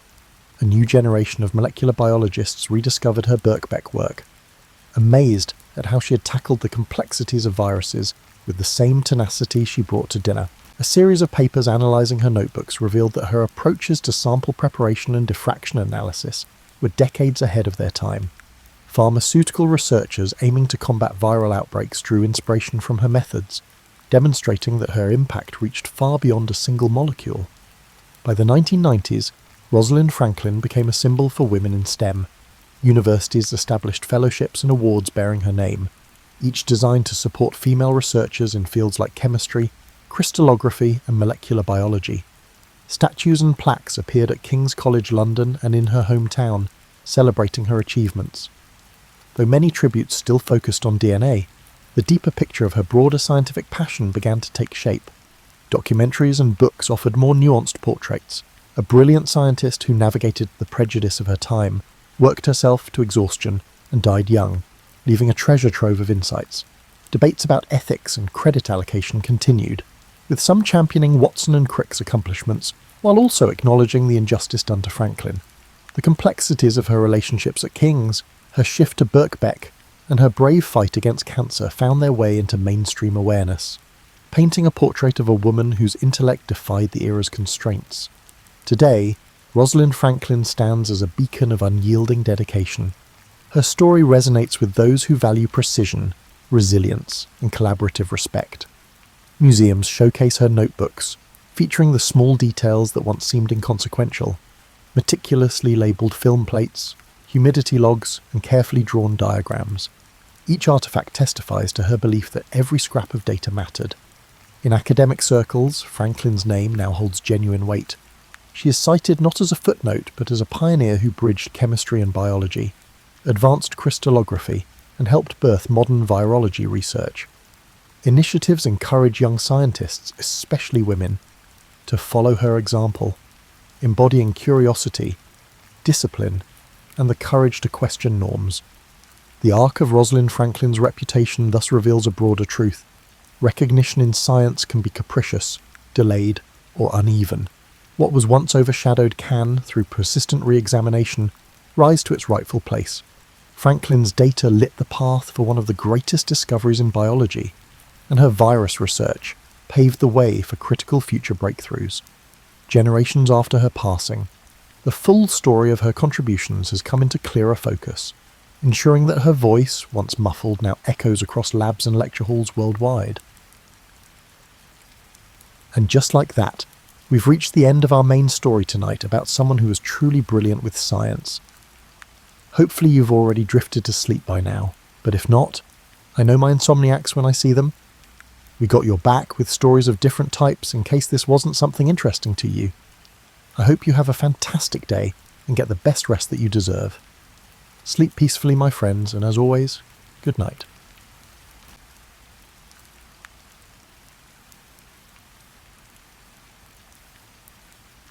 You're standing on the Mongolian steppe, and the first thing that strikes you isn't the silence, it's the wind. It moves across these grasslands like water over stone, constant and patient, carrying with it the smell of wild thyme and the distant promise of rain. The grass itself stretches in every direction, a sea of green and gold that ripples in waves when the wind picks up, and you realise quickly that this landscape doesn't just surround you, it consumes you, makes you small, and teaches you that survival here means reading the land the way others read books. The sky overhead is impossibly blue, the kind of blue that makes you understand why these people would later call it the eternal blue sky. Their primary deity, their witness to every oath and promise. In summer, the sun hammers down with an intensity that makes the air shimmer above the distant hills, turning everything beyond a certain distance into wavering mirages. In winter, that same sky turns hard and pale, and the cold descends with a cruelty that can kill a person in hours if they're caught unprepared, freezing fingers and toes before you even realise you're in danger. You notice the herds first, horses mostly, moving in loose groups across the grassland, their coats shaggy and thick, built for this climate's extremes. These aren't the sleek, refined animals you might picture from later centuries. These are sturdy creatures, barrel-chested and short-legged, capable of surviving on whatever tough grass pokes through the snow, capable of travelling 50 miles in a day without complaint. Near them, sheep cluster in tighter groups, their wool thick and oily, providing protection against weather that would kill lesser breeds. The occasional camel stands apart, chewing thoughtfully, looking vaguely offended by everything, as camels do. The camps themselves are temporary constellations scattered across this ocean of grass. You approach one now, and the smell of smoke becomes specific. Burning argol, dried dung that serves as the primary fuel source out here where trees are rare luxuries. It's not an unpleasant smell, earthy and practical, mixed with the scent of boiling meat and fermented mare's milk. The gyrs, felt-covered lattice structures that others would later call yurts, sit in rough circles, their doors always facing south to catch the sun and avoid the north wind that brings the worst weather. Inside a gyr, the world contracts to something manageable, almost cosy. The felt walls, several layers thick, trap warmth from a central hearth, where a fire burns low and steady. The lattice framework creates a satisfying geometric pattern, and everything has its place. Weapons and saddles on the western side, cooking implements near the door, and the family's treasured possessions arranged around the back wall opposite the entrance. The floor is covered with felt and furs, and the air smells of smoke, wool, and whatever's cooking in the pot suspended over the fire. You're learning the rhythm of steppe life, and it's tied entirely to the animals and the seasons. Spring means following the herds to fresh grazing, watching for the births of new foals and lambs, and moving camp every few weeks as the animals exhaust the grass in one area. The work is constant during these months, assisting difficult births, protecting newborns from predators, and keeping track of which animals belong to which families in the communal herding arrangements that characterize steppe society. A good spring can set a family up for prosperity. A bad one, where disease strikes the herds or weather kills the young, can mean poverty or worse. Summer brings the easiest living, abundant grass, warm days, and time for the great gatherings where clans would meet, arrange marriages, settle disputes, race horses, and wrestle. You attend one of these summer gatherings, and it's part festival, part political convention, and part market. Young men compete in archery contests, their arrows flying toward distant targets with accuracy that seems impossible. Wrestlers grapple in competitions that draw huge crowds, the winners gaining prestige that will follow them for years. Horse races cover distances that would exhaust animals bred for speed rather than endurance, and the victorious riders become local celebrities, their horses sought after for breeding. Between the competitions, serious business gets conducted. Elders meet in council, discussing grazing rights, resolving feuds that have simmered since the previous gathering, and arranging marriages between families to cement alliances or heal rifts. Young people circle each other with the careful choreography of potential courtship, chaperoned but given enough freedom to assess whether they might suit each other. Merchants set up temporary stalls, offering goods that can't be made on the steppe. Metal tools, Chinese silk, grain and tea for those who can afford such luxuries. Autumn means preparing for winter, and the work becomes frantic. Meat must be preserved, dried, smoked, or sometimes buried in the permafrost in northern regions where the ground stays frozen even in summer. Felt gets made from wool, the fibres pounded and worked until they mat together into material that will keep wind and cold at bay. Every piece of equipment gets inspected and repaired. Saddles, bridles, tent frames, and the 100 small items that might seem unimportant until they break in the middle of winter and can't be replaced. Women work on clothing, stitching new garments and repairing old ones, adding layers of insulation that will mean the difference between comfort and frostbite. Winter means hunkering down in more sheltered valleys, keeping the herds alive through the coldest months, and surviving on preserved foods and the milk from animals hardy enough to still produce in the cold. The work doesn't stop. Animals still need to be moved to whatever grazing can be found, sometimes requiring you to break through ice on ponds so they can drink, always watching for signs of weakness or disease that might signal an animal won't survive. To spring. Inside the jers, crafts get practiced, making rope from horsehair, carving wood, working leather, and teaching children the skills they'll need when they're old enough to contribute fully to the household's survival. The people you meet here move with an economy of motion born from necessity. There's no wasted effort when every calorie burned must be replaced by food that's never guaranteed. Children as young as 3 or 4 already sit confidently on horseback, learning balance before they learn to form complex sentences.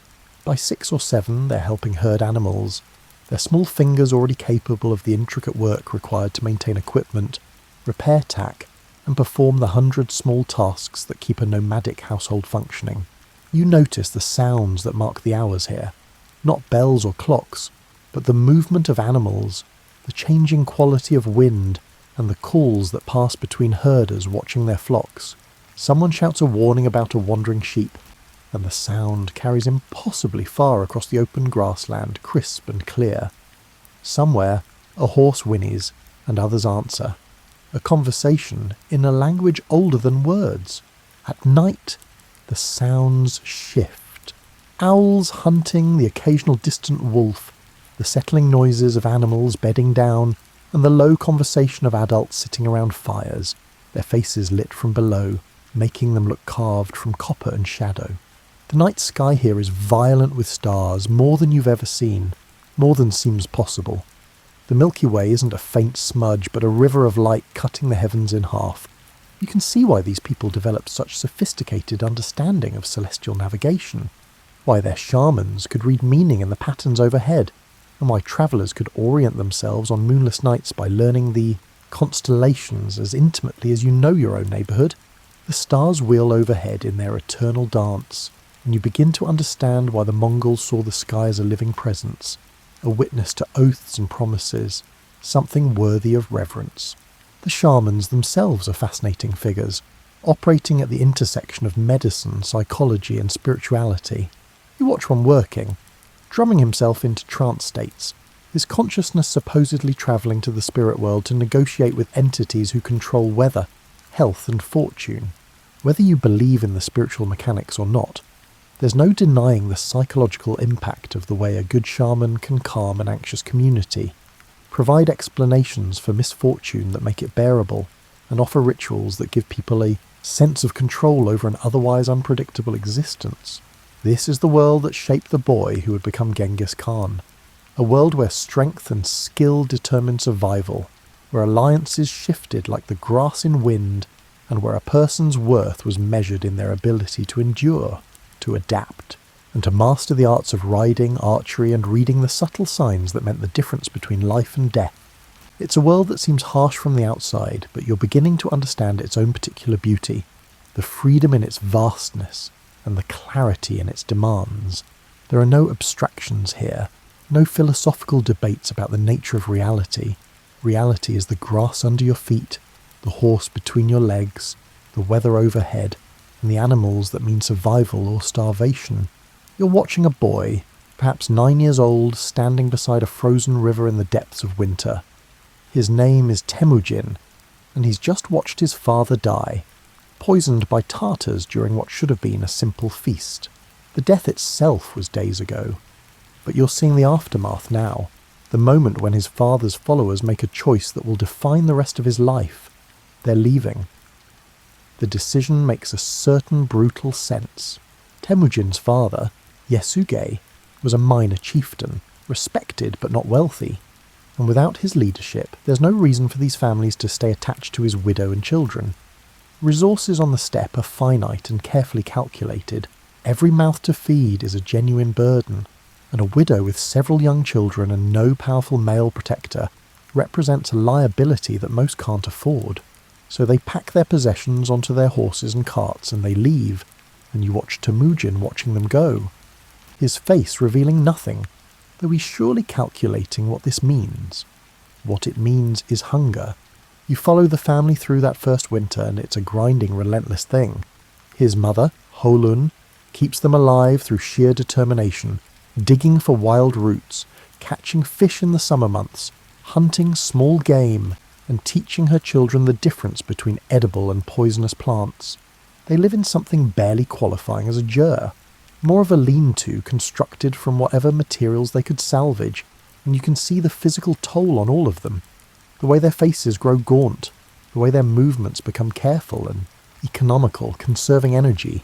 Helen herself is remarkable, a woman who refuses to break under circumstances that would destroy most people. You watch her maintaining discipline among her children, keeping them focused on survival rather than despair, teaching them skills while also instilling in them the belief that this poverty is temporary, that they come from noble lineage and will reclaim their position. It's part delusion, part determination, and entirely necessary. Without that belief, they might simply give up, might fail to put in the exhausting work required to survive another day. Temujin learns to fish with an intensity that suggests his life depends on it, which it does. You watch him standing knee-deep in an icy stream, completely still, waiting for the flicker of movement that signals a fish swimming near. When he strikes, it's with the speed of a hunting bird, his hands darting into the water, and more often than not he comes up empty, his fingers numb and useless from the cold. But sometimes he succeeds, and there's no celebration, just the quiet satisfaction of another meal secured, another day of survival guaranteed. The family hunts small game, marmots, rabbits, and occasionally birds. Temujin makes his own arrows, carving them from wood scavenged wherever he can find it, making points from bone or stone when metal is unavailable. His bow is simple, nothing like the sophisticated composite weapons that wealthy warriors carry, but it works well enough to bring down a rabbit at 20 paces, and that's all that matters. He becomes intimately familiar with the habits of every edible animal in the region, learning their tracks, their feeding patterns, and the times of day when they're most vulnerable. There are moments of genuine danger beyond starvation. Other families, some barely better off than Temujin's, see them as potential targets. Weak, unprotected, possessing what little they have. You witness an attempted raid one night, men approaching the family's miserable camp thinking it will be easy prey. They're wrong. Temujin and his brothers fight with the desperation of people who have nothing left to lose, and the would-be raiders retreat, leaving behind one of their own wounded. It's a small victory, but it teaches Temujin something important, that perceived weakness can be strategic, that enemies who underestimate you hand you an advantage. The family's horses get stolen one night, and you follow Temujin as he tracks the thieves across the grassland. He's maybe 14 now, gangly and still growing into his frame, but there's already something in his eyes that suggests he's done being pushed around. He tracks for 3 days, sleeping rough, eating nothing, and focused with the single-mindedness of someone who understands that those horses represent the difference between survival and slow starvation. When he finds them, he doesn't attack directly. He watches, waits, learns the patterns of the camp that's taken them, and then he simply walks in during the day when most of the men are out hunting and leads his horses away. The audacity of it makes you want to laugh, but he's not joking. He's already learned that sometimes the direct approach works precisely because no one expects it. On his way back, he encounters a young man named Boghyurchu, who sees what Temujin has done and is impressed enough to help him get the horses home safely. It's Temujin's first real ally since his father's death, and the two form a bond that will last decades.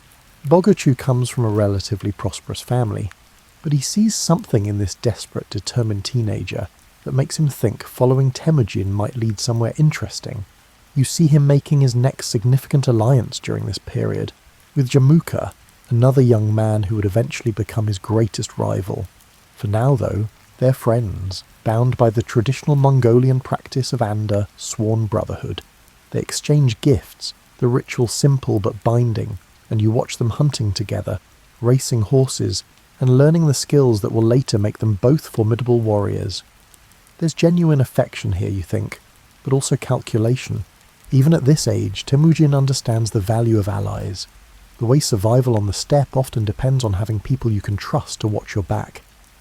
His relationship with his half-brother Begta deteriorates during these years. Resources are so scarce that even within the family, competition becomes vicious. The breaking point comes when Begta takes fish and game that Temujin and his full brother Kasar have caught, asserting the privileges of being the eldest. For most families, this would be a minor dispute, something resolved through parental intervention. But here, with survival hanging by a thread, it becomes something more serious. Temujin and Kasar kill Begta, shooting him with arrows, and their mother's rage when she discovers what they've done is terrible to witness. She calls them destroyers and predators, and compares them to monsters from legend. The guilt and shame of this moment will follow Temujin for the rest of his life, but he doesn't back down, doesn't apologise. He'd made a calculation about survival and loyalty, and he'd acted on it. The Taichud clan captures Temujin during his teenage years, seeing him as a potential threat or perhaps just exercising dominance over a weakened family. They place him in a kang, a wooden restraint worn around the neck that prevents lying down or reaching one's own head, and parade him around as a warning to others. You watch him endure this humiliation, his face impassive but his eyes constantly calculating, watching for opportunity. When it comes, during a celebration when his guards are drunk, he escapes, using the kang itself as a weapon to knock one guard unconscious, then hiding in a river, submerged except for his face, breathing through reeds while search parties pass. Overhead, a man named Sorgan Shira finds him during this escape, recognises him, and makes the split-second decision to help rather than turn him in. He hides Temujin in a cart full of wool, and risks his own family's safety to protect this fugitive teenager. Later, Temujin will remember this kindness, will elevate Sorgan Shira's family, and will build a reputation for rewarding loyalty that becomes one of his most powerful recruiting tools. But in the moment, he's just a boy hiding in wool, heart-pounding, understanding that his life depends on the choices of strangers. His marriage to Berta is arranged when he's still young, a match organised by his father before his death. You're present when he finally brings her home to his meagre camp, travelling to her family's encampment to claim his bride. She's strong-willed and practical, exactly the kind of partner needed for this life, and you can see them establishing the patterns of their partnership. She manages the household with an efficiency that keeps them fed and warm, and he ranges farther, afield, building connections, gathering followers, and slowly accumulating the resources and reputation needed to become something more than a struggling orphan. Then the Merkits come. They raid the camp at dawn, and it's chaos. Shouting, the thunder of hooves, and Temujin making the split-second decision to flee with his mother and siblings rather than die in a pointless fight. They take Berta, and you watch him ride away, and there's shame in it certainly, but also the cold pragmatism of someone who understands that dead men rescue no one. What happens next tells you everything about who he's becoming. He doesn't mourn, doesn't waste time on regret. Instead, he activates every alliance he's built, calls in every favour, goes to Togrul Khan, his father's old ally, and essentially says, "Help me get my wife back, and you'll have my loyalty." Togrul agrees, likely seeing opportunity in this. Intense young man who clearly knows how to inspire followers despite having nothing material to offer them. Together with Yamuka's warriors, they assemble a force large enough to strike back at the Merkits. Perhaps 20,000 men, a significant army by steppe standards. The raid succeeds. You watch them hit the Merkit camp at dawn, returning the favour, and Temujin finds Berta among the scattered Gers. She calls out his name, and the reunion is brief and functional. There's no time for emotion when you're in enemy territory. Only later, when they're safely away, does he allow himself to feel anything. And what he feels, you suspect, isn't just relief, but a kind of vindication. He's proven he can strike back, can organise a military operation, and can lead men into battle and bring them out victorious. Berta gives birth months later to a son they name Yochi. There will always be quiet questions about the child's paternity. The math of conception makes the timeline ambiguous, but Temujin claims him as his own without hesitation, publicly and repeatedly. You understand that this too is part of his emerging character, the ability to choose loyalty over doubt, to decide what matters and then commit to it completely, and to refuse to let shame or uncertainty undermine what he's building. You're riding now, part of a Mongol warrior's daily routine, and the first thing you notice is that you never really stop moving. The horse beneath you has a rolling gait that covers ground efficiently, and you're learning to relax into it, to let your body move with the animal rather than against it.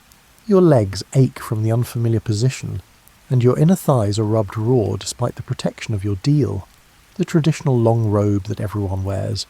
The Mongols around you sit their horses like they're extensions of their own bodies, comfortable whether walking, trotting or galloping across the grassland. Breakfast, when it comes, is eaten in the saddle. Dried meat, hard cheese made from compressed curds, perhaps some of the yogurt drinks they carry in leather flasks. There's no stopping for meals when you're travelling, no setting up elaborate camps for lunch. You eat what you can carry, and you keep moving, because distance covered equals safety, equals new grazing for the animals, equals whatever objective has set you in motion. The meat is tough enough to require extended chewing, which is probably good because it makes limited rations last longer and keeps your mouth occupied during the long hours of riding. The bow strap to your side is smaller than you expected, a recurved design that's asymmetric to accommodate shooting from horseback. The craftsmanship is extraordinary.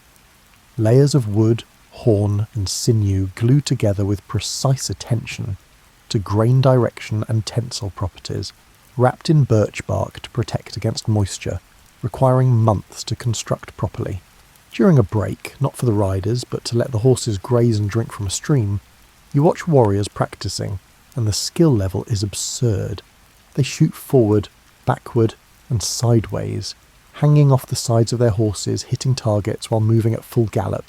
The secret, someone explains, is breathing with the horse's gait, releasing the arrow during that fraction of a second when all four hooves are off the ground and the horse is essentially floating, providing a momentarily stable platform. You learn about the remuda system. Each warrior travelling with multiple horses, sometimes 3 or 4, switching mounts every few hours to keep them fresh. It's why Mongol armies could cover distances that seemed impossible to their enemies.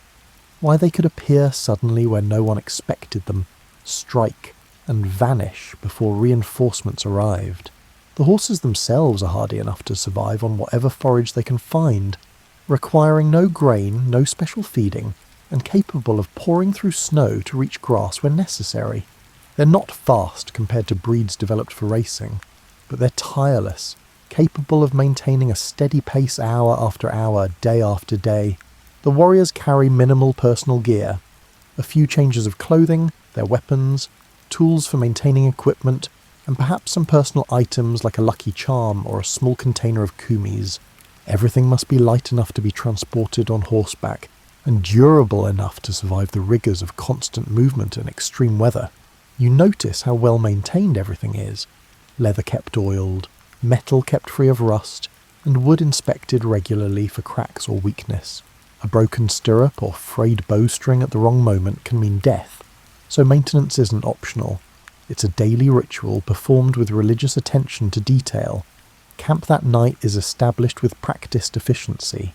The gers go up in less than an hour, the lattice frames unfolding like wooden flowers. The felt covers lash down against the wind with ropes weighted with stones. Inside, the fire is started with flint and steel, coaxed to life with dried grass and small twigs before the argol is added. The smoke finds its way out through the opening at the top, though enough lingers to make your eyes water until you learn to position yourself correctly, staying low where the air is clearer. Dinner is communal, the pot passed around, everyone eating from personal bowls carved from wood, or occasionally fashioned from leather sewn so tightly it holds liquid. The meat is mutton tonight, boiled with wild onions and whatever greens someone managed to gather during the day's travel. Perhaps some wild garlic or sorrel, plants that add flavour and provide nutrients often lacking in a meat-heavy diet. It's simple food, but after a day of riding it tastes perfect, warming you from the inside, restoring energy depleted by hours in the saddle. The fermented mare's milk, eirug, gets passed around in a leather bag, and everyone takes a drink before passing it on. It's mildly alcoholic and tangy, an acquired taste that grows on you, providing calories, and a slight buzz that takes the edge off exhaustion. The bag goes around multiple times and the conversation flows with it. Stories and jokes, gossip about other clans, and speculation about weather and grazing conditions ahead. Someone tells a story about a particularly stupid sheep that wandered into a wolf den and somehow wandered back out unharmed, and the laughter that follows is genuine, the kind that comes from people who spend their days together and have developed their own rhythms of humour.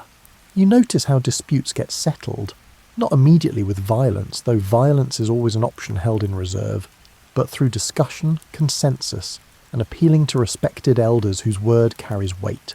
Someone accuses another of taking more than his fair share of the meat. There's a brief argument, voices raised, hands moving toward weapons. Then an older warrior intervenes, suggests they measure the portions, and points out that the accused has actually been eating less than his share for days. The tension deflates, the accuser apologises, and the matter is settled. It's not always this peaceful. You've heard stories of feuds that last generations, of murders committed over insults. But there's a genuine attempt to maintain cohesion within the group, because divided groups don't survive long on the steppe. You learn the hierarchy through observation. Age commands respect, but so does skill. The best archers, the finest horsemen, the warriors who've proven themselves in raids. These people have status regardless of birth. It's meritocratic in a way that might surprise you, though family connections certainly still matter, particularly when it comes to access to resources and opportunities to prove oneself. A talented young warrior from a poor family can rise, but a mediocre warrior from a powerful clan will still have advantages. The night watch gets organised, with warriors taking turns staying alert while others sleep. You're learning that raids are common enough that no camp is ever truly unguarded, that the price of carelessness can be waking up to find your horses gone, your possessions stolen, and your people scattered or dead. The steppe breeds a certain kind of vigilance, a low-grade awareness that never quite turns off. Even in sleep, you're subconsciously monitoring sounds, ready to wake at anything unusual, a horse's alarmed whinny, the sound of many hooves approaching, or the whistle that serves as a warning signal. Before sleep, there are small rituals, prayers to the eternal blue sky, offerings of mare's milk sprinkled on the ground, and acknowledgement of the spirits that inhabit this landscape. The shamans hold their own ceremonies, working themselves into trances with drums and chanting, communing with the spirits for guidance or healing. You watch one treating a sick child, performing what looks like mystical theatre. but might also involve genuine medicinal knowledge of herbs and remedies, the line between magic and medicine thoroughly blurred. The shaman chants, dances, and makes dramatic gestures, while also preparing a tea from plants he's gathered, and whether the healing comes from spiritual intervention or herbal medicine or the placebo effect of belief doesn't really matter if the child recovers. Sleep comes quickly out here, with a combination of physical exhaustion and the particular quality of darkness when you're far from any artificial light. You dream of horizons, of movement, of the rhythm of hoofbeats that's been pounding through your awareness all day. The dreams blend with half-waking moments when you shift position, adjust your furs against the cold, and hear the sounds of animals moving outside, guards changing shifts, and the night continuing its slow wheel toward dawn. When you wake before sunrise, roused by the quiet activity of people preparing for another day of travel, you understand a little better why these people were so formidable. They lived every day as practice for the kind of endurance and mobility that would later allow them to conquer half the known world. There was no separation between daily life and military preparedness. Every skill needed for survival was also a skill needed for warfare. The riding, the archery, the ability to endure hardship and maintain function, and the coordination developed through constant group movement, all of it translated directly into military capability. You're watching Temujin in his late 20s now, and something fundamental has shifted. The desperate orphan is gone, replaced by someone who moves through the political landscape of the steppe like he's reading a map no one else can see. He's gathered followers, not through birth or inherited prestige, but through a combination of military success, strategic generosity, and an emerging reputation for fairness that makes people think maybe, just maybe, following him might lead somewhere interesting. His relationship with power is different from the traditional steppe model. Most chiefs inherit their position and rely on family connections and the loyalty of their clan. Temujin has had to build his following from scratch, which means everyone who follows him has made an active choice to do so. This creates a different dynamic.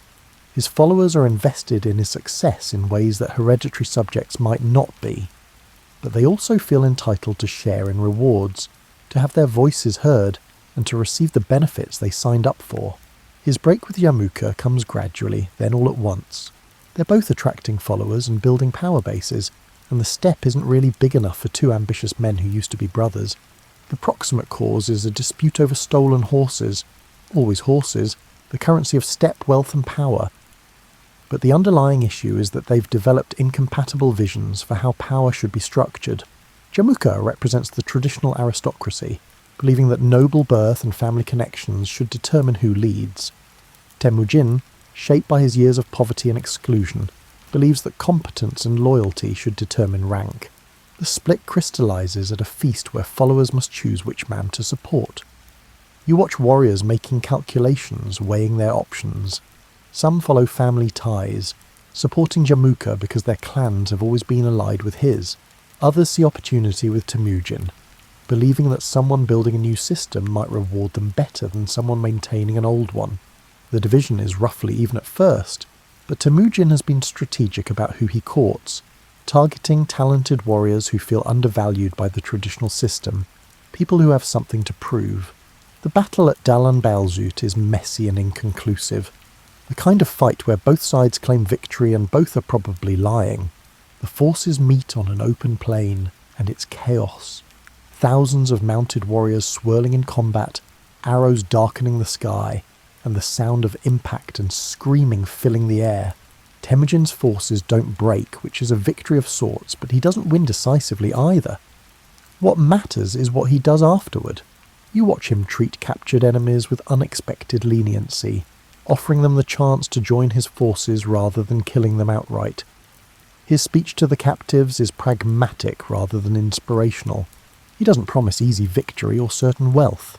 Instead, he offers them a place in a system where their skills will be recognized, where promotion comes from performance rather than birth, and where the spoils of future victories will be distributed fairly.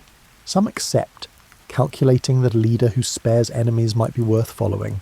Others refuse, choosing death or slavery over joining their captor, and Temujin has them executed without ceremony. The message is clear. Join me and prosper, resist and die, but betray me after joining and your death will be considerably worse. He's building something new, you realise. The traditional step model was tribe-based, your loyalty determined by blood relationships, your clan, your universe. Temujin is systematically dismantling this structure, organising his followers by military unit rather than tribal affiliation, promoting based on competence rather than family connections, and creating a meritocracy that terrifies the old. Aristocracy because it means their birth doesn't guarantee them anything. The decimal system he implements is brilliant in its simplicity. Units of 10, 100, 1,000 and 10,000, each with a clear command structure and responsibilities. An arban of 10 men is commanded by the best warrior among them. 10 arbans form a yakun of 100, commanded by the best arban leader. 10 yaguns form a mingan of 1,000, and so on up to the tumen of 10,000. A warrior knows exactly where he fits, who he reports to, and who reports to him. It's portable and scalable, and it means that when the army moves, it moves as one organism rather than a collection of independent tribal groups pursuing their own agendas. What makes the system revolutionary is that it deliberately breaks up tribal loyalties. Men from different clans get mixed together in the same units, forced to develop loyalty to their new brothers in arms rather than their traditional family groups. The commanders who prove themselves get promoted regardless of where they came from. Temujin even incorporates former enemies into his units, understanding that demonstrated competence matters more than past allegiances. You watch him conducting a training exercise and the organisation is impressive. Units respond to signal flags and whistles, executing coordinated manoeuvres that require each level of command to understand and implement their role. The practice involves fake raids on a mock enemy camp, and you see the tactics that will later terrorise armies across Eurasia. The feigned retreat that draws enemies into ambushes, the use of a light cavalry to harass and exhaust before heavy cavalry, delivers the decisive blow and the coordination between units that allows them to appear to be everywhere at once. His intelligence gathering is sophisticated for this era. You meet men whose primary job is travelling to distant regions, learning languages, mapping terrain, and identifying potential allies and enemies. They pose as merchants, wandering monks and refugees from distant wars.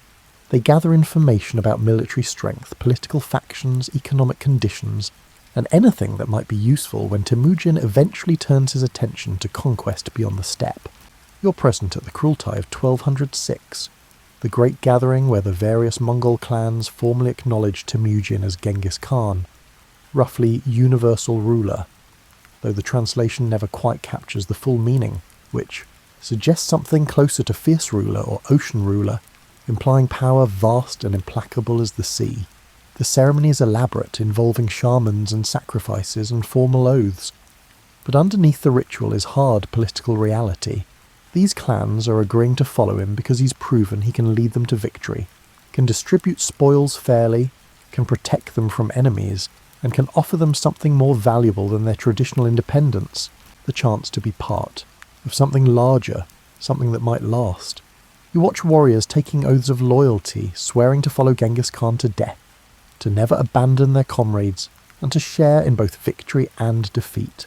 The oaths are binding in ways that transcend mere words. Breaking them brings shame not just to the individual, but to their entire family. Curses that follow them through life and into death. His law code, the Asa, starts taking shape around this time. You listen as he lays out rules that seem designed to prevent the exact kind of chaos that dominated his youth. Theft is harshly punished, often with death, because in a nomadic society where property is limited and valuable, stealing threatens everyone's survival. The punishment is public, performed in ways that make it memorable. Adultery is forbidden, and family bonds are sacred, because stable families mean a stable society. The penalties are severe, extending to both parties involved, sending a message that some behaviours will not be tolerated regardless of who commits them. Loyalty is elevated above almost everything else, because an army where warriors switch sides whenever convenient is no army at all. Desertion in battle brings death, but so does abandoning wounded comrades. A warrior who leaves a brother behind faces execution, while one who retrieves a wounded comrade earns reward and recognition. The code creates a culture where mutual support isn't just encouraged, it's mandated, making the army significantly more effective because warriors know their comrades won't abandon them. There's an interesting tension in the code between harshness and fairness. The punishments are severe, certainly, but they apply equally. A noble who steals faces the same consequences as a commoner who steals. A commander who fails through incompetence gets replaced, regardless of his family connections. A wealthy merchant who cheats receives the same treatment as a poor herder who cheats. It's meritocratic and brutal, and it creates a society where talent can rise, but mistakes carry genuine consequences. Religious tolerance becomes one of his unexpected policies.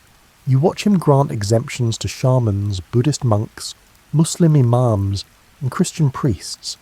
Anyone devoted to spiritual matters gets a pass from taxes and military service. It's partly pragmatic. Why alienate potential subjects over something as abstract as theology?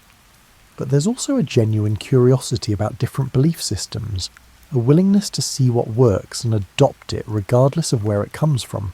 He consults shamans for traditional guidance, but also listens to Buddhist monks discussing philosophy and Muslim scholars explaining mathematics. The intelligence network he builds is sophisticated, almost modern. Merchants who travel his territories are debriefed about conditions, prices, and political situations in distant regions. They provide information not through coercion but through incentive. Genghis Khan protects trade, which means merchants prosper under his rule, which means they're willing to share what they know. Spies are sent ahead of military campaigns, sometimes years in advance, learning languages, mapping terrain, and identifying factions within target cities who might be bribed or persuaded to cooperate. By the time Mongol armies arrive at a city, they often know more about its defences than the defenders do. They know which gates are weakest, where water supplies enter the city, what internal politics might be exploited, and which merchants might be willing to open gates in exchange for promises of safety and profit. This transforms warfare from a simple application of force into something more sophisticated, more strategic, and more likely to succeed with minimal casualties among Mongol forces. You're standing at a caravanserai now, one of the fortified rest stops that dot the trade routes connecting east and west, and the diversity of people here would astonish anyone who thought the medieval world was isolated and provincial. There are Chinese merchants with silk so fine it catches light like water, the fabric moving with an almost liquid quality that makes you understand why it was worth its weight in gold. Persian traders offer spices that smell like concentrated sunshine, saffron, cardamom, cinnamon and nutmeg, aromas so intense they make your head swim. Russian fur dealers spread pelts that could keep someone warm through any winter, sable, fox, bear, wolf. Their price is negotiated in a mixture of languages and hand gestures that somehow communicates precise value. Indian merchants display gems that flash colours you didn't know existed. Sapphires like captured sky, rubies like frozen fire, and emeralds that hold the green of deep jungle. The building itself is practical. Thick walls that can be defended, a central courtyard where animals can be secured at night, rooms around the perimeter for sleeping, and a common area where meals get served and deals get negotiated. The architecture reflects Persian influence, with arched doorways and decorative tile work, but adapted to local materials and defensive requirements. There are wells that provide fresh water, stores of grain in case caravans arrive depleted, blacksmiths who can repair equipment, and always guards who watch for bandits or hostile forces. The Mongol approach to trade is refreshingly straightforward. Protect the merchants, tax them reasonably, and stay out of their way. Under Genghis Khan and his successors, the Silk Road becomes safer than it's been in centuries. The Paisa system helps immensely. These are tablets of authority, usually bronze or silver, sometimes gold for the most important bearers, inscribed with text and the Khan's seal. They essentially function as passports, granted to merchants and envoys, guaranteeing safe passage through Mongol territory. Soldiers who harass someone carrying a paisa face severe punishment, which means the system actually works. The tablets carry weight because everyone knows that interfering with a paisa holder means answering to the Khan himself. You watch a caravan preparing to depart, and the organisation involved is impressive. The camels are loaded with practiced efficiency, goods packed and balanced to prevent shifting during travel. Each animal carries perhaps 400 pounds, distributed in carefully balanced loads on either side. The packers are skilled professionals who can judge weight by eye and create stable loads that will travel hundreds of miles without coming loose. Guards are hired, often Mongol veterans who've retired from active military service but still know how to use their weapons, men whose reputation for competence makes bandits think twice about attacking. The route is planned carefully, accounting for water sources, absolutely critical in desert regions where going dry means death for animals and humans alike. There are maps, though not in any form you'd recognise, more like mental catalogues of landmarks and distances that experienced travellers carry in their heads. They know that from this caravanserai to the next is 3 days' travel if the weather cooperates, that there's a reliable well halfway, and that the mountain pass is usually clear from late spring through early autumn, but becomes impassable once the snows start. The conversations you overhear are fascinating, a mixture of languages, Chinese, Persian, Arabic, Turkish and Mongolian, with most experienced travellers knowing at least a smattering of multiple tongues. A Persian merchant and a Chinese trader are negotiating the price of silk, using a combination of their respective languages plus a trade pidgin that's emerged along the route, a practical Creole that facilitates commerce. Numbers get worked out on abacuses or by scratching calculations in the dust, and prices are adjusted based on quality, quantity and market conditions in various cities. The postal system, the YAM, is even more impressive. You see riders arriving at relay stations, switching to fresh horses in the time it takes to gulp down some water and perhaps grab a handful of food. They carry messages that sometimes travel 100 miles in a day, occasionally more when the route is good and the urgency high. The stations are spaced about 25 miles apart, a distance a horse can cover at speed without collapsing. The system allows the Khan to communicate with commanders thousands of miles away, to coordinate military campaigns across continents, and to receive intelligence and send orders faster than any previous empire managed. The riders themselves are tough, weathered men who've proven themselves capable of enduring the hardships of constant travel.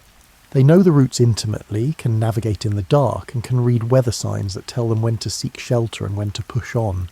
They carry cylindrical message containers strapped to their bodies, made from leather or bamboo, sealed to protect contents from weather. The messages themselves are written on silk when available, because silk is light and durable, or on special paper treated to resist moisture. Cultural exchange happens almost accidentally along these routes. You see Chinese paper-making techniques travelling west, a Persian merchant watching a Chinese papermaker and realising he could replicate the process back home, that knowledge worth more than any single load of trade goods. Persian astronomical knowledge heads east, carried by scholars fleeing political instability, finding eager audiences in Chinese courts interested in improving their calendar systems. European metalworking methods show up in Central Asian workshops, taught by captured craftsmen who've been given the choice between teaching their skills or dying. The Mongols themselves adopt freely from the cultures they encounter. You watch Chinese siege engineers being integrated into Mongol armies, their knowledge of catapults and trebuchets transforming the Mongols from steppe raiders into forces capable of reducing fortified cities. Persian administrators get recruited to manage conquered territories, their experience with complex bureaucracies proving invaluable. Captured craftsmen from everywhere get established in workshops, teaching their skills to apprentices, creating goods that blend techniques from multiple traditions. The wealth flowing through these trade routes is staggering.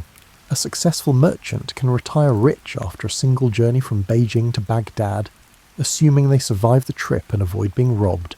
Both significant assumptions.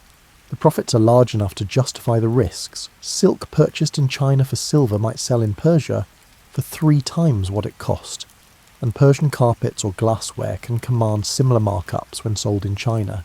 The taxes collected from this trade help fund the empire's military operations, creating a feedback loop where successful conquests make trade safer, which generates more tax revenue, which funds more conquests. You notice how cosmopolitan the larger Mongol cities become. Karakorum, the capital established by Ögedei, hosts Buddhist temples, Muslim mosques, Christian churches, and shamanistic shrines. often within sight of each other. Scholars debate theology in marketplaces. Scientists exchange ideas in multilingual discussions facilitated by translators, and artists blend styles from different traditions. It's messy and chaotic and occasionally violent when religious tensions flare, but it's also genuinely innovative in ways that isolated, homogeneous societies rarely manage. The food available in these trading cities reflects the roots passing through them. You find yourself in a marketplace where Chinese noodles sit beside Persian rice dishes, Russian bread shares shelf space with Indian flatbreads, and Central Asian dumplings compete with Middle Eastern stews. The cuisines blend and influence each other, creating fusion dishes that wouldn't exist without this forced proximity. Noodle dishes seasoned with Middle Eastern spices, dumplings filled with ingredients from multiple culinary traditions, and breads, incorporating techniques from different baking cultures. You try a dish that combines elements from 3 different culinary traditions, and it works somehow, the flavours complementing rather than fighting each other. The Chinese noodles are served in a Persian-style sauce with spices that smell like India, topped with meat prepared using Mongol techniques. It shouldn't work, but it does, the different elements balancing each other, creating something new that's greater than its component parts. At night, the caravanserai becomes something like a combination marketplace, newsroom and social club. Merchants share information about conditions ahead, warn each other about bandits or corrupt officials. There's always someone trying to extract unofficial taxes and negotiate deals for the next leg of their journeys. The information exchange is valuable, sometimes more valuable than the physical goods being traded. A warning about plague in a certain city might save lives and fortunes. News about political instability might change route choices, and intelligence about good harvests or famines affects pricing strategies. Someone produces a stringed instrument you don't recognise, perhaps a Persian tar or a Chinese pipa, and someone else starts singing in a language you don't understand, but the music itself transcends the language barrier, telling a story about longing, and distance and the peculiar loneliness of being far from home. Others join in, some harmonising, some adding percussion by slapping their knees or clapping hands, creating something spontaneous and beautiful that exists only in this moment, never to be exactly replicated. You're learning that the Silk Road isn't really about silk, though silk certainly travels it, but about the movement of everything: goods, ideas, technologies, religions, diseases, and stories. It's a network that connects East and West in ways that shape both, that makes isolation impossible, and that creates a medieval world considerably more interconnected than most people imagine.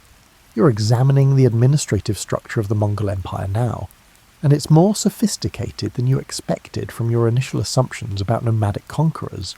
The common image of Mongol rule as purely military conquest followed by extractive exploitation misses the complexity of how they actually governed the territories they acquired.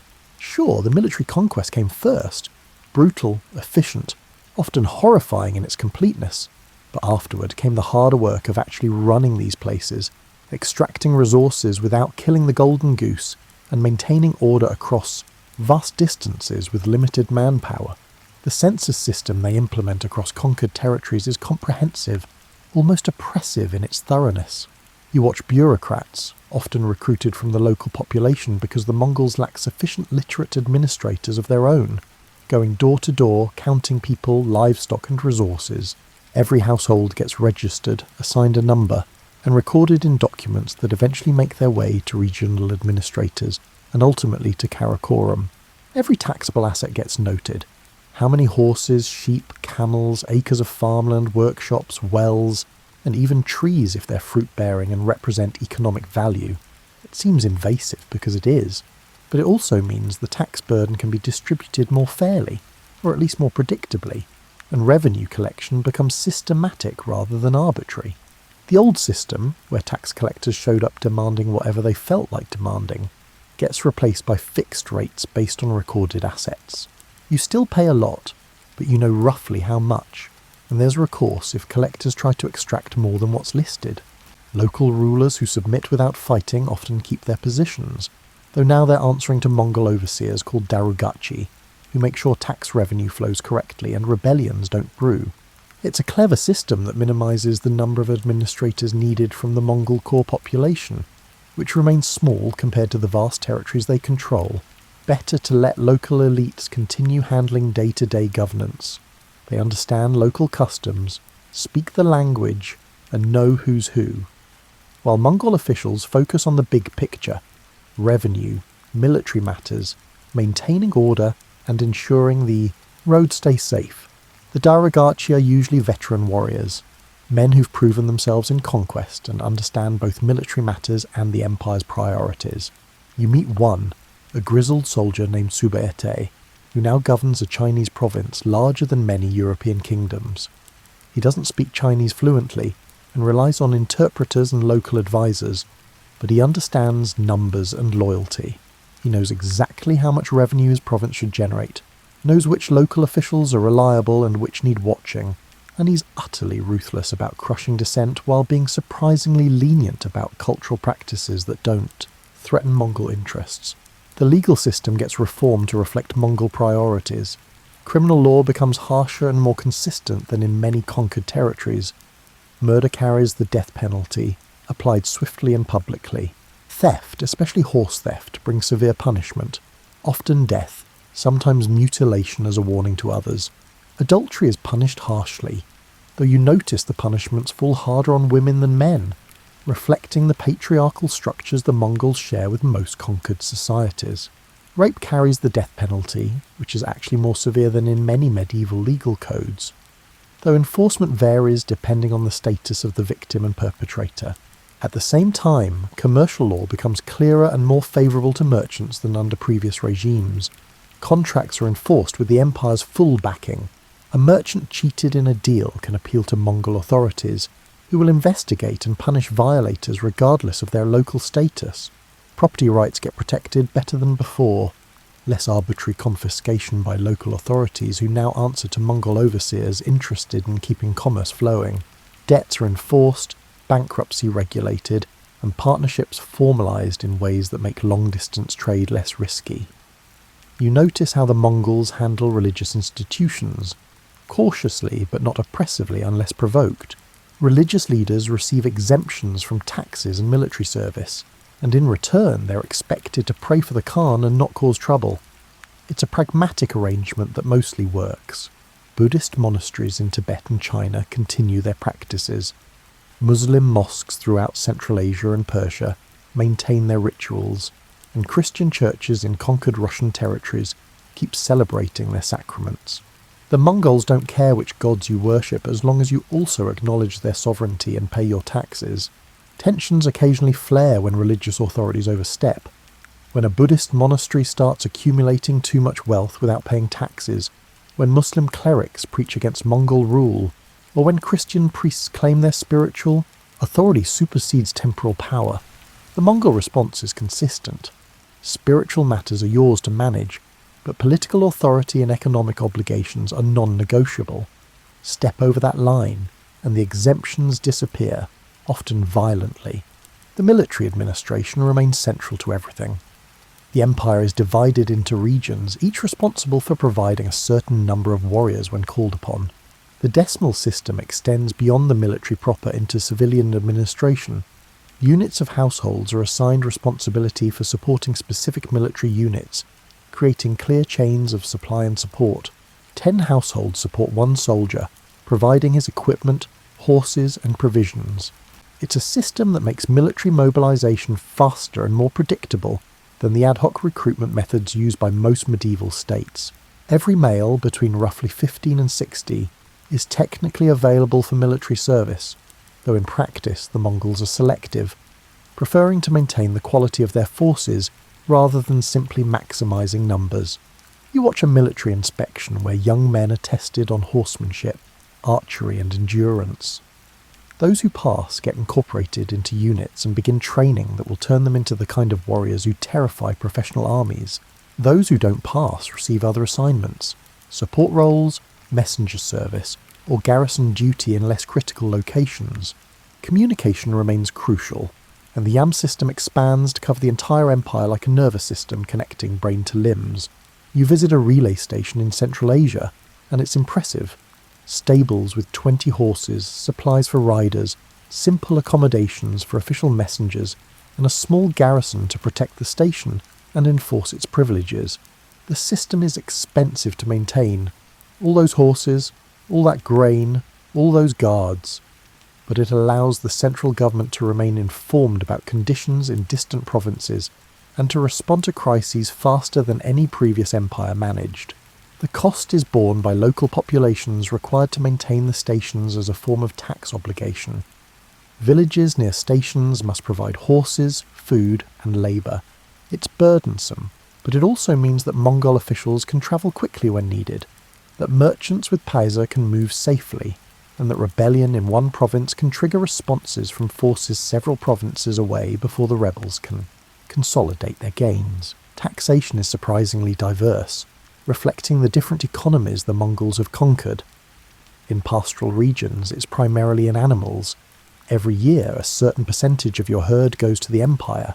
In agricultural areas, it's grain and other crops, typically around 10 to 20% of the harvest. Higher if you've rebelled and lower if you've been particularly loyal. In commercial cities, there are taxes on market transactions, customs duties on goods passing through, and licensing fees for certain trades. There's also military service, with households required to provide warriors when needed. There's labour service for building projects, roads, bridges, fortifications, palaces. The burden is heavy, certainly heavier than most people bore under previous regimes, but it's distributed systematically rather than falling randomly on whatever communities happen to catch a tax collector's attention on a bad day. The Mongols prove remarkably good at identifying and utilising talent regardless of origin. A skilled administrator captured during the conquest of Khwarezm might find himself running a province in China. His language skills and administrative experience valued above considerations of ethnicity or past allegiances. A clever engineer gets pulled into military service designing siege equipment.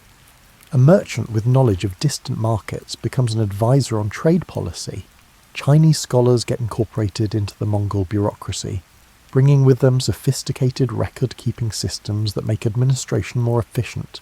There's a ruthless meritocracy at work that's occasionally refreshing compared to the rigid hereditary systems common in many medieval societies. Yes, being from a powerful Mongol family helps, but incompetence will still get you demoted or worse.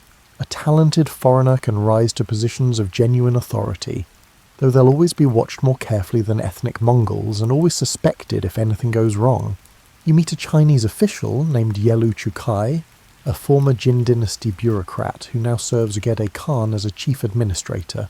He's managed to convince the Mongols that systematic taxation generates more revenue than simply looting and destroying conquered territories, that a functioning economy produces wealth that can be taxed repeatedly, and that educated administrators are more valuable alive and working than dead. His influence has probably saved millions of lives by making conquest economically rational, rather than purely extractive.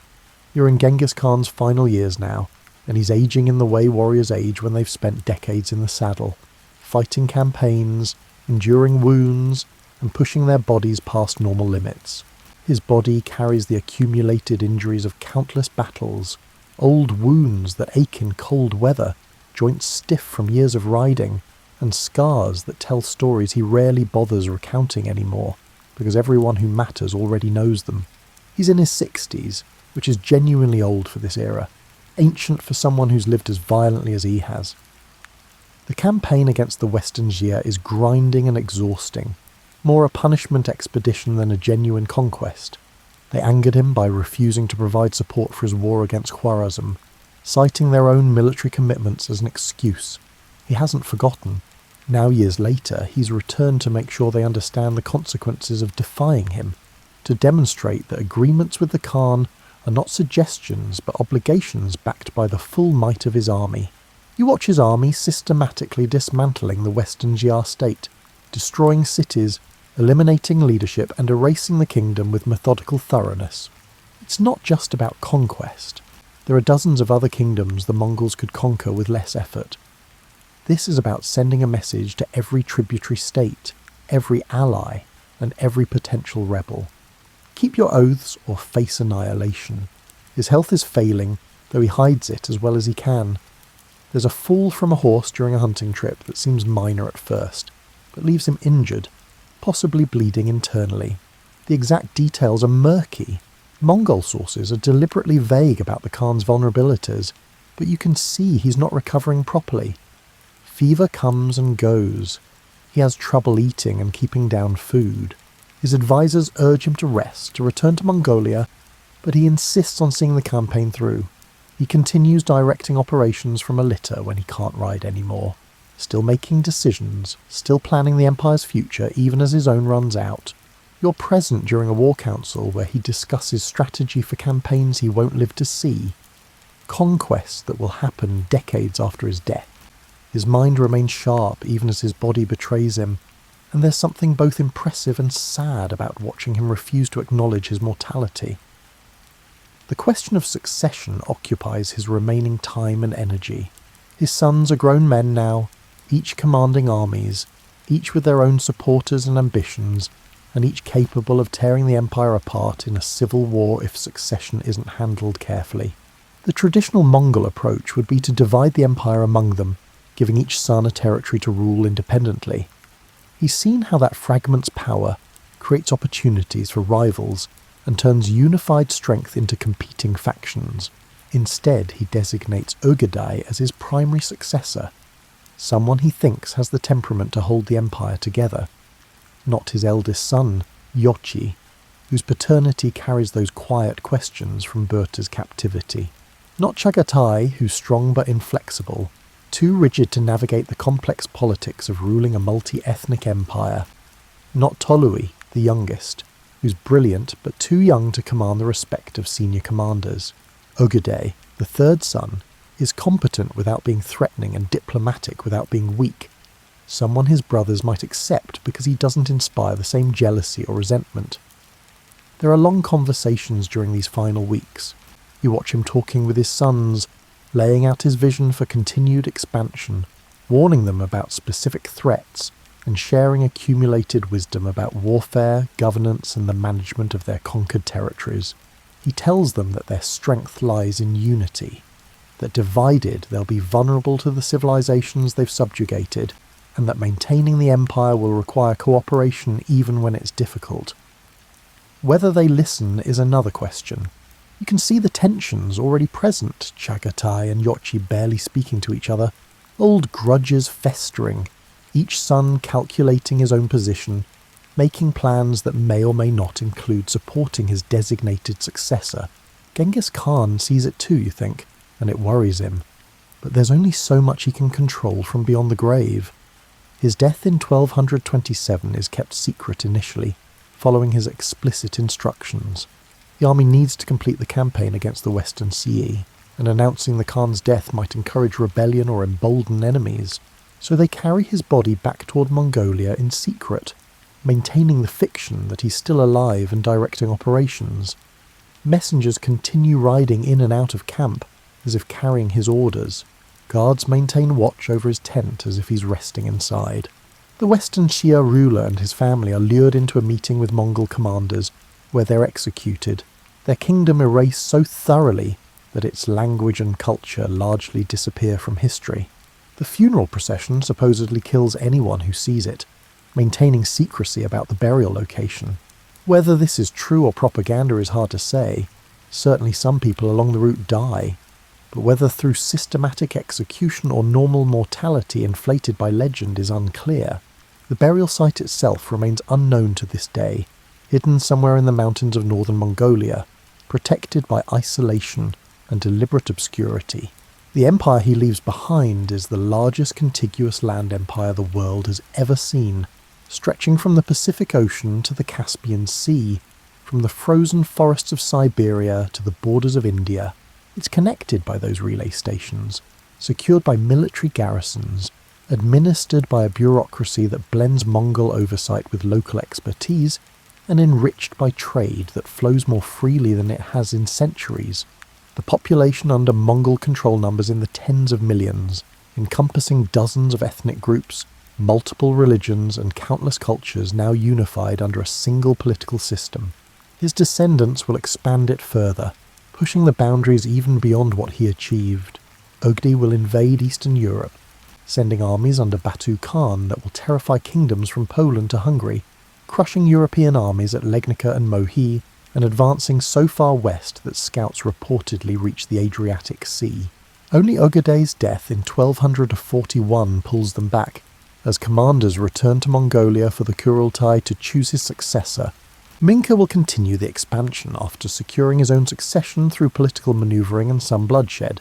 Kublai will conquer the rest of China, overthrowing the Song dynasty and establishing the Yuan dynasty, becoming emperor of the Middle Kingdom, a development that would have seemed impossible when his grandfather was a hungry orphan stealing fish from streams. The Mongol domains will eventually encompass perhaps 25% of the world's land area, directly ruling or collecting tribute from regions stretching from Korea to Hungary and from Vietnam to Russia.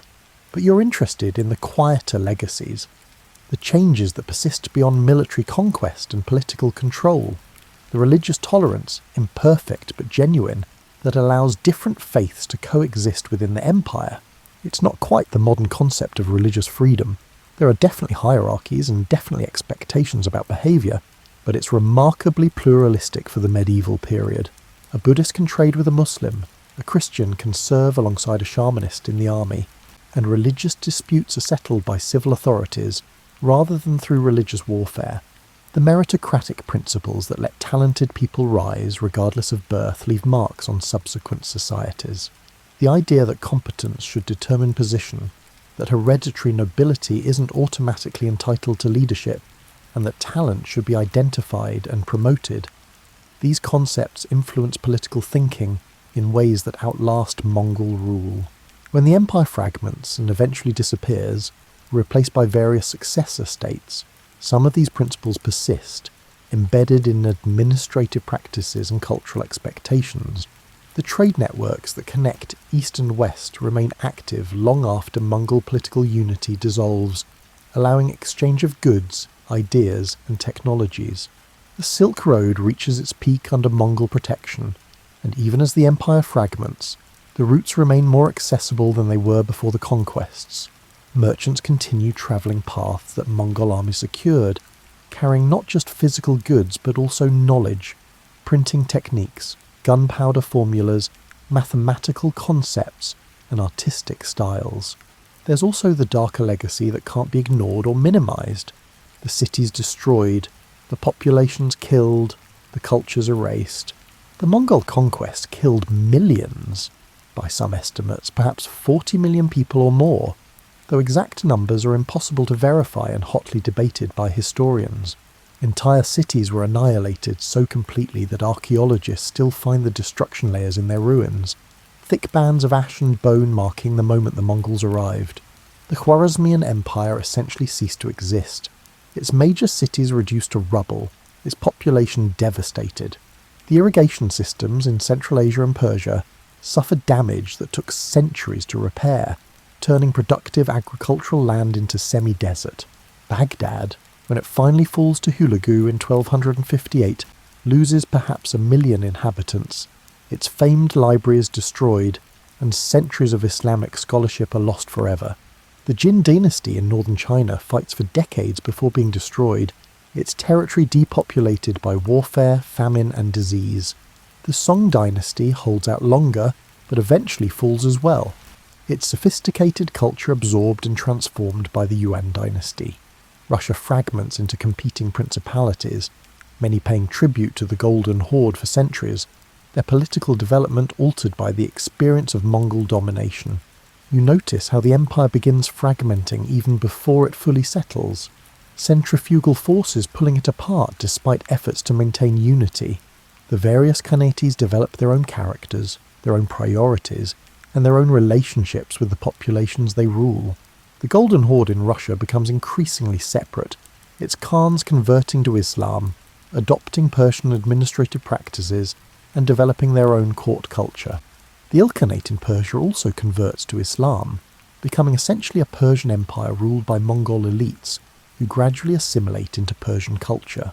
The Chagatai Khanate in Central Asia maintains nomadic traditions longer, but also fragments internally, splitting between eastern and western branches with different priorities and policies. The Yuan dynasty in China becomes more Chinese with each generation, with Kublai and his successors adopting Chinese administrative practices, Confucian ideology, and imperial ceremonies until they're essentially Chinese emperors who happen to be descended from Mongol conquerors. The trade networks prove more durable than political unity, even as the various khanates drift apart politically, pursuing independent foreign policies, sometimes even fighting each other. The Silk Road continues functioning at high levels. Merchants still travel routes that the Mongol conquest secured, carrying goods between regions that might be politically separate but remain economically connected.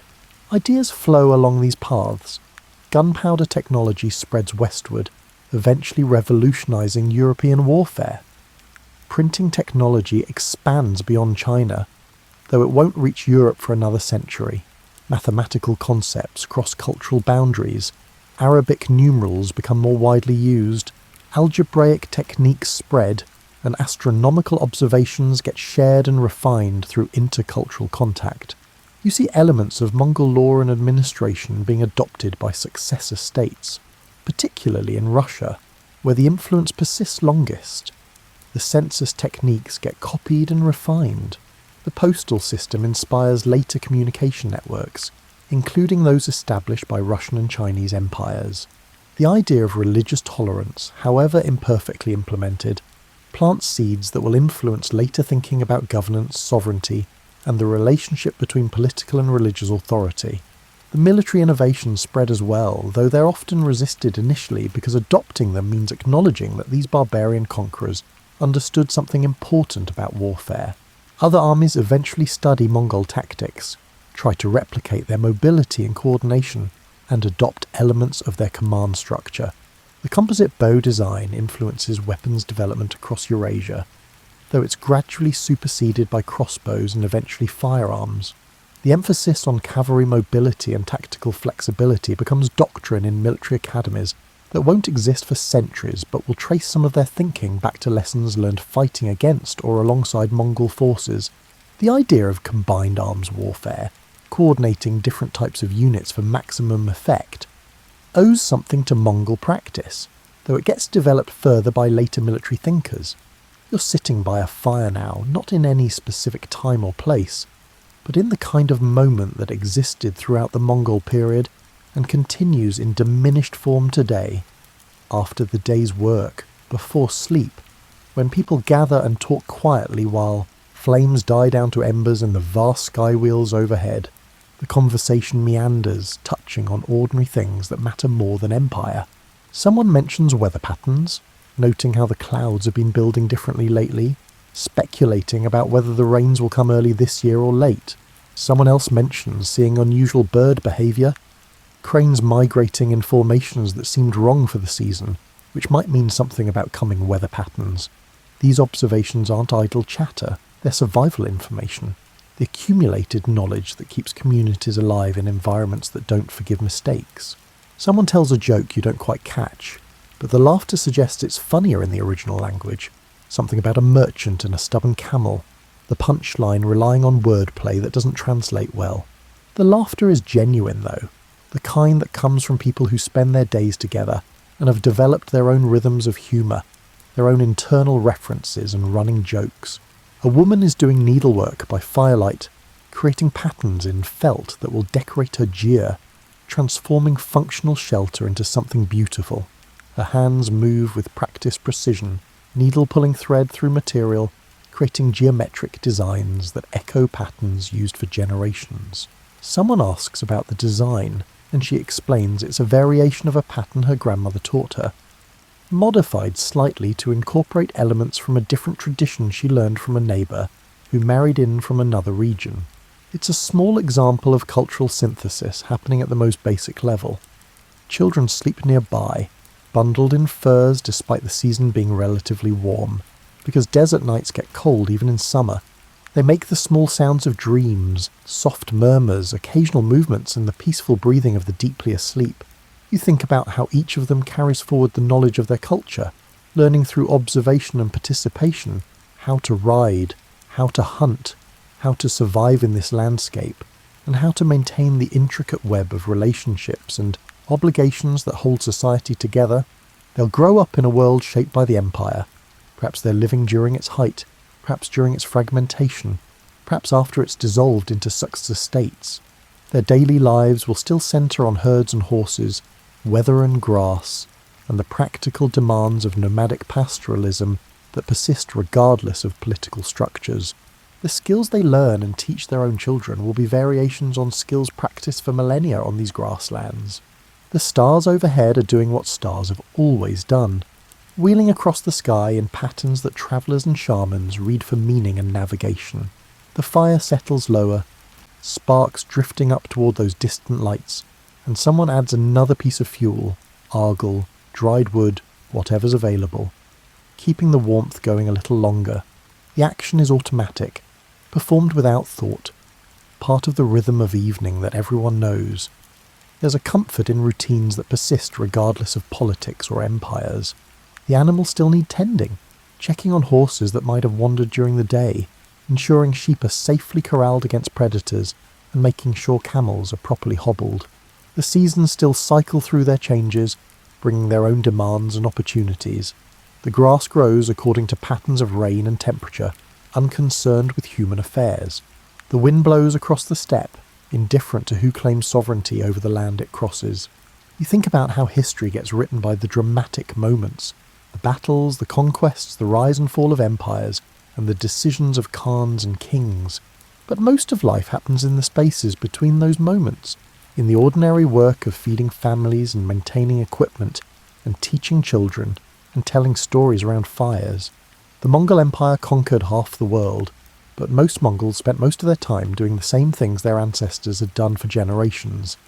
Managing herds, moving with seasons, and surviving in a landscape that didn't forgive mistakes. The conversation by the fire continues, voices low and comfortable, discussing tomorrow's plans, sharing observations about the condition of various animals, and debating the best route to the next grazing area. Someone mentions that the northern pastures should be recovering nicely, that the spring growth was good, and that they've had enough time to rest. Someone else counters that the southern route might be better, despite the longer distance, because there are better water sources, and less risk of encountering a rival group that's been aggressive lately. It's the kind of discussion that doesn't need resolution tonight, that serves more to maintain connection than to reach conclusions. Everyone knows that actual decisions will get made tomorrow based on weather, animal condition, and a dozen factors that can only be assessed when the time comes to move. The discussion is partly planning, partly social ritual, and partly just the pleasure of talking with people you know and trust. Someone begins singing a traditional song that predates the empire by centuries, and that will probably survive whatever comes after. The melody is simple, built to be remembered, and designed to carry across distances when herders are scattered across the grassland and want to hear human voices. It's a song about horses, naturally, praising the qualities of a particularly fine mare, using metaphors that compare her to natural phenomena, swift as wind, strong as mountains, beautiful as dawn, light on water. Others join in, harmonizing in ways that suggest they've sung together many times before. The harmonies are complex, built on intervals that sound unusual to ears trained on different musical traditions, but are perfectly natural here. The song cycles through several verses, each describing different qualities of the legendary horse, before ending on a note that seems to hang in the air, sustained until breath runs out, then fading into the night. You're feeling sleep pulling at you. The combination of warmth and darkness and the hypnotic quality of firelight and voices making your eyelids heavy. Your body is tired in the good way that comes from physical work, from a day spent riding or walking or accomplishing something tangible. There's satisfaction in that kind of tiredness, the knowledge that you've earned your rest, that your body has done what it's designed to do. Outside the circle of firelight, the steppe stretches away into darkness, vast and indifferent and somehow comforting in its constancy. You can hear animals moving, the soft sounds of horses shifting position, sheep settling in for the night, and the occasional cry of some nocturnal predator in the distance. These sounds are familiar, expected, and part of the auditory landscape that tells you everything is as it should be. The fire burns lower, flames reducing to coals that glow orange and red, pulsing slightly as air moves across them. The conversation fragments into silence, people running out of things to say or simply running out of energy. They begin settling into sleeping positions, wrapping themselves in furs and felt, finding the familiar comfort of ground that's been their bed for weeks or months. Some people pray quietly before sleep, murmuring words to the eternal blue sky, making offerings, and acknowledging spirits and forces that inhabit this landscape. Others simply close their eyes, too tired for ritual, confident that their relationship with the divine doesn't require nightly maintenance. The camp develops that particular quality of collective rest, when most people are asleep but a few remain partially aware, maintaining a low-level vigilance that's become second nature. The wind picks up slightly, and the felt walls of the jar creak but hold, doing what they've been designed to do for centuries. The sound is actually comforting, a reminder that you're sheltered, protected from the elements by materials and techniques refined through generations of experience. Outside, the wind moves across the grassland, bending vegetation, carrying with it the smells of night, cooler air, moisture, and the complex organic sense of a living landscape. You close your eyes, and the last thing you're aware of is the sound of horses moving outside. Their presence a reminder that tomorrow will begin with animals to tend, distances to cover, and the endless practical work of staying alive in a beautiful, demanding landscape that shaped an empire and will outlast it. The horses represent wealth and mobility, survival and status, and connection to traditions that stretch back beyond memory. Sleep comes easily under the vast Mongolian sky, consciousness fading as your body relaxes into rest it's earned through the day's exertions. Your dreams, when they come, are fragmentary and disconnected. Images of horizons, the sensation of movement, faces around the fire, and the particular quality of light at dawn when frost catches early sun and transforms ordinary grassland into something magical. The fire fades to embers, then ashes, and the camp settles into the deepest part of night, that quiet period between midnight and dawn when even the most vigilant guardians struggle to stay alert. The stars continue their slow rotation, indifferent and eternal, bearing witness to yet another day's ending on the steppe, another cycle of life continuing as it has for millennia, as it will for millennia more, long after empires have dissolved, into legend and memory.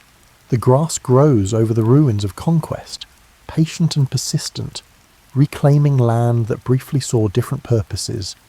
The wind continues its ancient work, shaping landscape, carrying seeds, and eroding mountains one grain at a time. The sky stretches overhead, that particular blue that becomes visible only as dawn approaches, signalling that soon another day will begin, bringing with it new challenges and opportunities, new moments of beauty and hardship, and new additions to the endless human story of surviving, thriving, and finding meaning in the midst of vast indifference. And you sleep peacefully beneath that eternal sky, part of a story larger than any one person, any one empire, or any one moment in the long sweep of time across these endless grasslands.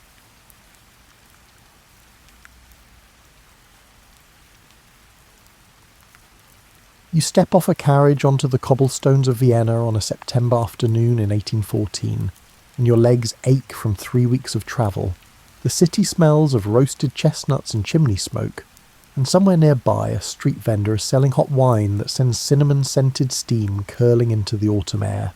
Your diplomatic credentials sit heavy in your leather satchel, and you're frankly amazed they got you this far without someone asking too many questions about your qualifications. The truth is that Europe is exhausted. For 23 years, the continent has lurched from one conflict to another, and now Napoleon Bonaparte sits in exile on Elba, that small Mediterranean island that everyone hopes will be quite sufficient for containing one diminished emperor. The man who once commanded armies stretching from Spain to Moscow now governs 21 square miles of rocky coastline, and the great powers gathering in Vienna would very much like to keep things that way. You're here because someone decided your minor principality deserved a seat at the table, even if that seat will be somewhere near the back where the refreshments run out first. But you're not complaining. The Congress of Vienna promises to be the social event of the decade, complete with balls every evening and enough pastries to reconstruct the Austrian economy entirely through butter consumption. Your lodgings occupy 3 rooms above a watchmaker's shop, and the constant ticking from downstairs creates a peculiar sort of lullaby. The watchmaker himself, a gentleman named Herr Müller with spectacular mutton chop whiskers, brings you coffee each morning at precisely 6 o'clock, though you've never requested this service. He simply appears, sets down the tray and departs without comment, as if caffeine delivery were encoded in Austrian law. The preliminary sessions begin within the week, and already the city buzzes with rumour and counter-rumour. Prince Metternich of Austria intends to dominate the proceedings. Lord Castlereagh from Britain won't concede an inch on the balance of power. Talleyrand, representing France, yes, France, the nation everyone just finished fighting, has arrived with enough charm and cunning to somehow make his defeated country relevant again. And Tsar Alexander of Russia keeps proposing grand moral schemes that would remake Europe according to orthodox Christian principles, which makes everyone else profoundly nervous. You attend your first reception on a Thursday evening, squeezed into formal attire that hasn't quite recovered from being packed in a trunk. The ballroom of the Hofburg Palace stretches before you like a jewelled cavern, all crystal chandeliers and gilded moulding and mirrors positioned to multiply the candlelight into something approaching daylight at midnight. Women in gowns that probably cost more than your annual salary glide past in conversation with men whose medals suggest they've personally defeated Napoleon several times each. A servant offers you champagne from a silver tray, and you accept it gratefully, if only to have something to do with your hands. The bubbles tickle your nose as you take a sip, and you find yourself wondering whether anyone actually came here to negotiate, or if the whole Congress might simply be an extended Viennese party that happens to occasionally discuss borders. Near the windows you spot a cluster of delegates engaged in what appears to be serious conversation, though they keep getting interrupted by waiters bearing tiny pastries. One of them, a Swedish representative whose name you can't quite recall, is explaining something with elaborate hand gestures while simultaneously trying not to drop his eclair. Watching diplomacy conducted around dessert gives you an unexpected appreciation for the absurdity of the whole enterprise. The music swells, a waltz that everyone seems to know except you, and suddenly the room reorganises itself into dancing couples. You retreat to a corner near a potted palm and observe the swirl of colours and conversation. This is how peace gets made, apparently. Not through grand pronouncements or heroic gestures, but through tired people in expensive clothing, eating too much and trying to find common ground before the orchestra finishes its set. Prince Metternich himself passes within a few feet of you, deep in conversation with someone important enough to command his full attention. The Austrian foreign minister moves through the crowd like he owns it, which in a sense he does, Vienna being his city and this Congress very much his show. He's orchestrated this entire gathering to restore something he calls the Concert of Europe, a system where the great powers consult each other regularly, instead of immediately reaching for their cannons. You notice how Metternich's eyes never stop moving, even while he's nodding politely at whatever his companion is saying. He's tracking conversations across the room, noting who's speaking with whom, and calculating alliances and potential problems before they fully materialise. It's exhausting just watching him work. The evening stretches toward midnight, and you've learned that international diplomacy involves far more standing than you'd anticipated. Your feet hurt. The champagne has given you a mild headache, and you've made exactly zero progress on any actual negotiations because apparently the real work doesn't happen at balls. It happens in smaller meetings, in quiet rooms, during those unglamorous hours when everyone's too tired to maintain their official positions and might accidentally tell the truth. The first formal session takes place on a Tuesday morning in October, and you file into the conference room alongside 200 other delegates, representing kingdoms, empires, principalities, duchies, and various other political entities that may or may not survive the next few months of negotiation. The room itself smells of furniture polish and anxiety. You find your assigned seat. Yes, there's an assigned seating chart, because heaven forbid a Bavarian representative accidentally sit next to someone from Baden, and arrange your papers with what you hope looks like professional competence. Around you, conversations hum in German, French, Italian, English, and several languages you can't identify but which sound vaguely Slavic and slightly annoyed. The agenda for today's meeting, distributed on heavy paper that probably cost someone's annual salary to produce, lists 14 items for discussion. You scan through them. The status of Poland, the future of the German states, the territorial compensations for Prussia, the situation in Italy, the question of who gets what pieces of Napoleon's former empire, and several other matters that could each spark a war if handled poorly. Metternich calls the session to order with a small brass bell that produces a surprisingly authoritative chime. The room settles into attentive silence, except for one elderly delegate who appears to have fallen asleep before things even started. Nobody wakes him. Perhaps he's earned his nap after decades of service to some minor German court. The first speaker begins presenting Prussia's position on Saxon territory, and you realise within minutes that this will be a long morning. Prussian thoroughness is legendary, and the speaker has apparently decided to prove this reputation by addressing every conceivable aspect of the Saxon question, including several aspects that nobody had previously considered conceivable. He produces maps. He references treaties from 1648. He quotes philosophers on the nature of sovereignty. You take notes dutifully, though you're mainly drawing small sketches of the chandelier and trying to estimate how many candles it holds. Probably several hundred. The Austrians don't do anything by half measures. Around you, other delegates engage in varying levels of attention. Some scribble furiously, recording every word for later analysis. Others gaze at the ceiling as if finding secret messages in the plasterwork. One dignified representative from somewhere in Italy has perfected the art of appearing deeply engaged while quite clearly thinking about lunch. The Prussian speaker concludes after 40 minutes, and there's a brief moment where everyone hopes for a break. But Metternich immediately recognises the Russian delegate, who rises to present an alternative view on the Saxon question that somehow manages to be even more detailed than the Prussian version. The Russians, it turns out, have opinions about Saxony that date back to treaties nobody else remembered existed. Coffee appears at mid-morning, carried in by servants who move through the room with the silent efficiency of ghosts. You accept a cup gratefully and add an inadvisable amount of sugar because staying alert seems more important than maintaining sophisticated preferences. The coffee is strong enough to wake the dead, which might explain why the elderly delegate 2 rows ahead suddenly sits up and starts taking notes. By noon, you've heard 6 different positions on Saxony alone, none of them compatible with each other, all of them defended with extensive historical precedent and moral reasoning. The basic problem is simple enough. Prussia wants Saxony as compensation for territories it's losing elsewhere, but Austria objects because a Prussian Saxony would strengthen Prussia too much, which Russia doesn't mind but France opposes on principle, while Britain tries to maintain a balance that keeps everyone moderately dissatisfied. When Metternich finally declares a lunch recess, the room exhales collectively. You file out with the others toward the dining hall where an elaborate buffet awaits. Cold meats, pickled vegetables, 3 kinds of bread and enough pastries to supply a small bakery. The Austrians understand that well-fed diplomats are slightly less likely to start wars. You fill your plate and find a seat near a window that overlooks the palace gardens.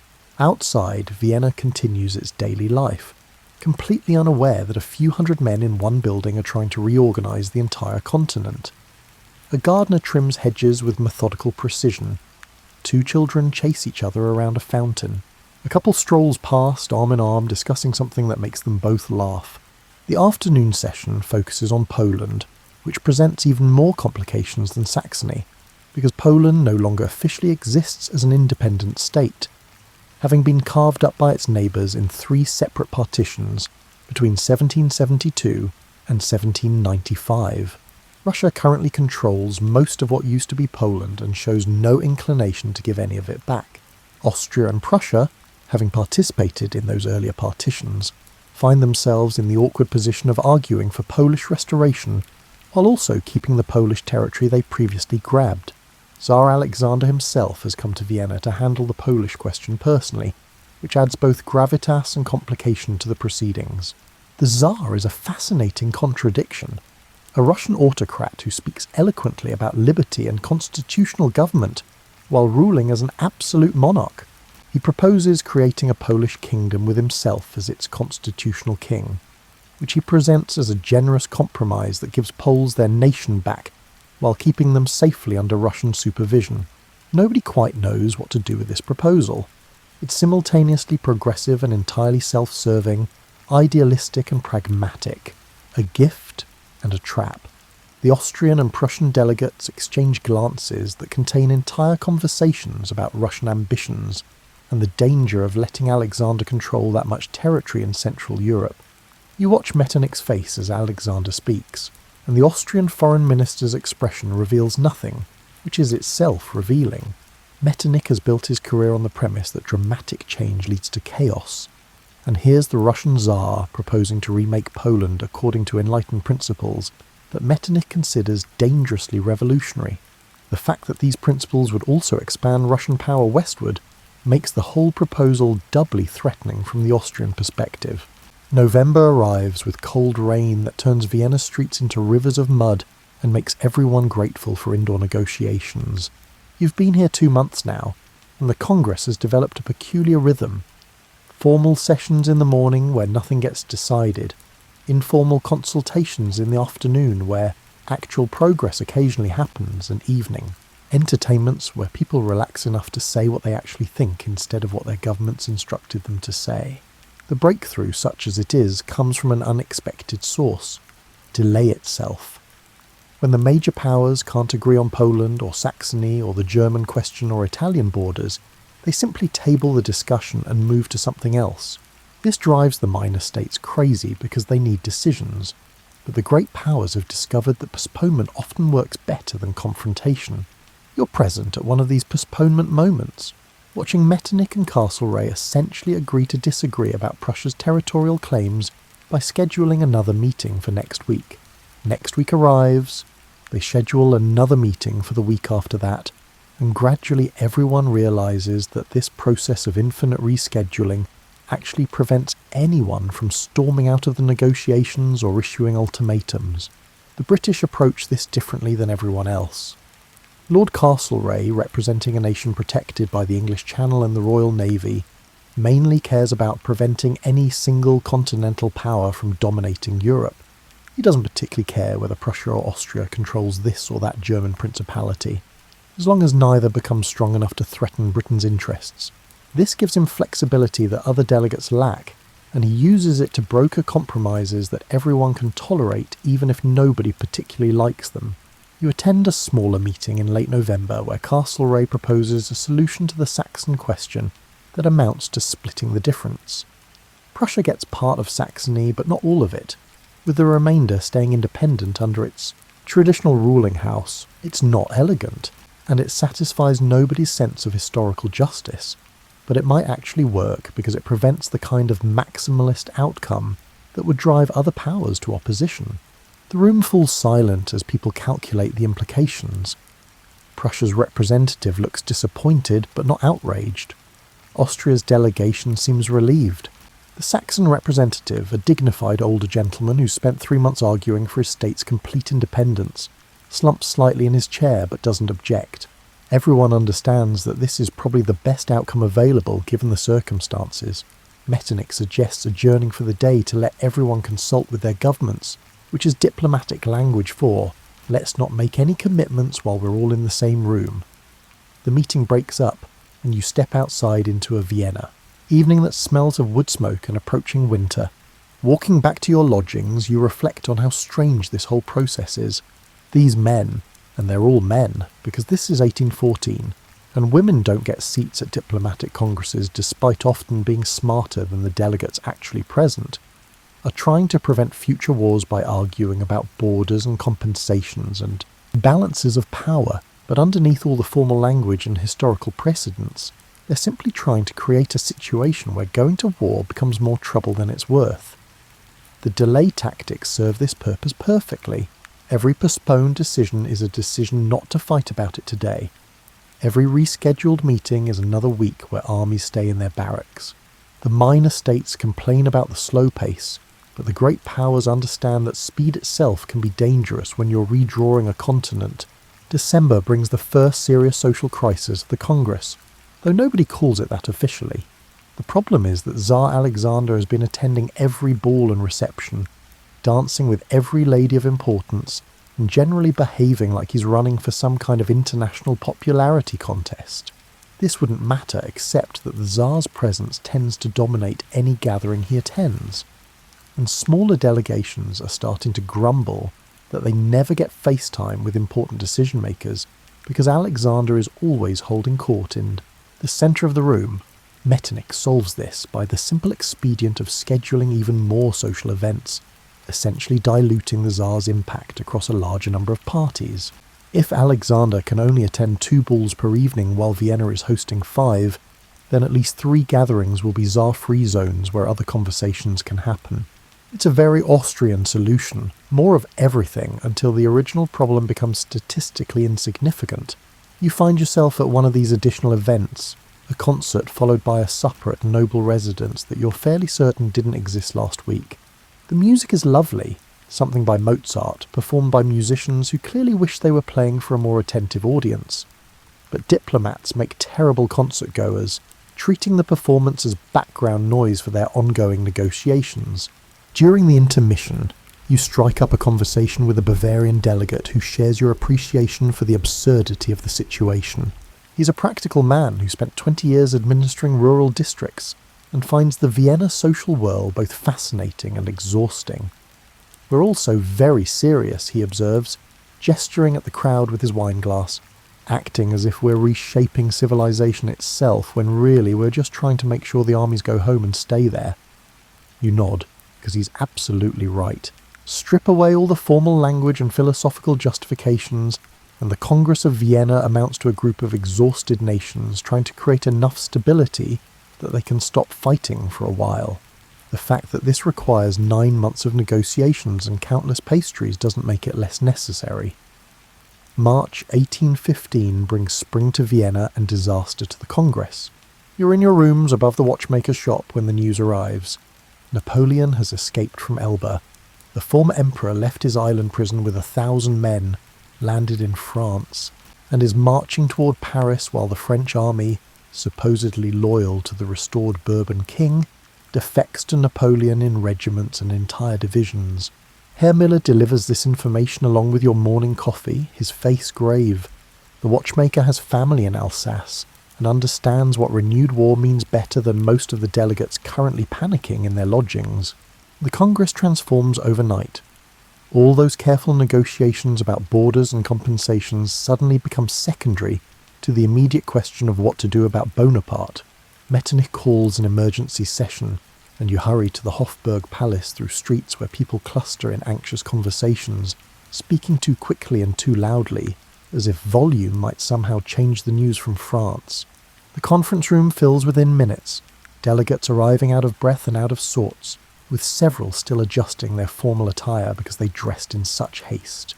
The Prussian delegation looks grimly satisfied, as if Napoleon's return somehow validates their scepticism about the whole peace process. The Austrians appear concerned but organised, already distributing updated intelligence reports. The French representatives, loyal to King Louis XVIII, who's about to lose his throne again, sit pale and silent. Metternich doesn't waste time on preliminaries. Napoleon has made himself an outlaw by breaking his exile, and the assembled powers must decide how to respond. Does the Congress continue its work while also preparing for war? Do they suspend negotiations until Bonaparte is dealt with? Can they even maintain unity now that the crisis they thought they'd solved has suddenly unsolved itself? Tsar Alexander proposes immediate military action, which surprises nobody, because Alexander has been looking for an excuse to deploy his army somewhere useful ever since arriving in Vienna. Prussia seconds this motion with enthusiasm. Britain's Castlereagh supports military preparation, but wants to coordinate properly rather than rushing off in different directions. Austria agrees with Britain, which is Metternich's polite way of saying that Austria doesn't want Russian armies marching through Central Europe, even if they're technically marching toward France. You sit through hours of discussion that circles the same basic points. Napoleon must be stopped. Military force will be necessary, but the alliance must hold together while applying that force, which means more negotiation even as armies mobilise. It's diplomatic complexity layered on military urgency, and watching it unfold gives you a headache that no amount of coffee can cure. The remarkable thing is that the Congress doesn't fall apart. You half expected these exhausted, quarrelsome powers to immediately blame each other for Napoleon's escape, or to use the crisis as an excuse to abandon negotiations and return to their previous rivalries. But instead, they dig in.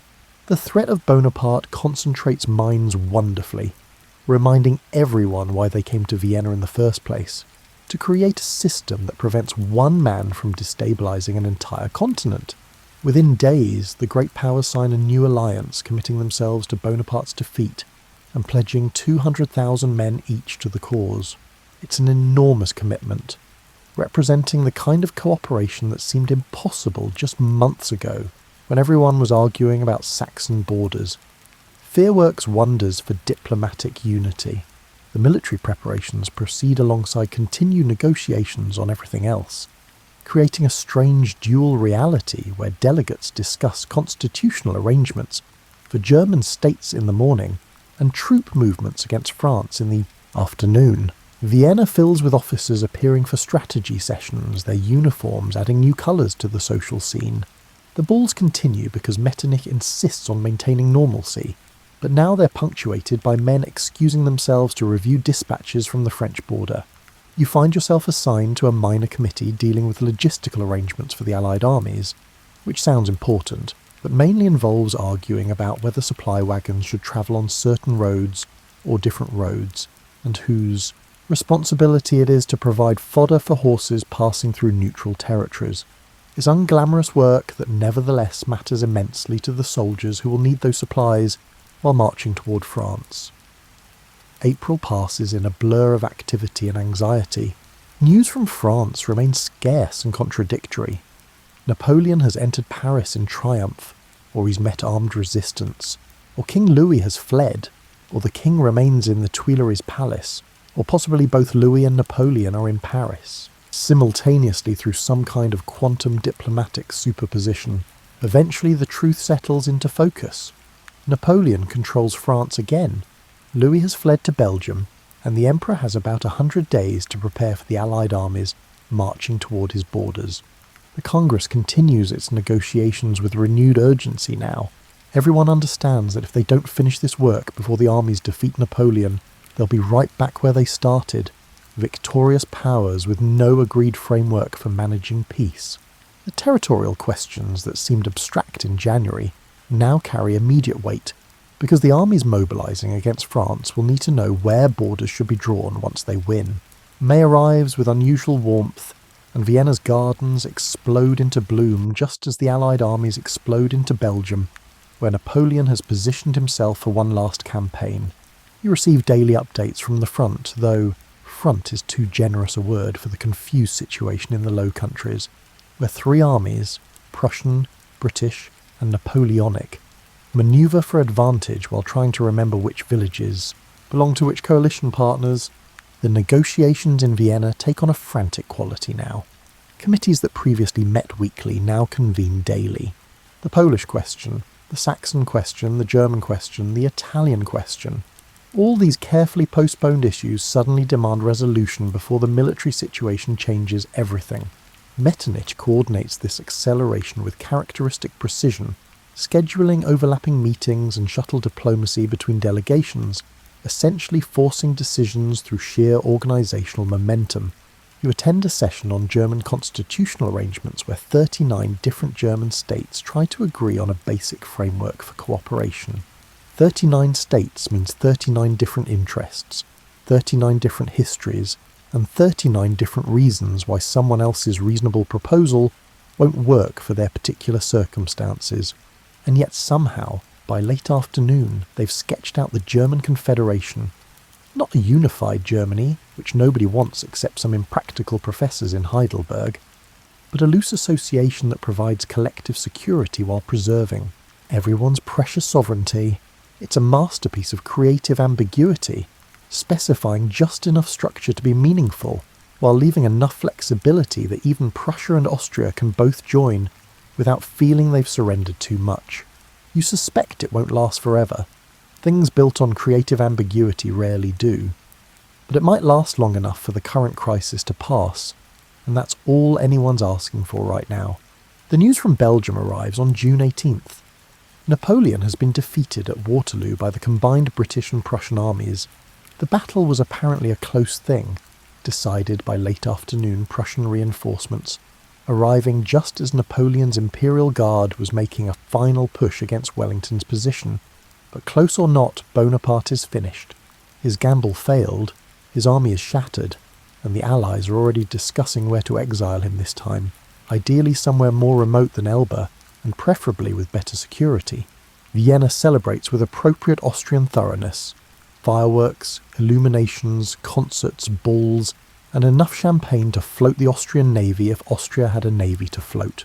You attend the festivities with mixed feelings because yes, Napoleon's defeat is worth celebrating, but you've also spent 9 months with these people and understand that military victory only creates the opportunity for peace. It doesn't guarantee anything. The Congress accelerates its remaining work, driven by the knowledge that armies return home and alliances weaken once the immediate threat disappears. Throughout late June and into early July, the final pieces fall into place. Russia keeps most of Poland, but not all of it. Prussia gets part of Saxony and substantial territory in the Rhineland. Austria secures its interest in Italy and Germany. Britain doesn't take much continental territory because Britain never wanted continental territory, but does acquire various strategic islands and colonial outposts that strengthen its global position. France, defeated again, loses the territories it gained under Napoleon, but retains its basic borders and isn't subjected to punitive dismemberment, partly because Talleyrand argued brilliantly against it, and partly because the victors remember what happened when they humiliated France too thoroughly after previous wars. The smaller states receive varying deals based on their importance and negotiating skill. Some disappear entirely, absorbed into larger neighbours. Others survive by virtue of being useful buffers between greater powers. A few even expand slightly, having chosen their alliances wisely. Your own minor principality emerges intact, though not enhanced, which under the circumstances counts as success. The final act of the Congress of Vienna fills 121 pages. When finally published on June 9th, 1815, you receive a copy on heavy paper sealed with the official stamp, and holding it gives you an unexpected sense of accomplishment, even though your contribution to these proceedings mostly involved taking notes and trying not to fall asleep during particularly tedious sessions. The document itself reads like what it is, a committee-written compromise that tries to satisfy everyone and therefore fully satisfies nobody. But that's rather the point. Perfect agreements don't exist when you're dealing with conflicting national interests, different political systems, and several centuries of accumulated grievances. What you can achieve is an agreement that everyone can live with, at least for a while. The territorial arrangements receive the most attention naturally. Pages of carefully worded descriptions establishing borders, assigning territories, creating new states, and dissolving old ones. But the real innovation lies in the sections dealing with how these powers will interact going forward. The Congress establishes regular meetings, consultation procedures, and mechanisms for resolving disputes before they escalate to war. It's not a world government, which would terrify everyone involved, but it is a system for managing power relationships through diplomacy rather than automatic recourse to violence. You spend an evening reading through the entire document while Herr Müller's clocks tick peacefully below. The language is formal to the point of rigidity, every phrase negotiated and approved by multiple delegations, nothing left to chance or interpretation where clarity can be achieved. Yet underneath the diplomatic verbiage, you can trace the arguments, compromises, and creative delays that produced each provision. The article on Poland reflects months of carefully balanced concessions. The German Confederation clauses show the fingerprints of everyone who touched them. The Italian arrangements reveal Austrian priorities while acknowledging other interests just enough to prevent opposition. And threading through everything is the balance of power principle, the idea that European stability requires no single state becoming strong enough to dominate all others. Will it work? You find yourself wondering this as you reach the final pages with their elaborate signatures and seals. The Congress of Vienna has delayed the inevitable conflicts, postponed the unavoidable tensions, and bought time through careful negotiation and calculated ambiguity. But delay isn't resolution, and buying time only matters if you use that time wisely. The remarkable thing is that it does work, though you won't live to see the full extent of it. The Vienna system, as it comes to be called, maintains general peace among the great powers for 4 decades. Not perfect peace, because there are still wars, but limited wars that don't engulf the entire continent. The Concert of Europe, created in Vienna, becomes the first serious attempt at what might be called international organisation, where major powers consult regularly and coordinate their foreign policies instead of simply competing for advantage. The revolution of 1848 will shake this system but not destroy it. The Crimean War in the 1850s will strain the concert but not break it completely. Not until 1914, nearly 100 years after Vienna, will the balance of power system finally collapse under stresses it was never designed to handle. And even then, when diplomats gather in Versailles to make peace after World War I, they'll look back to Vienna as a model, trying to understand what made it work well enough for as long as it did. July brings preparations for departure as delegations begin packing up and heading home. You spend your final days in Vienna settling accounts, saying farewells, and trying to memorise details that will fade once you return to regular life. The watchmaker's shop below has become familiar territory. The regular tick of clocks a comforting backdrop you'll miss more than you expected.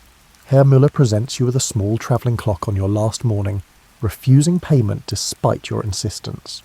It's a thoughtful gesture from a man who's hosted you for 9 months without complaint, bringing coffee every morning while Europe reorganised itself upstairs. The clock will travel with you back to your principality, where it will keep excellent time for decades, eventually becoming a family heirloom that your grandchildren will wind carefully, while wondering about the diplomatic congress where grandfather acquired such a fine timepiece. You attend a final reception, smaller than the massive balls of previous months, with an informal atmosphere that allows actual conversation instead of diplomatic manoeuvring. Metternich makes the rounds, looking exhausted but satisfied in the way of someone who's completed an enormous task without completely failing. He's aged visibly over these 9 months, the stress of coordinating this massive negotiation showing in new lines around his eyes. Castlereagh departs the next morning, headed back to London, where Parliament wants detailed reports on what Britain gained from the Congress. You see him briefly during his preparations, and he offers a characteristically British assessment. We've accomplished what was possible given the circumstances, which is rather better than I expected in March when Bonaparte returned. The Prussian delegation leaves en masse, efficient to the end, their carriages loaded with documents and territorial maps showing their expanded influence. They didn't get everything they wanted, Prussia never does, but they've positioned themselves well for the next century of German politics, even if they don't fully realise it yet. Russia's representatives begin their long journey back to St. Petersburg, carrying mixed results for Tsar Alexander. The Russian emperor gained influence in Poland, but not the complete dominance he initially sought, and his Holy Alliance proposal, a vague scheme to organise European relations according to Christian principles, has been politely filed under. Interesting ideas we'll definitely consider later by nearly every signatory. The French delegation departs last, having spent these final weeks ensuring that France isn't completely excluded from the new European order, despite being on the losing side. Talleyrand's diplomatic skill produced minor miracles, transforming France from a defeated pariah to an accepted member of the great power club in the space of 9 months. It's a masterclass in negotiation that historians will study for generations, though right now Talleyrand probably just wants to go home and sleep for a week. Your own departure comes on a Thursday morning in late July, the city already warming under the summer sun as your carriage rolls out of Vienna. You look back at the city once, taking in the spires and palaces where you've spent nearly a year of your life watching history get made through the slow accumulation of compromises and postponed decisions. The journey home takes 3 weeks, passing through territories whose borders may or may not match what you remember from your initial journey to Vienna. Some borders have shifted, some states have new names, some rulers find themselves governing different territories than they controlled last year. But the changes have been managed through negotiation rather than conquest. which represents genuine progress even if it doesn't feel particularly dramatic. You arrive home to discover that nothing has changed and everything has changed. Your principality looks exactly as you left it. Same buildings, same streets, same people going about their lives in reassuring continuity. But the context has shifted fundamentally. You're now part of the German Confederation, subject to collective security arrangements and consultation procedures that didn't exist when you departed. Your prince must consider how decisions affect relationships with neighbouring states in ways that previous generations never contemplated. The local population doesn't particularly care about the Congress of Vienna. They want to know if taxes will increase, whether the harvest looks promising, and why you were gone for nearly a year attending some conference in Austria that may or may not have accomplished anything useful. Fair questions, really, and you find yourself struggling to explain what happened in Vienna in terms that resonate with people whose primary concerns involve crop prices and whether the miller is charging fair rates. Eventually you settle on a simple explanation. The great powers sat down together and talked until they agreed not to fight each other for a while, which means armies won't march through your principality destroying fields and demanding supplies. This explanation satisfies most people because they understand armies and destruction very clearly, having experienced both during the Napoleonic Wars. Your prince, more attuned to diplomatic subtleties, wants detailed reports on everything you witnessed. You spend weeks preparing documents that summarise the territorial settlements, the constitutional arrangements, the balance of power mechanisms, and the consultation procedures that now govern European international relations. The prince reads these with careful attention, occasionally asking questions that reveal he understands the implications better than you initially realised. What emerges from these discussions is a practical assessment. The Congress of Vienna bought time. It didn't solve the fundamental tensions between great powers competing for influence, didn't eliminate the nationalist movements that will eventually reshape Europe, and didn't create permanent institutions strong enough to prevent all future conflicts. But it did establish a framework for managing these tensions through diplomacy rather than automatic warfare, and that framework might last long enough for circumstances to change in ways nobody can currently predict. The years that follow seem to validate this cautious optimism. The continent of Europe functions imperfectly but genuinely, with regular conferences addressing crises before they explode into continental wars. The great powers consult each other, coordinate policies, and occasionally even cooperate in ways that would have seemed impossible during the Napoleonic period. Minor disputes get resolved through negotiation. Major tensions get postponed through diplomatic delay tactics that everyone learned in Vienna. You watch these developments from your principality, receiving reports, and occasionally travelling to minor conferences yourself. The diplomatic skills learned during those 9 months in Vienna serve you well, and you develop a reputation as someone who understands how the system works, how to postpone inconvenient decisions until circumstances improve, and how to find the compromise that nobody loves but everyone can accept. The 1820s bring challenges, revolutions in Italy and Spain that test whether the great powers can agree on how to respond to internal upheavals in other countries. Metternich pushes for intervention to suppress revolutionary movements. Britain resists, arguing that internal politics shouldn't trigger automatic great power involvement. Russia offers to send armies anywhere they might be useful, which makes everyone else nervous. But somehow, through conferences and consultations and carefully worded statements, they manage these crises without the system collapsing entirely. The 1830s bring more upheaval, another French Revolution that topples the Bourbon monarchy, a Belgian revolt against Dutch rule that creates a new country nobody anticipated, and various other disruptions that require diplomatic management. The Vienna system bends but doesn't break, adapting to changed circumstances while maintaining its core commitment to consultation over confrontation. You're older now, less involved in active diplomacy, but still watching with interest as younger representatives carry forward the practices established in Vienna. They don't always realise where these practices came from, treating regular conferences and balance of power calculations as simply how international relations work, rather than as innovations that required 9 months of negotiations and countless pastries to establish. You're in your study on a winter evening in the early 1840s. reviewing papers and correspondence while snow falls silently outside your window. Herr Müller's travelling clock ticks steadily on the desk, keeping perfect time after 25 years of faithful service.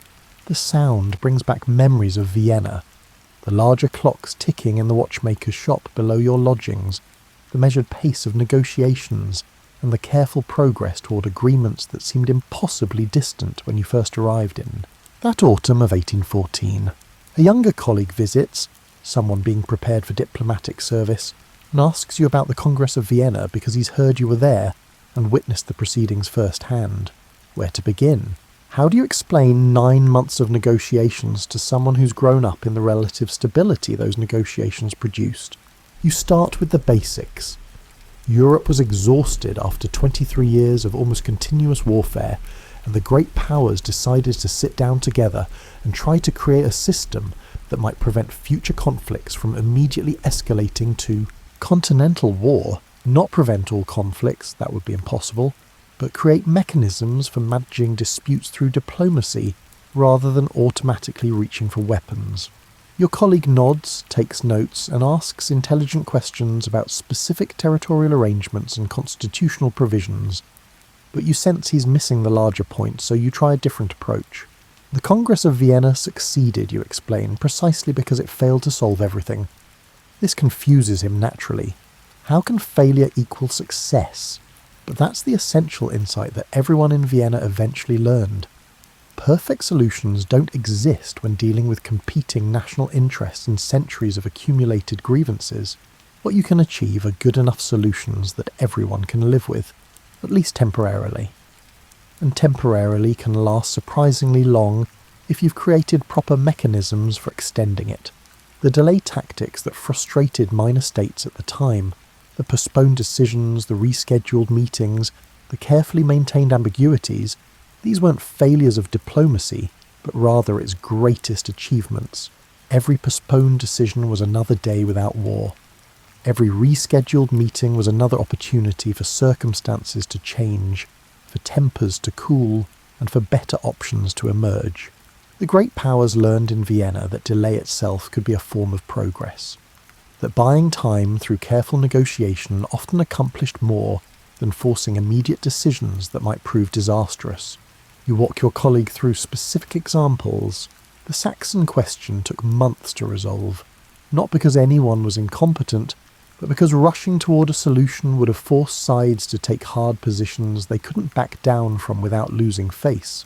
The careful delays allowed everyone to gradually adjust their positions, to find face-saving compromises, and to discover creative formulas that addressed core interests while abandoning maximalist demands.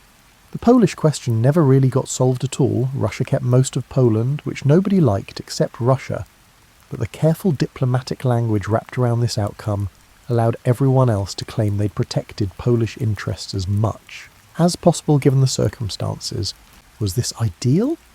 No. Did it prevent immediate war over Poland? Yes. And that yes mattered more than perfect justice when the alternative was renewed continental conflict. The balance of power principle itself represents a form of institutionalized delay, instead of one power seeking absolute dominance, which would force everyone else into a defensive alliance. The system accepted ongoing competition within agreed constraints. No final victories, no permanent defeats, just continuous adjustment and occasional rebalancing. It's frustrating if you want decisive outcomes, but it's remarkably effective at preventing the kind of total war that characterized the Napoleonic period.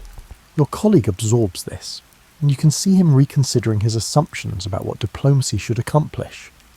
He'd been taught to think of treaties as solving problems, creating clear outcomes, and establishing definitive arrangements.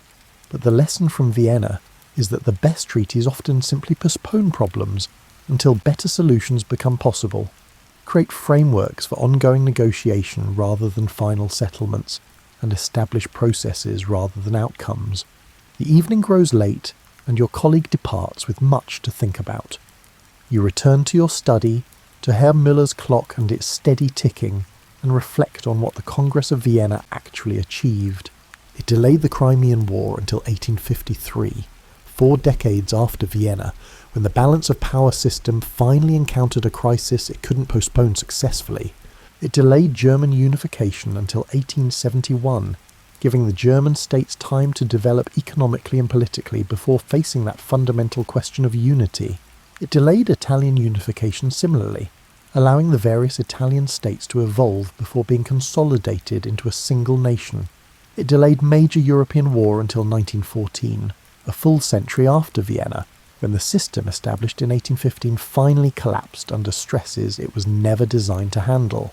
A century of relative peace among the great powers, achieved through mechanisms of consultation, postponement, and carefully managed delay. That's the legacy of those 9 months in Vienna. Not perfect peace, because there were still wars. Not permanent stability, because circumstances constantly changed. But a framework for managing international relations that bought Europe enough time to develop in ways nobody in 1815 could have predicted. Would different decisions in Vienna have produced better outcomes? Possibly, but they also might have produced worse outcomes, triggering immediate conflicts or creating arrangements that proved unsustainable. The genius of Vienna lay in accepting that perfect solutions don't exist, and that good enough solutions sustained through diplomatic delay might accomplish more than brilliant solutions that nobody can actually implement. You look at the clock again, watching its hands mark the passage of time with mechanical precision. Time itself was the great accomplishment of Vienna, buying time through negotiation, extending time through postponement, and using time to allow circumstances to evolve in potentially beneficial ways. The delegates who gathered in Vienna understood, perhaps better than any diplomatic assembly before or since, that sometimes the greatest service diplomacy can provide is simply preventing today's crisis from becoming tomorrow's war. The snow continues falling outside, covering your principality in quiet white accumulation. Somewhere in the distance a church bell marks the hour, and Herr Müller's clock ticks steadily onward, counting the seconds of peace that Vienna's careful delays made possible, one postponed decision at a time.